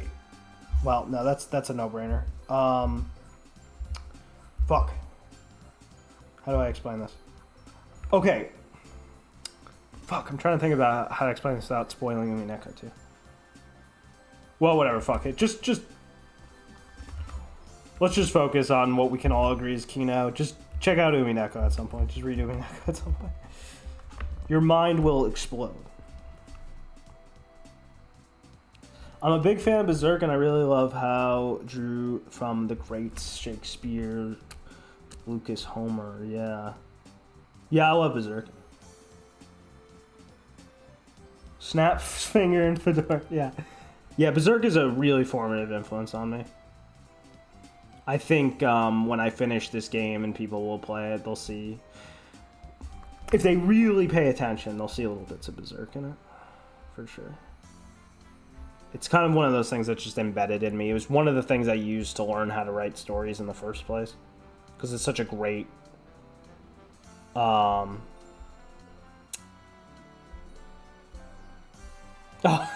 say his finger for SG now. Yes.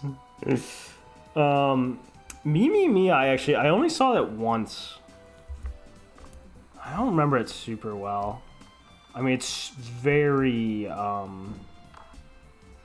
it's very,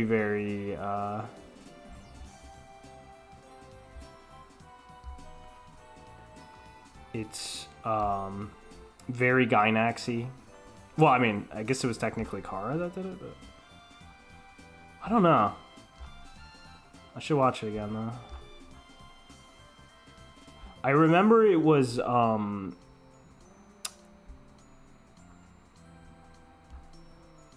well, I'm just saying what I already said. It's very Gainax-y. And when I think of Gainax-y shit, I think of, like... It's sort of, like... cheeky. Why isn't it playing? What the fuck? Alright, well, remind me... If I don't watch it after this stream, remind me to watch it again. Yeah, erased. Bokumachi sucked. Bokumachi sucked. Yeah, exactly, Will. That's what I mean by Gainax-y. Yeah, like the... Gainax seems to really like to kind of rehash that. It's a music video, so it can be as simple as it wants. That the point of music videos is not to be literature. It's to be a mood, so... I'm not critical of that. Yeah, he did. He was a cuck. He was, like, in the literal sense. Like, not even, he was literally a cuck. Yeah, and the mystery sucked, and, I mean, the story had a thing for a minute, but just... I mean, Bokumachi is exactly why I don't like most manga. Like, most manga, it's just... I hate to say it, but most manga is just not that well written. Some can be.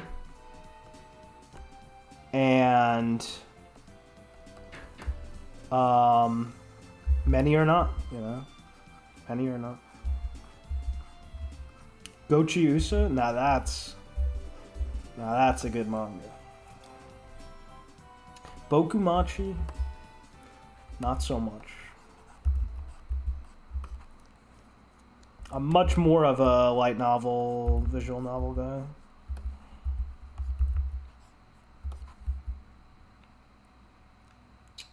I'm trying to think. There's plenty of manga I like though. And there's plenty of, there's well-written manga for sure. I mean, I've been watching Free Run, which is manga. It has a dedicated writer though. When manga has a dedicated writer, it has a much higher chance of being well-written.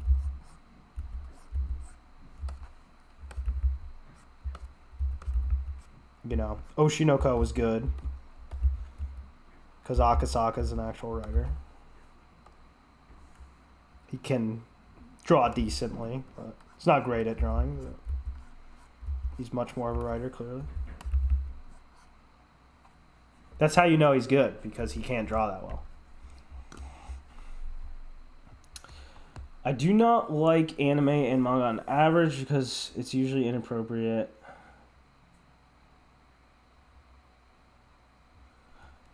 Well, I think your first sentence was a little soy, but yes, Yu Hakusho, fucking Kino.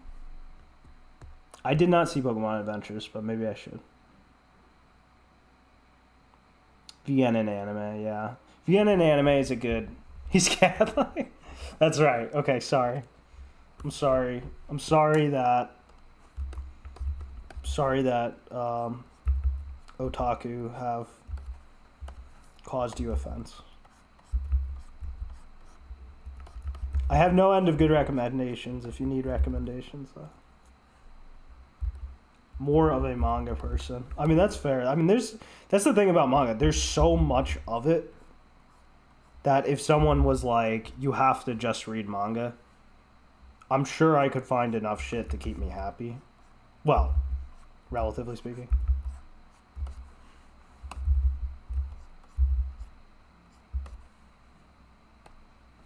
There's plenty of interesting manga because, you know,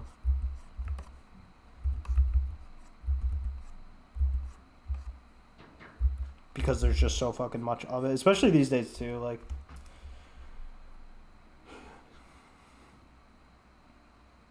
try not to molest the Goon challenge. That's fucking funny. A lot of my favorite anime are based on manga. I have a number of favorite anime based on manga, surprisingly, as much as I like to shit on manga a lot. I won't stop shitting on manga even if I'm a hypocrite. And some of my favorite anime are based on manga. Because we gotta keep mangaka on their toes. Make sure that they...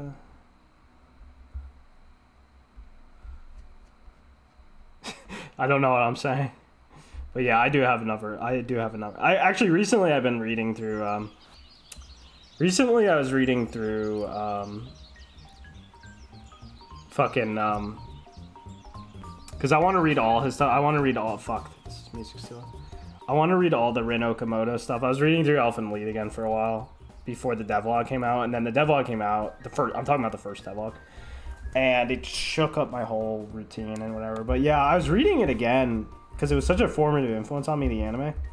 And the manga is worse than the anime until the last, like, 3 eps when the anime has to compress everything and shit. But I was like, nah, this shit holds up. Like, this shit is, like, good. The art is not good, but that's why the writing's able to be good, because the art's not good. It just holds up. I mean, people are really hard on horror thriller shit. It's like horror thriller shit, like everyone like has to say is like not good, but I'm like, nah, this holds. This definitely holds. The anime is better, but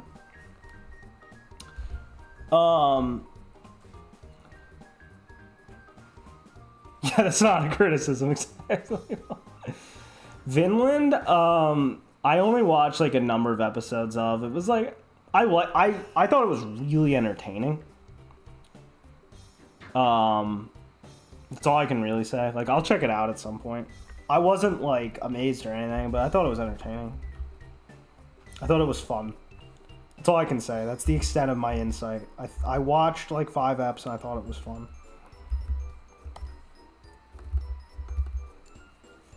It's pure soy. Yeah. Soy horror. It felt kind of soy to me, yeah. It felt like... There's no nice way to put this, but it felt like a Western TV drama. Like, in every sense. Like...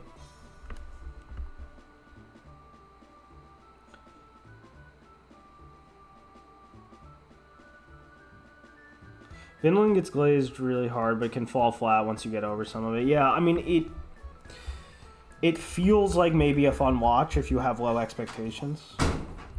That's all I can say. For sure.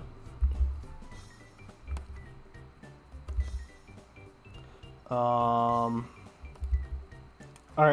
I managed to rough out 3 figures at least.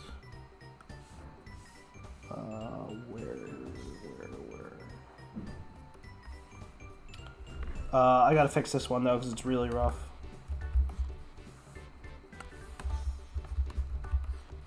This one is simply too rough. At least the hands. We gotta redo the hands.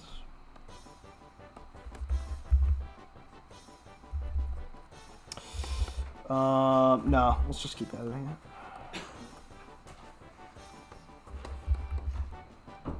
I couldn't commit to like a good pose on them, so I was just like really trying to figure it out. Also, the proportional shit got a little weird too.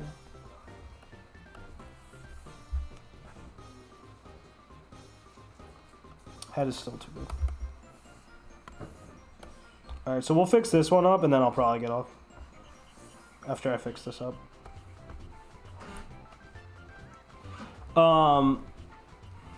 Yeah, exactly, Will. Yeah, it's at least got a better aesthetic. Exactly. The author has really imbibed the worst parts. Yeah, I guess that makes sense. Yeah. Yeah, well, the thing is, Grayley Hen, is that Jemmy Hen, is that if you do get really deep into like otaku media stuff, you'll start to notice, you know, you'll start to notice the echelons of consumers and the kind of spheres they my father was Jemmy.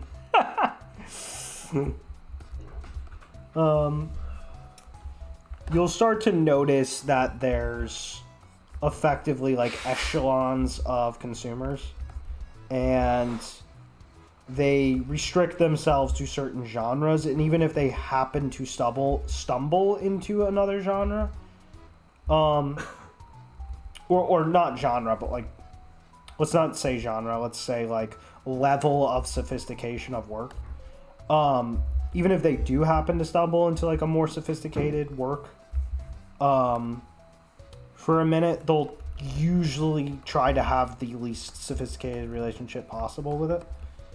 And it will just end up being another one-off type, you know, experience, keeping them kind of stupid. And it creates this rift in how anime and otaku media is perceived, and that there's like the people who are the better consumers who kind of understand like what is out there to be offered and stuff, and how to properly interpret it. And yeah, and then you get your dudes who just want jump slop, you know, just want jump battle slop, and stuff like that. So, you know, to them, certain things are going to be a lot more impressive, you know, than to someone who's a little more exposed.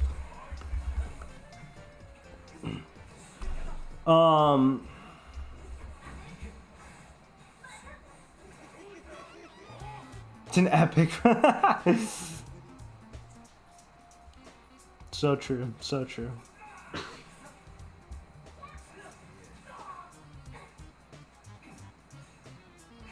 Yeah. Yeah, old does not equal better. But I agree. I mean, I do love Berserk.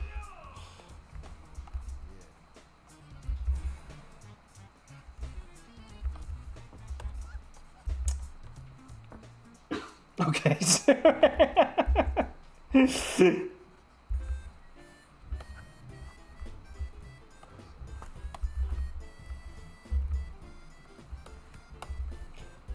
All I can say is,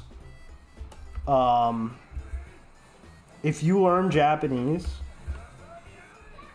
I have no end. I have a big steaming pile of recommendations that will blow your mind. That's all I can say. Oh, what the fuck? I just realized. My bad. I'm just fixing up stuff on this one.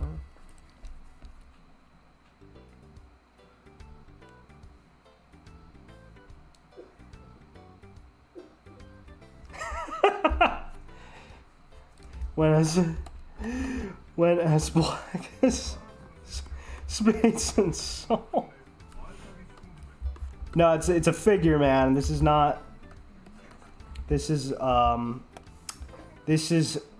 This is a symbol. This is not a vagina. It's a symbol. There. Boom.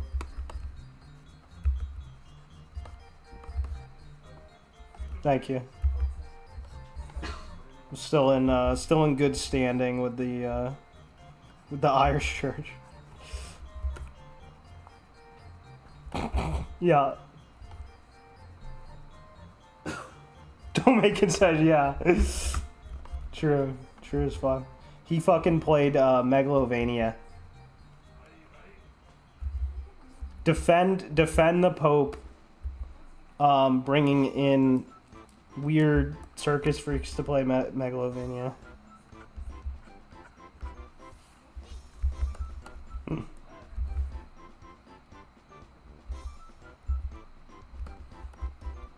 I'm just kidding, you don't have to. I genuinely don't care. I have no horse in this race. I do think that was cringe as fuck, though.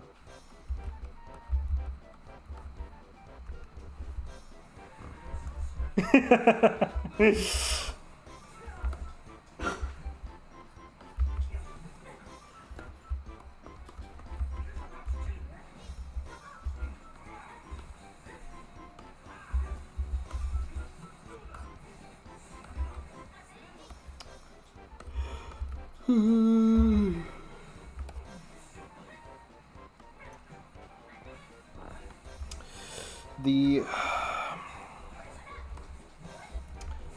this direction is bothering me. I need to do something.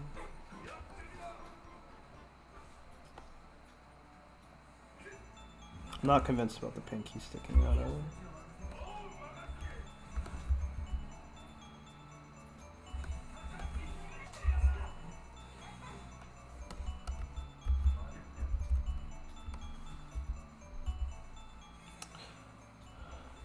Dawa, I thought you killed yourself.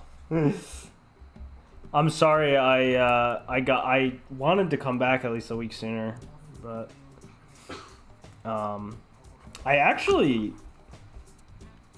said I said all would be lost if I didn't hit my donation goal in that one video, but I believe we have. If I am not mistaken. Yes, we have. We in fact have. Check that out. Check that Jemmy number out. Oh, I just realized I don't have my donation display on screen right now. I'll do that next stream. Because it's outdated right now. It says the wrong number. Yeah, it says 162 over 1,000. It's supposed to say 400 and whatever over 1,000.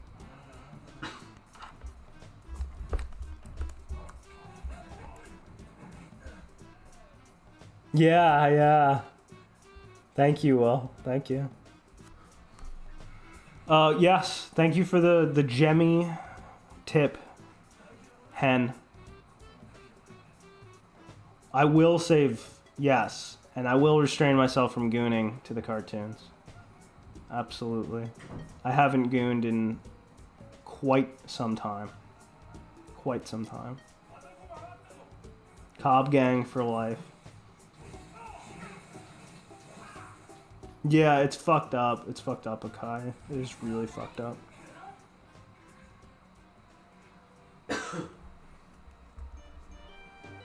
Yeah, that's true.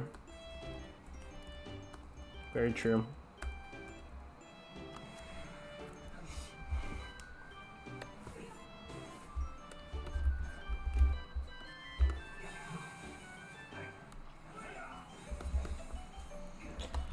Let's see.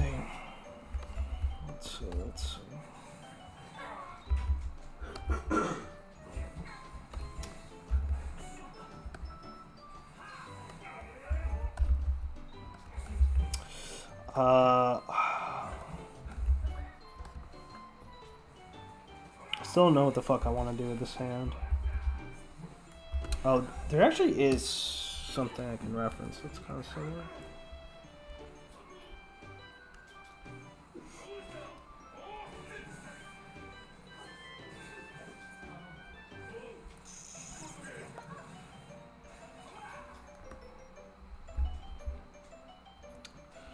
Where are we at? Where are we at?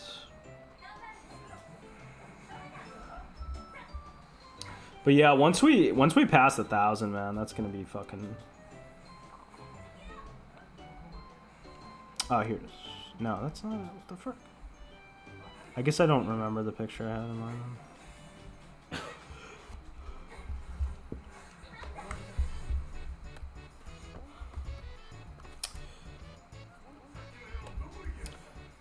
Maybe we can. There's gotta be some kind of.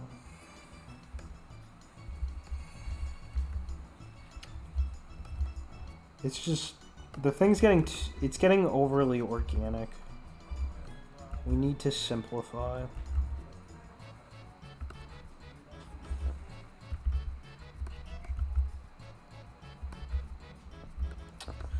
We need to simplify.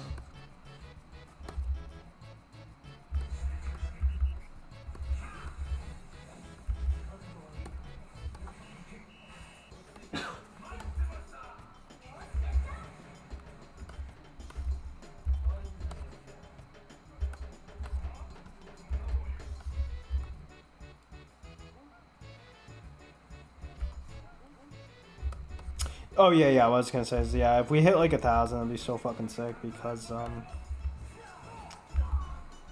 like I said, I mean I wanna really get a promo budget going and all that stuff. And I'm gonna try to I really want to prioritize getting this fucking big demo out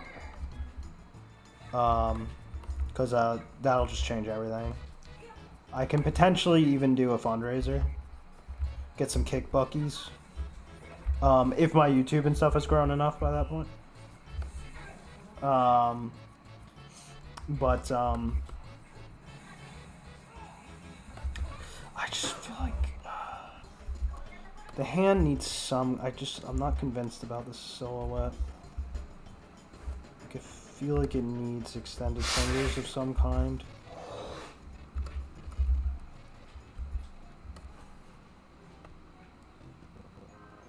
Yeah, like maybe this idea is better. Just having the one thing.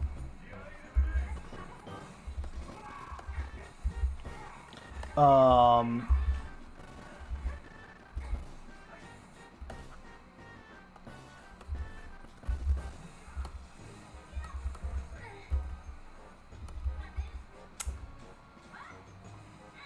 maybe having them like really extended from each other, like. Nah, that's like too much. That's too much. No, that might do it. That might do it. That might be okay. This but cleaned up.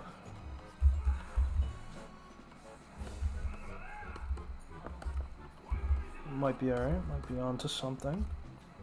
I'll check tomorrow. I'll just have to look at it tomorrow. I've lost objectivity at this point. But yeah, like the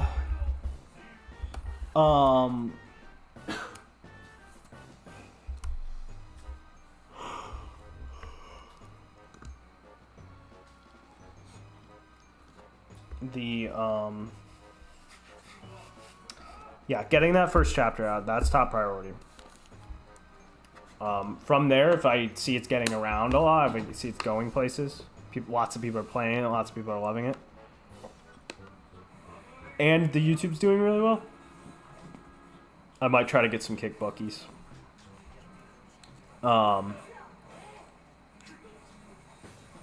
And I want to put aside a very meaty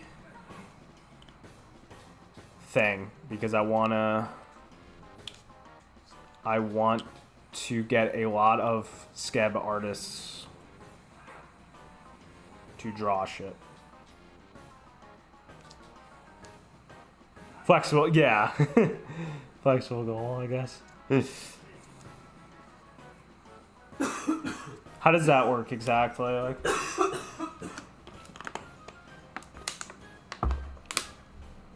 I actually haven't followed the site in so long. I don't even know how it works anymore. It has such a bad connotation too. It just feels like everything on it is a scam for so long now. You just think think of Kickstarter. You just think of like Project Phoenix and shit. Mighty Number 9.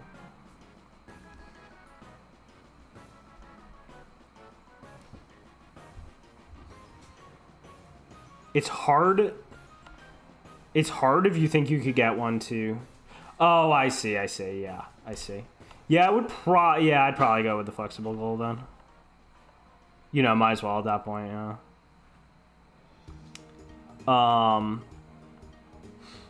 It's hard to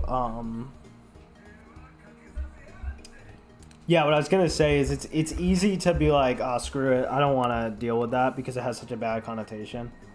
You feel like you're like increasing your infamy, like you're doing something bad. I guess to put it in Toddian terms, Todd Howardian terms, but it's really hard to pass up that idea of like a dedicated stack of money that you're just like, yeah, I'm gonna do something really specific with, like, I'm gonna get a fucking composer with this money and I'm gonna yeah, and I'm gonna like get scab shit to promote my shit with this money, you know. It's like, it's easy to wonder if you're ever gonna do those things if there's no like actual dedicated fundraising for them.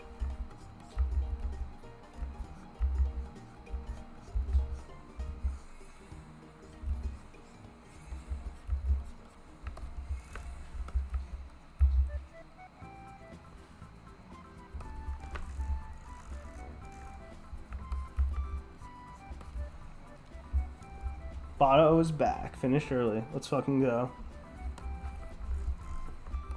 You just missed quite a character. There's some kind of chudding on soy teen type. He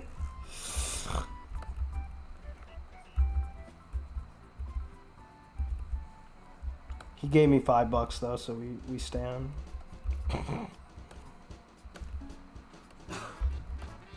What the fuck am I doing with this hand? I don't know. I don't know what I'm doing with this hand. We managed to get some characters sketched, and I'm just going back to this one and kind of doing some stuff. Tomorrow is where I will actually like, well, I don't know if I'm gonna work on this tomorrow. I have a lot of other stuff I should be prioritizing. This is probably, I'm just doing this today because I just wanted something that made a good stream. I don't know if I'm actually going to work on this directly tomorrow. I kind of want to get that little, I literally could have done it weeks ago. I could have gotten the battle sim in people's hands weeks ago, but I, for some reason, decided I was going to completely prioritize other shit. And then I got sick, so I don't know what the fuck I was thinking. I really should have just gotten the battle sim out the door ASAP. I don't know. I genuinely don't have a good excuse for that, but, well, I kind of do, but whatever. There was this project that fell through, Pokemon Garnet. Holy shit. He wrote half an OST for free. That's insane. Is the OST good?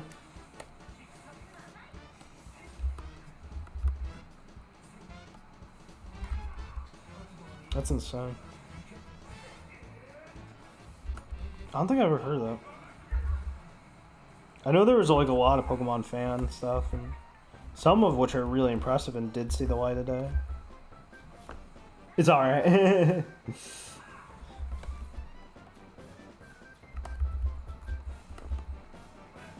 Okay, I'm kind of happy with this. Not happy with this.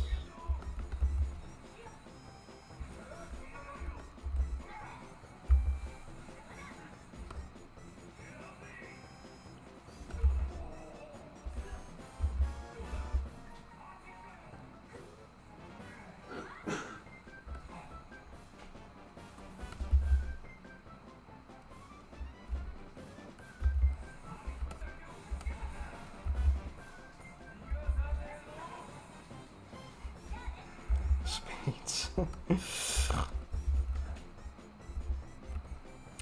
Yo, Charles.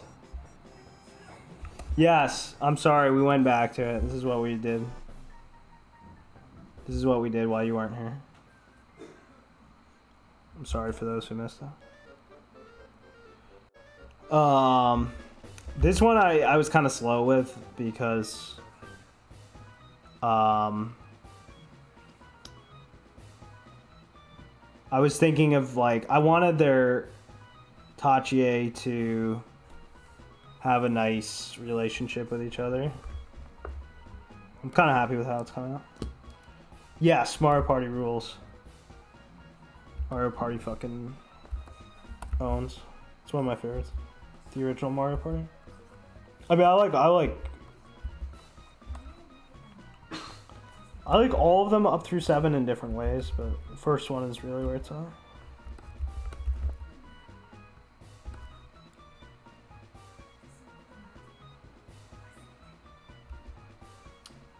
Charles just detracted his statement about how Mario Party is epic. That's fucked up.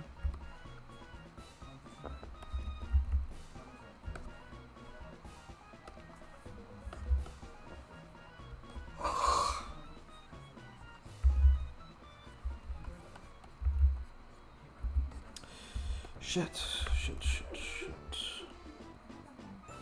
Mario Party 2 is my favorite one. Yeah. Mario Party 2 is fucking epic. Probably my second or third favorite one.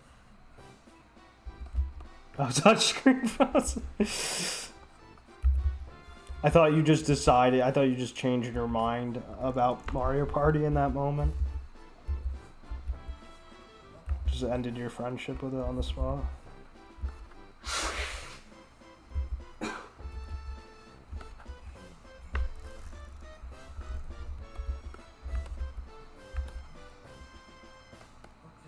You know what? I'm not gonna fiddle with this hand anymore because I don't know what I'm doing at this point. I'm just gonna let it be like that and not worry about it. And I think I will call it a day here. We got 3 rough Tachie without outfits, which is not bad. It's not terrible.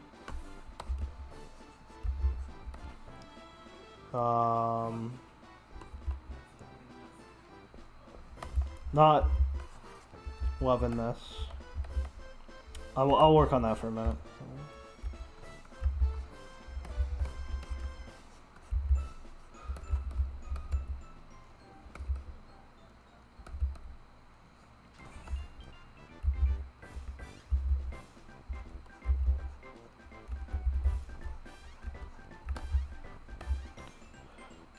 Nice.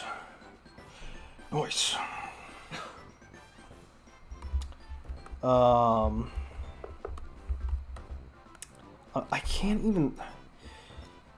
The problem is like I don't have quite a clear enough image for exactly how this should feel. I mean, I guess this is fine.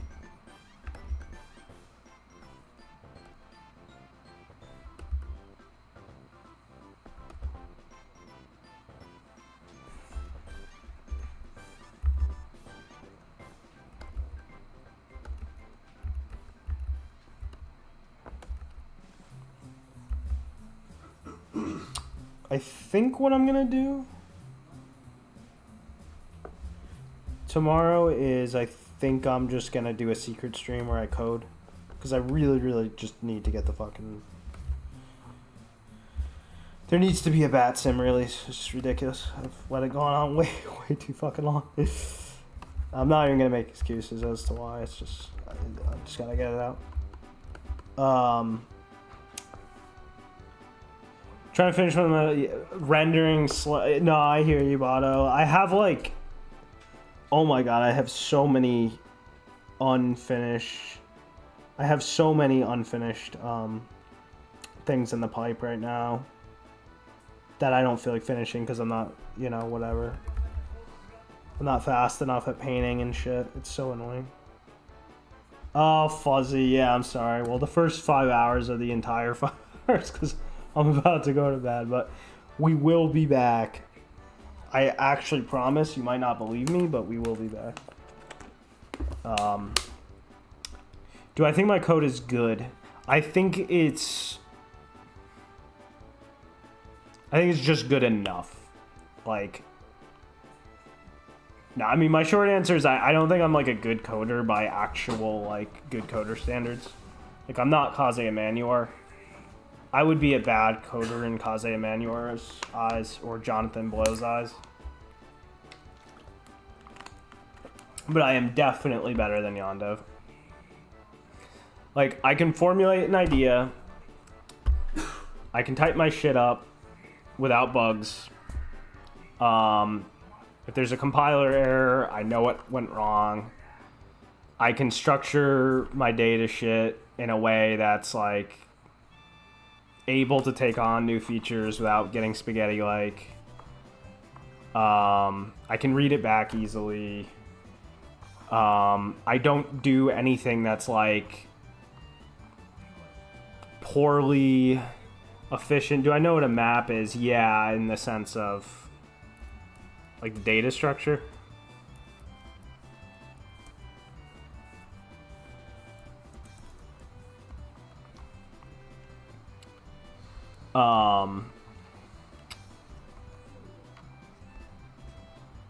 Like hash maps and shit.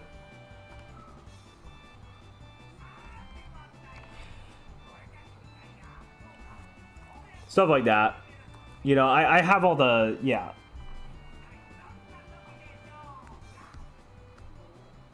Yeah, exactly. It's an if else. Yeah. Yeah, it lets you yeah, look up tables and all that shit.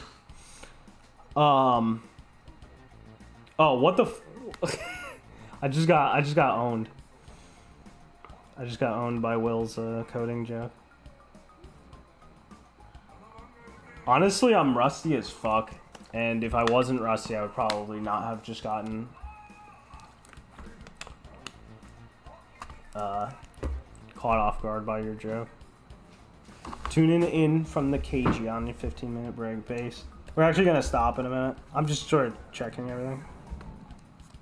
And then we're going to go. I should probably at least draw in like hand stuff here before it stops because I don't want to have to put that on future me.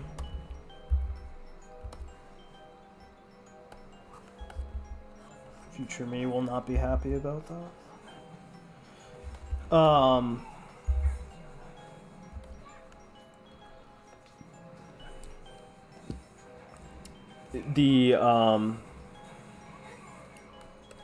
But yeah, at any rate, yeah. The coding's fine, but like it's certainly more than good enough to do this project. But I wish I was better for sure, but it's definitely not bad. I know Toby sucks as bad as Yandev, if not worse. So, did you know that in Deltarune, the contents of a box, of a treasure box, are determined by what room it is found in? And the immediate question that probably popped in your head is, how do you have more than one box in a room then? You literally don't. You can't. Yeah, it definitely came up quick, for sure. It did come up quick. Definitely came up quick. How does that even happen? How does the box get determined by the room? I don't even... Like, imagine the spaghetti. It's like...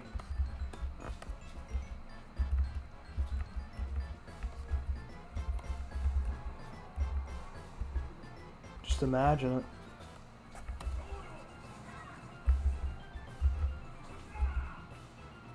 He thinks outside the box, exactly.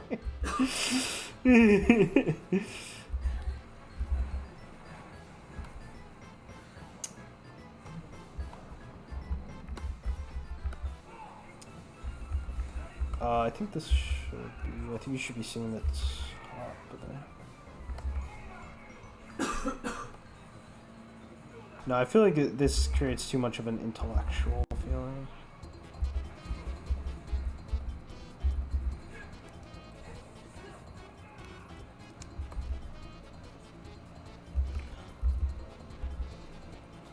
I think my biggest strength with coding is just that I've been doing it for so long. I've done it literally half my life pretty much at this point. I've had years where like I don't do much of it, but it's so not stressful and fun for me. Like I know some people will like groan about having to code and shit. It's just fun. I mean, if I was doing something I don't like, it wouldn't be fun. But it's just fun, yeah. It doesn't, I enjoy doing it. I don't get stuck. And yeah. Debugging can suck for sure, for sure. I had a couple moments that were. I had a couple bad moments. That's why you have zero interest in game dev. No, I don't blame it. It's like absolutely not for everyone. The worst bug of this project so far, by far, was the fact that I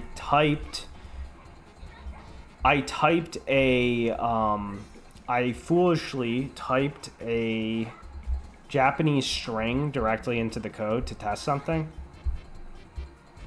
And apparently Godot doesn't like that. But it also doesn't even throw an error. It likes it so little that it will actually just explode. And it can be hard to even open the program again after that. Like, it will actually destroy... It sort of, like, kills the entire project file. Luckily, I had a backup, like, right before that. But, yeah, I couldn't figure it out. I remember sitting there for, like, 5 hours trying to figure out why the whole project file was basically... just shat the bed. And it was, yeah, because there can't be any non-ASCII in the code whatsoever, or it will completely like just cook itself. Yeah, exactly. It's a weird Godot problem, which there are a lot of.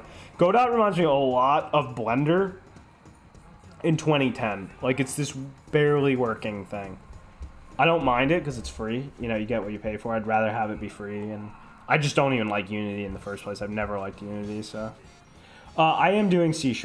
I'm not about, yeah. Like, I heard it's a little faster than the script, the GD script, and I'm not about to learn some stupid scripting language, like. I know some people, like, don't mind the whole, like, warning something like something's own, like, scripting thing, but it's just dumbed out. Yeah, I would not enjoy that at all. I can tell you right now, because I do not like Python at all. So.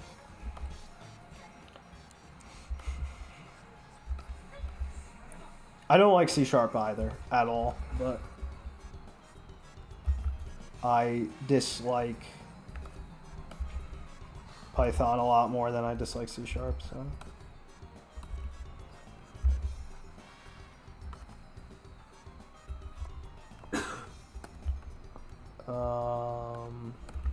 I'm not sure I should do this.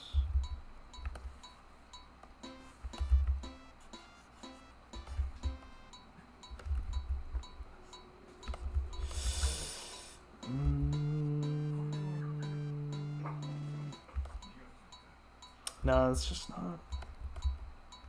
I want something simple, but it can't just be a thumb and a finger.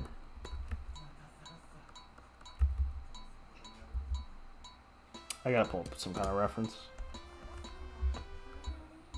Rust, yeah, like all the real like code heads are always talking about Rust. I think I watched like one video explaining it. And that was about the extent of my That was about the extent of my exposure.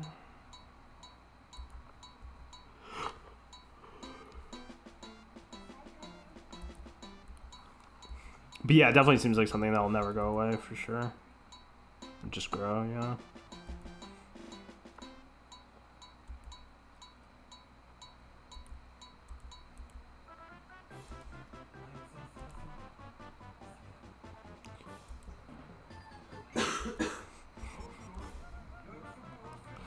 Alright, let's maybe try it like this.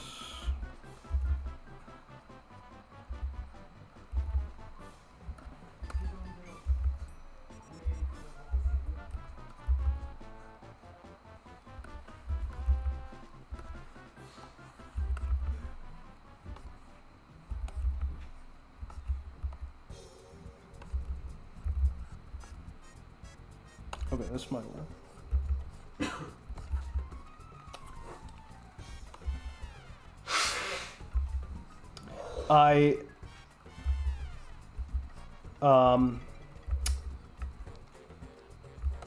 I've been learning how to code Game Boy on Game Boy architecture shit lately because of Pokemon Mod. It's been mad fun.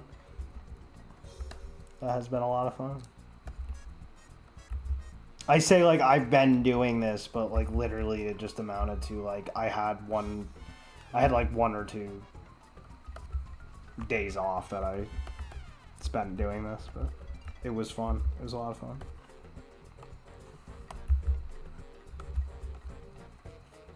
The only open source VN engine is Python RenPy. Yeah, good point, yeah. Yeah, RenPy, it just never interested me. Orgasm sex things will go crazy. The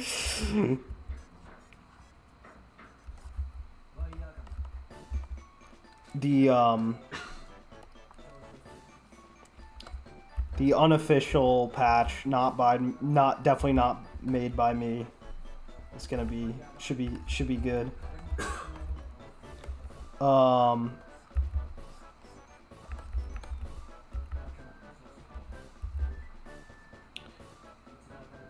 Yeah, RenPy never interested me. I watched Dan Salvato's commentary on when he made his games.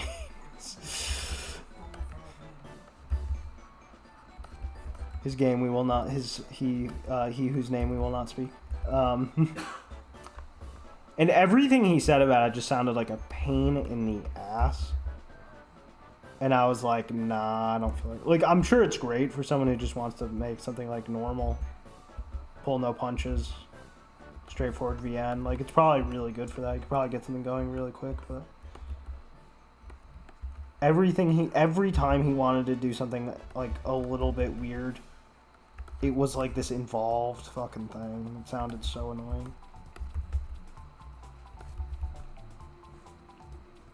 Unofficial.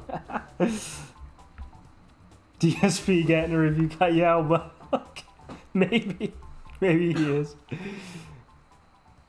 I might send out as many review copies as I can. No, I mean like I would genuinely calculate like if I think someone's actually gonna stream it or something. Probably not DSP. I don't know him very well though. Maybe he would. I'm sure DSP's getting like 300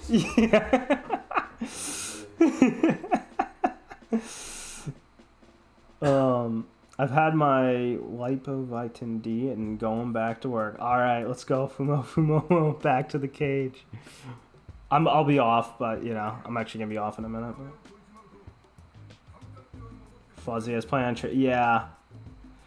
I mean, I've been in and out of deep sleep like all friggin' week because of my fucking flu, so I feel your pain.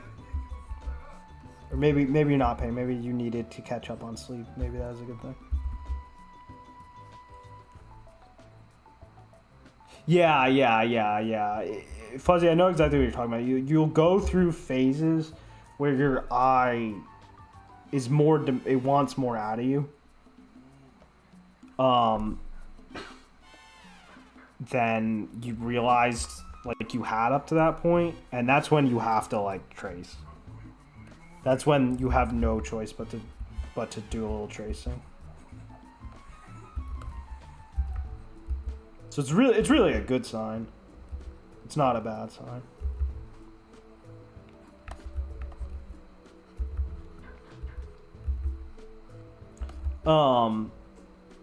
But yeah, Ren'Py is not flexible enough. You can't put effects in the middle text line. It's all sequential. Nitro uses an XML structure. Yeah. Well, that makes sense. Yeah.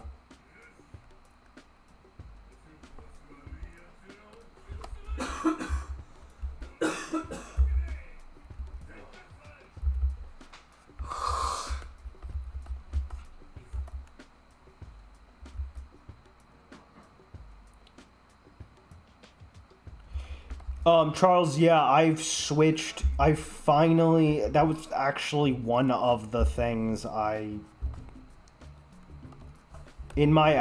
my last video went up,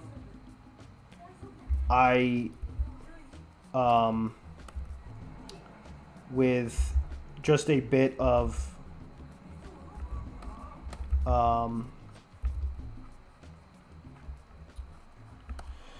it was a bit of an unnecessary evil, but I had to take some time to really revamp my understanding of color and composition.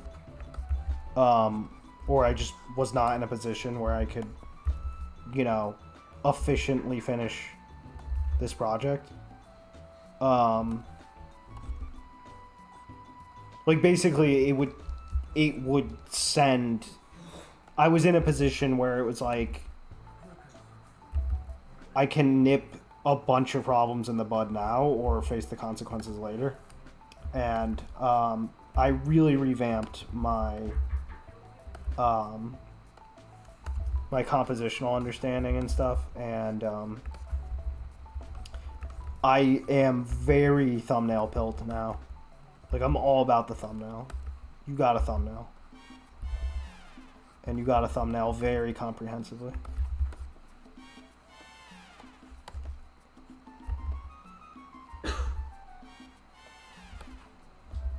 What the fuck am I doing with this hand? I just don't know. I don't know. It should just be similar to the other one, but I'm not sure where I like. There's too much. No, there's too much. This is not a good post. It's getting too groovy. Keep it simple. Keep it simple. Yeah, much better. Much better.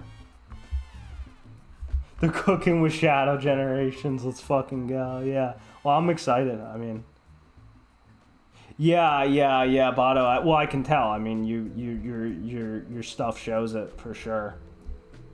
So I'm a little late to the party, but yeah, no, I'm a believer now. I'm a big believer. I developed a bunch of exercises to help. Yeah. I can't get anything done without it, yeah. Yeah, exactly, Fuzzy. The way lines seem straight but aren't straight. Exactly.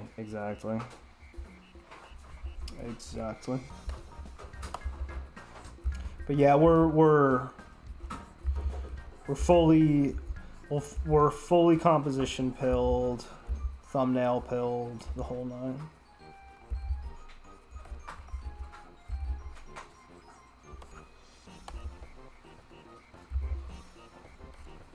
Because basically, I was finding myself getting into these situations where I don't know what the fuck I'm. All right, let's just do that for now. Let's rethink what I'm gonna put there.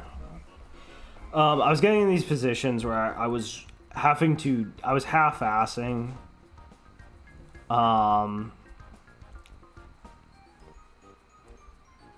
It's actually one of the reasons I have a backlog of so much unfinished shit, or nearly finished shit, because if the thumbnail process wasn't tight enough in the beginning, it creates all this extra work toward the end. as well as in optimizations, like shit that just is not, you know, shit that is just like not quite right, like it should be. So yeah, that's fucking terrible, and I won't let that happen again.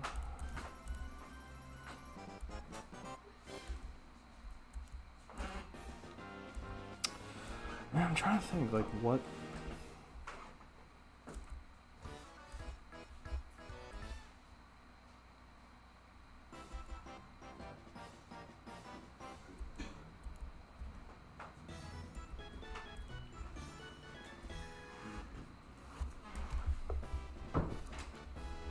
Did I do a clinic on that? I started, like, I gave tips for, like, everything I was doing, like, everything, like, I'm now doing to get better at that and shit. I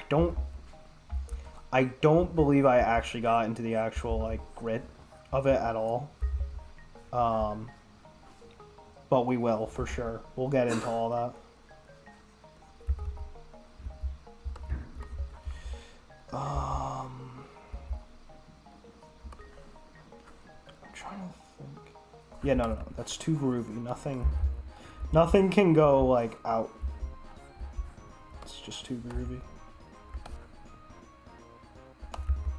Honestly, I'm probably just gonna leave it like this for now, and I'll let future me worry about exactly what this should be.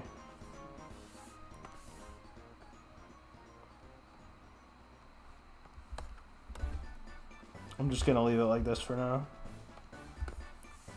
And that will be the stream for now. But I will be back though. Absolutely. Unironically, this time I'll actually be back. Sometimes some of them will be secret streams. But yeah. Over time I noticed that you hum and haw over little details for... Yeah, well you're right. It's just one of my bad habits. I'm trying to get out of it. Some of it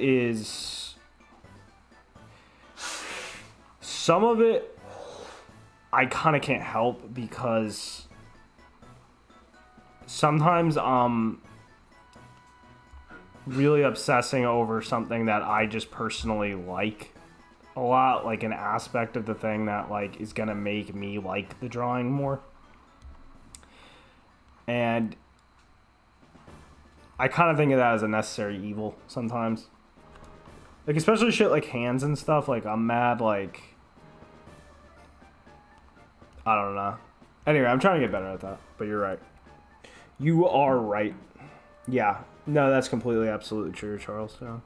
It's something to think about. It is something to think about. But yeah, I will get off now, and I will be back. Sorry, Fuzzy, that you missed most of it. But we will be back. We will be back. And as far as if anyone doesn't like these like early streams, the schedule will rotate with time. So every type of schedule will get hit at some point. So thank you for coming, everyone who came. Stay based in otaku. And that will be that.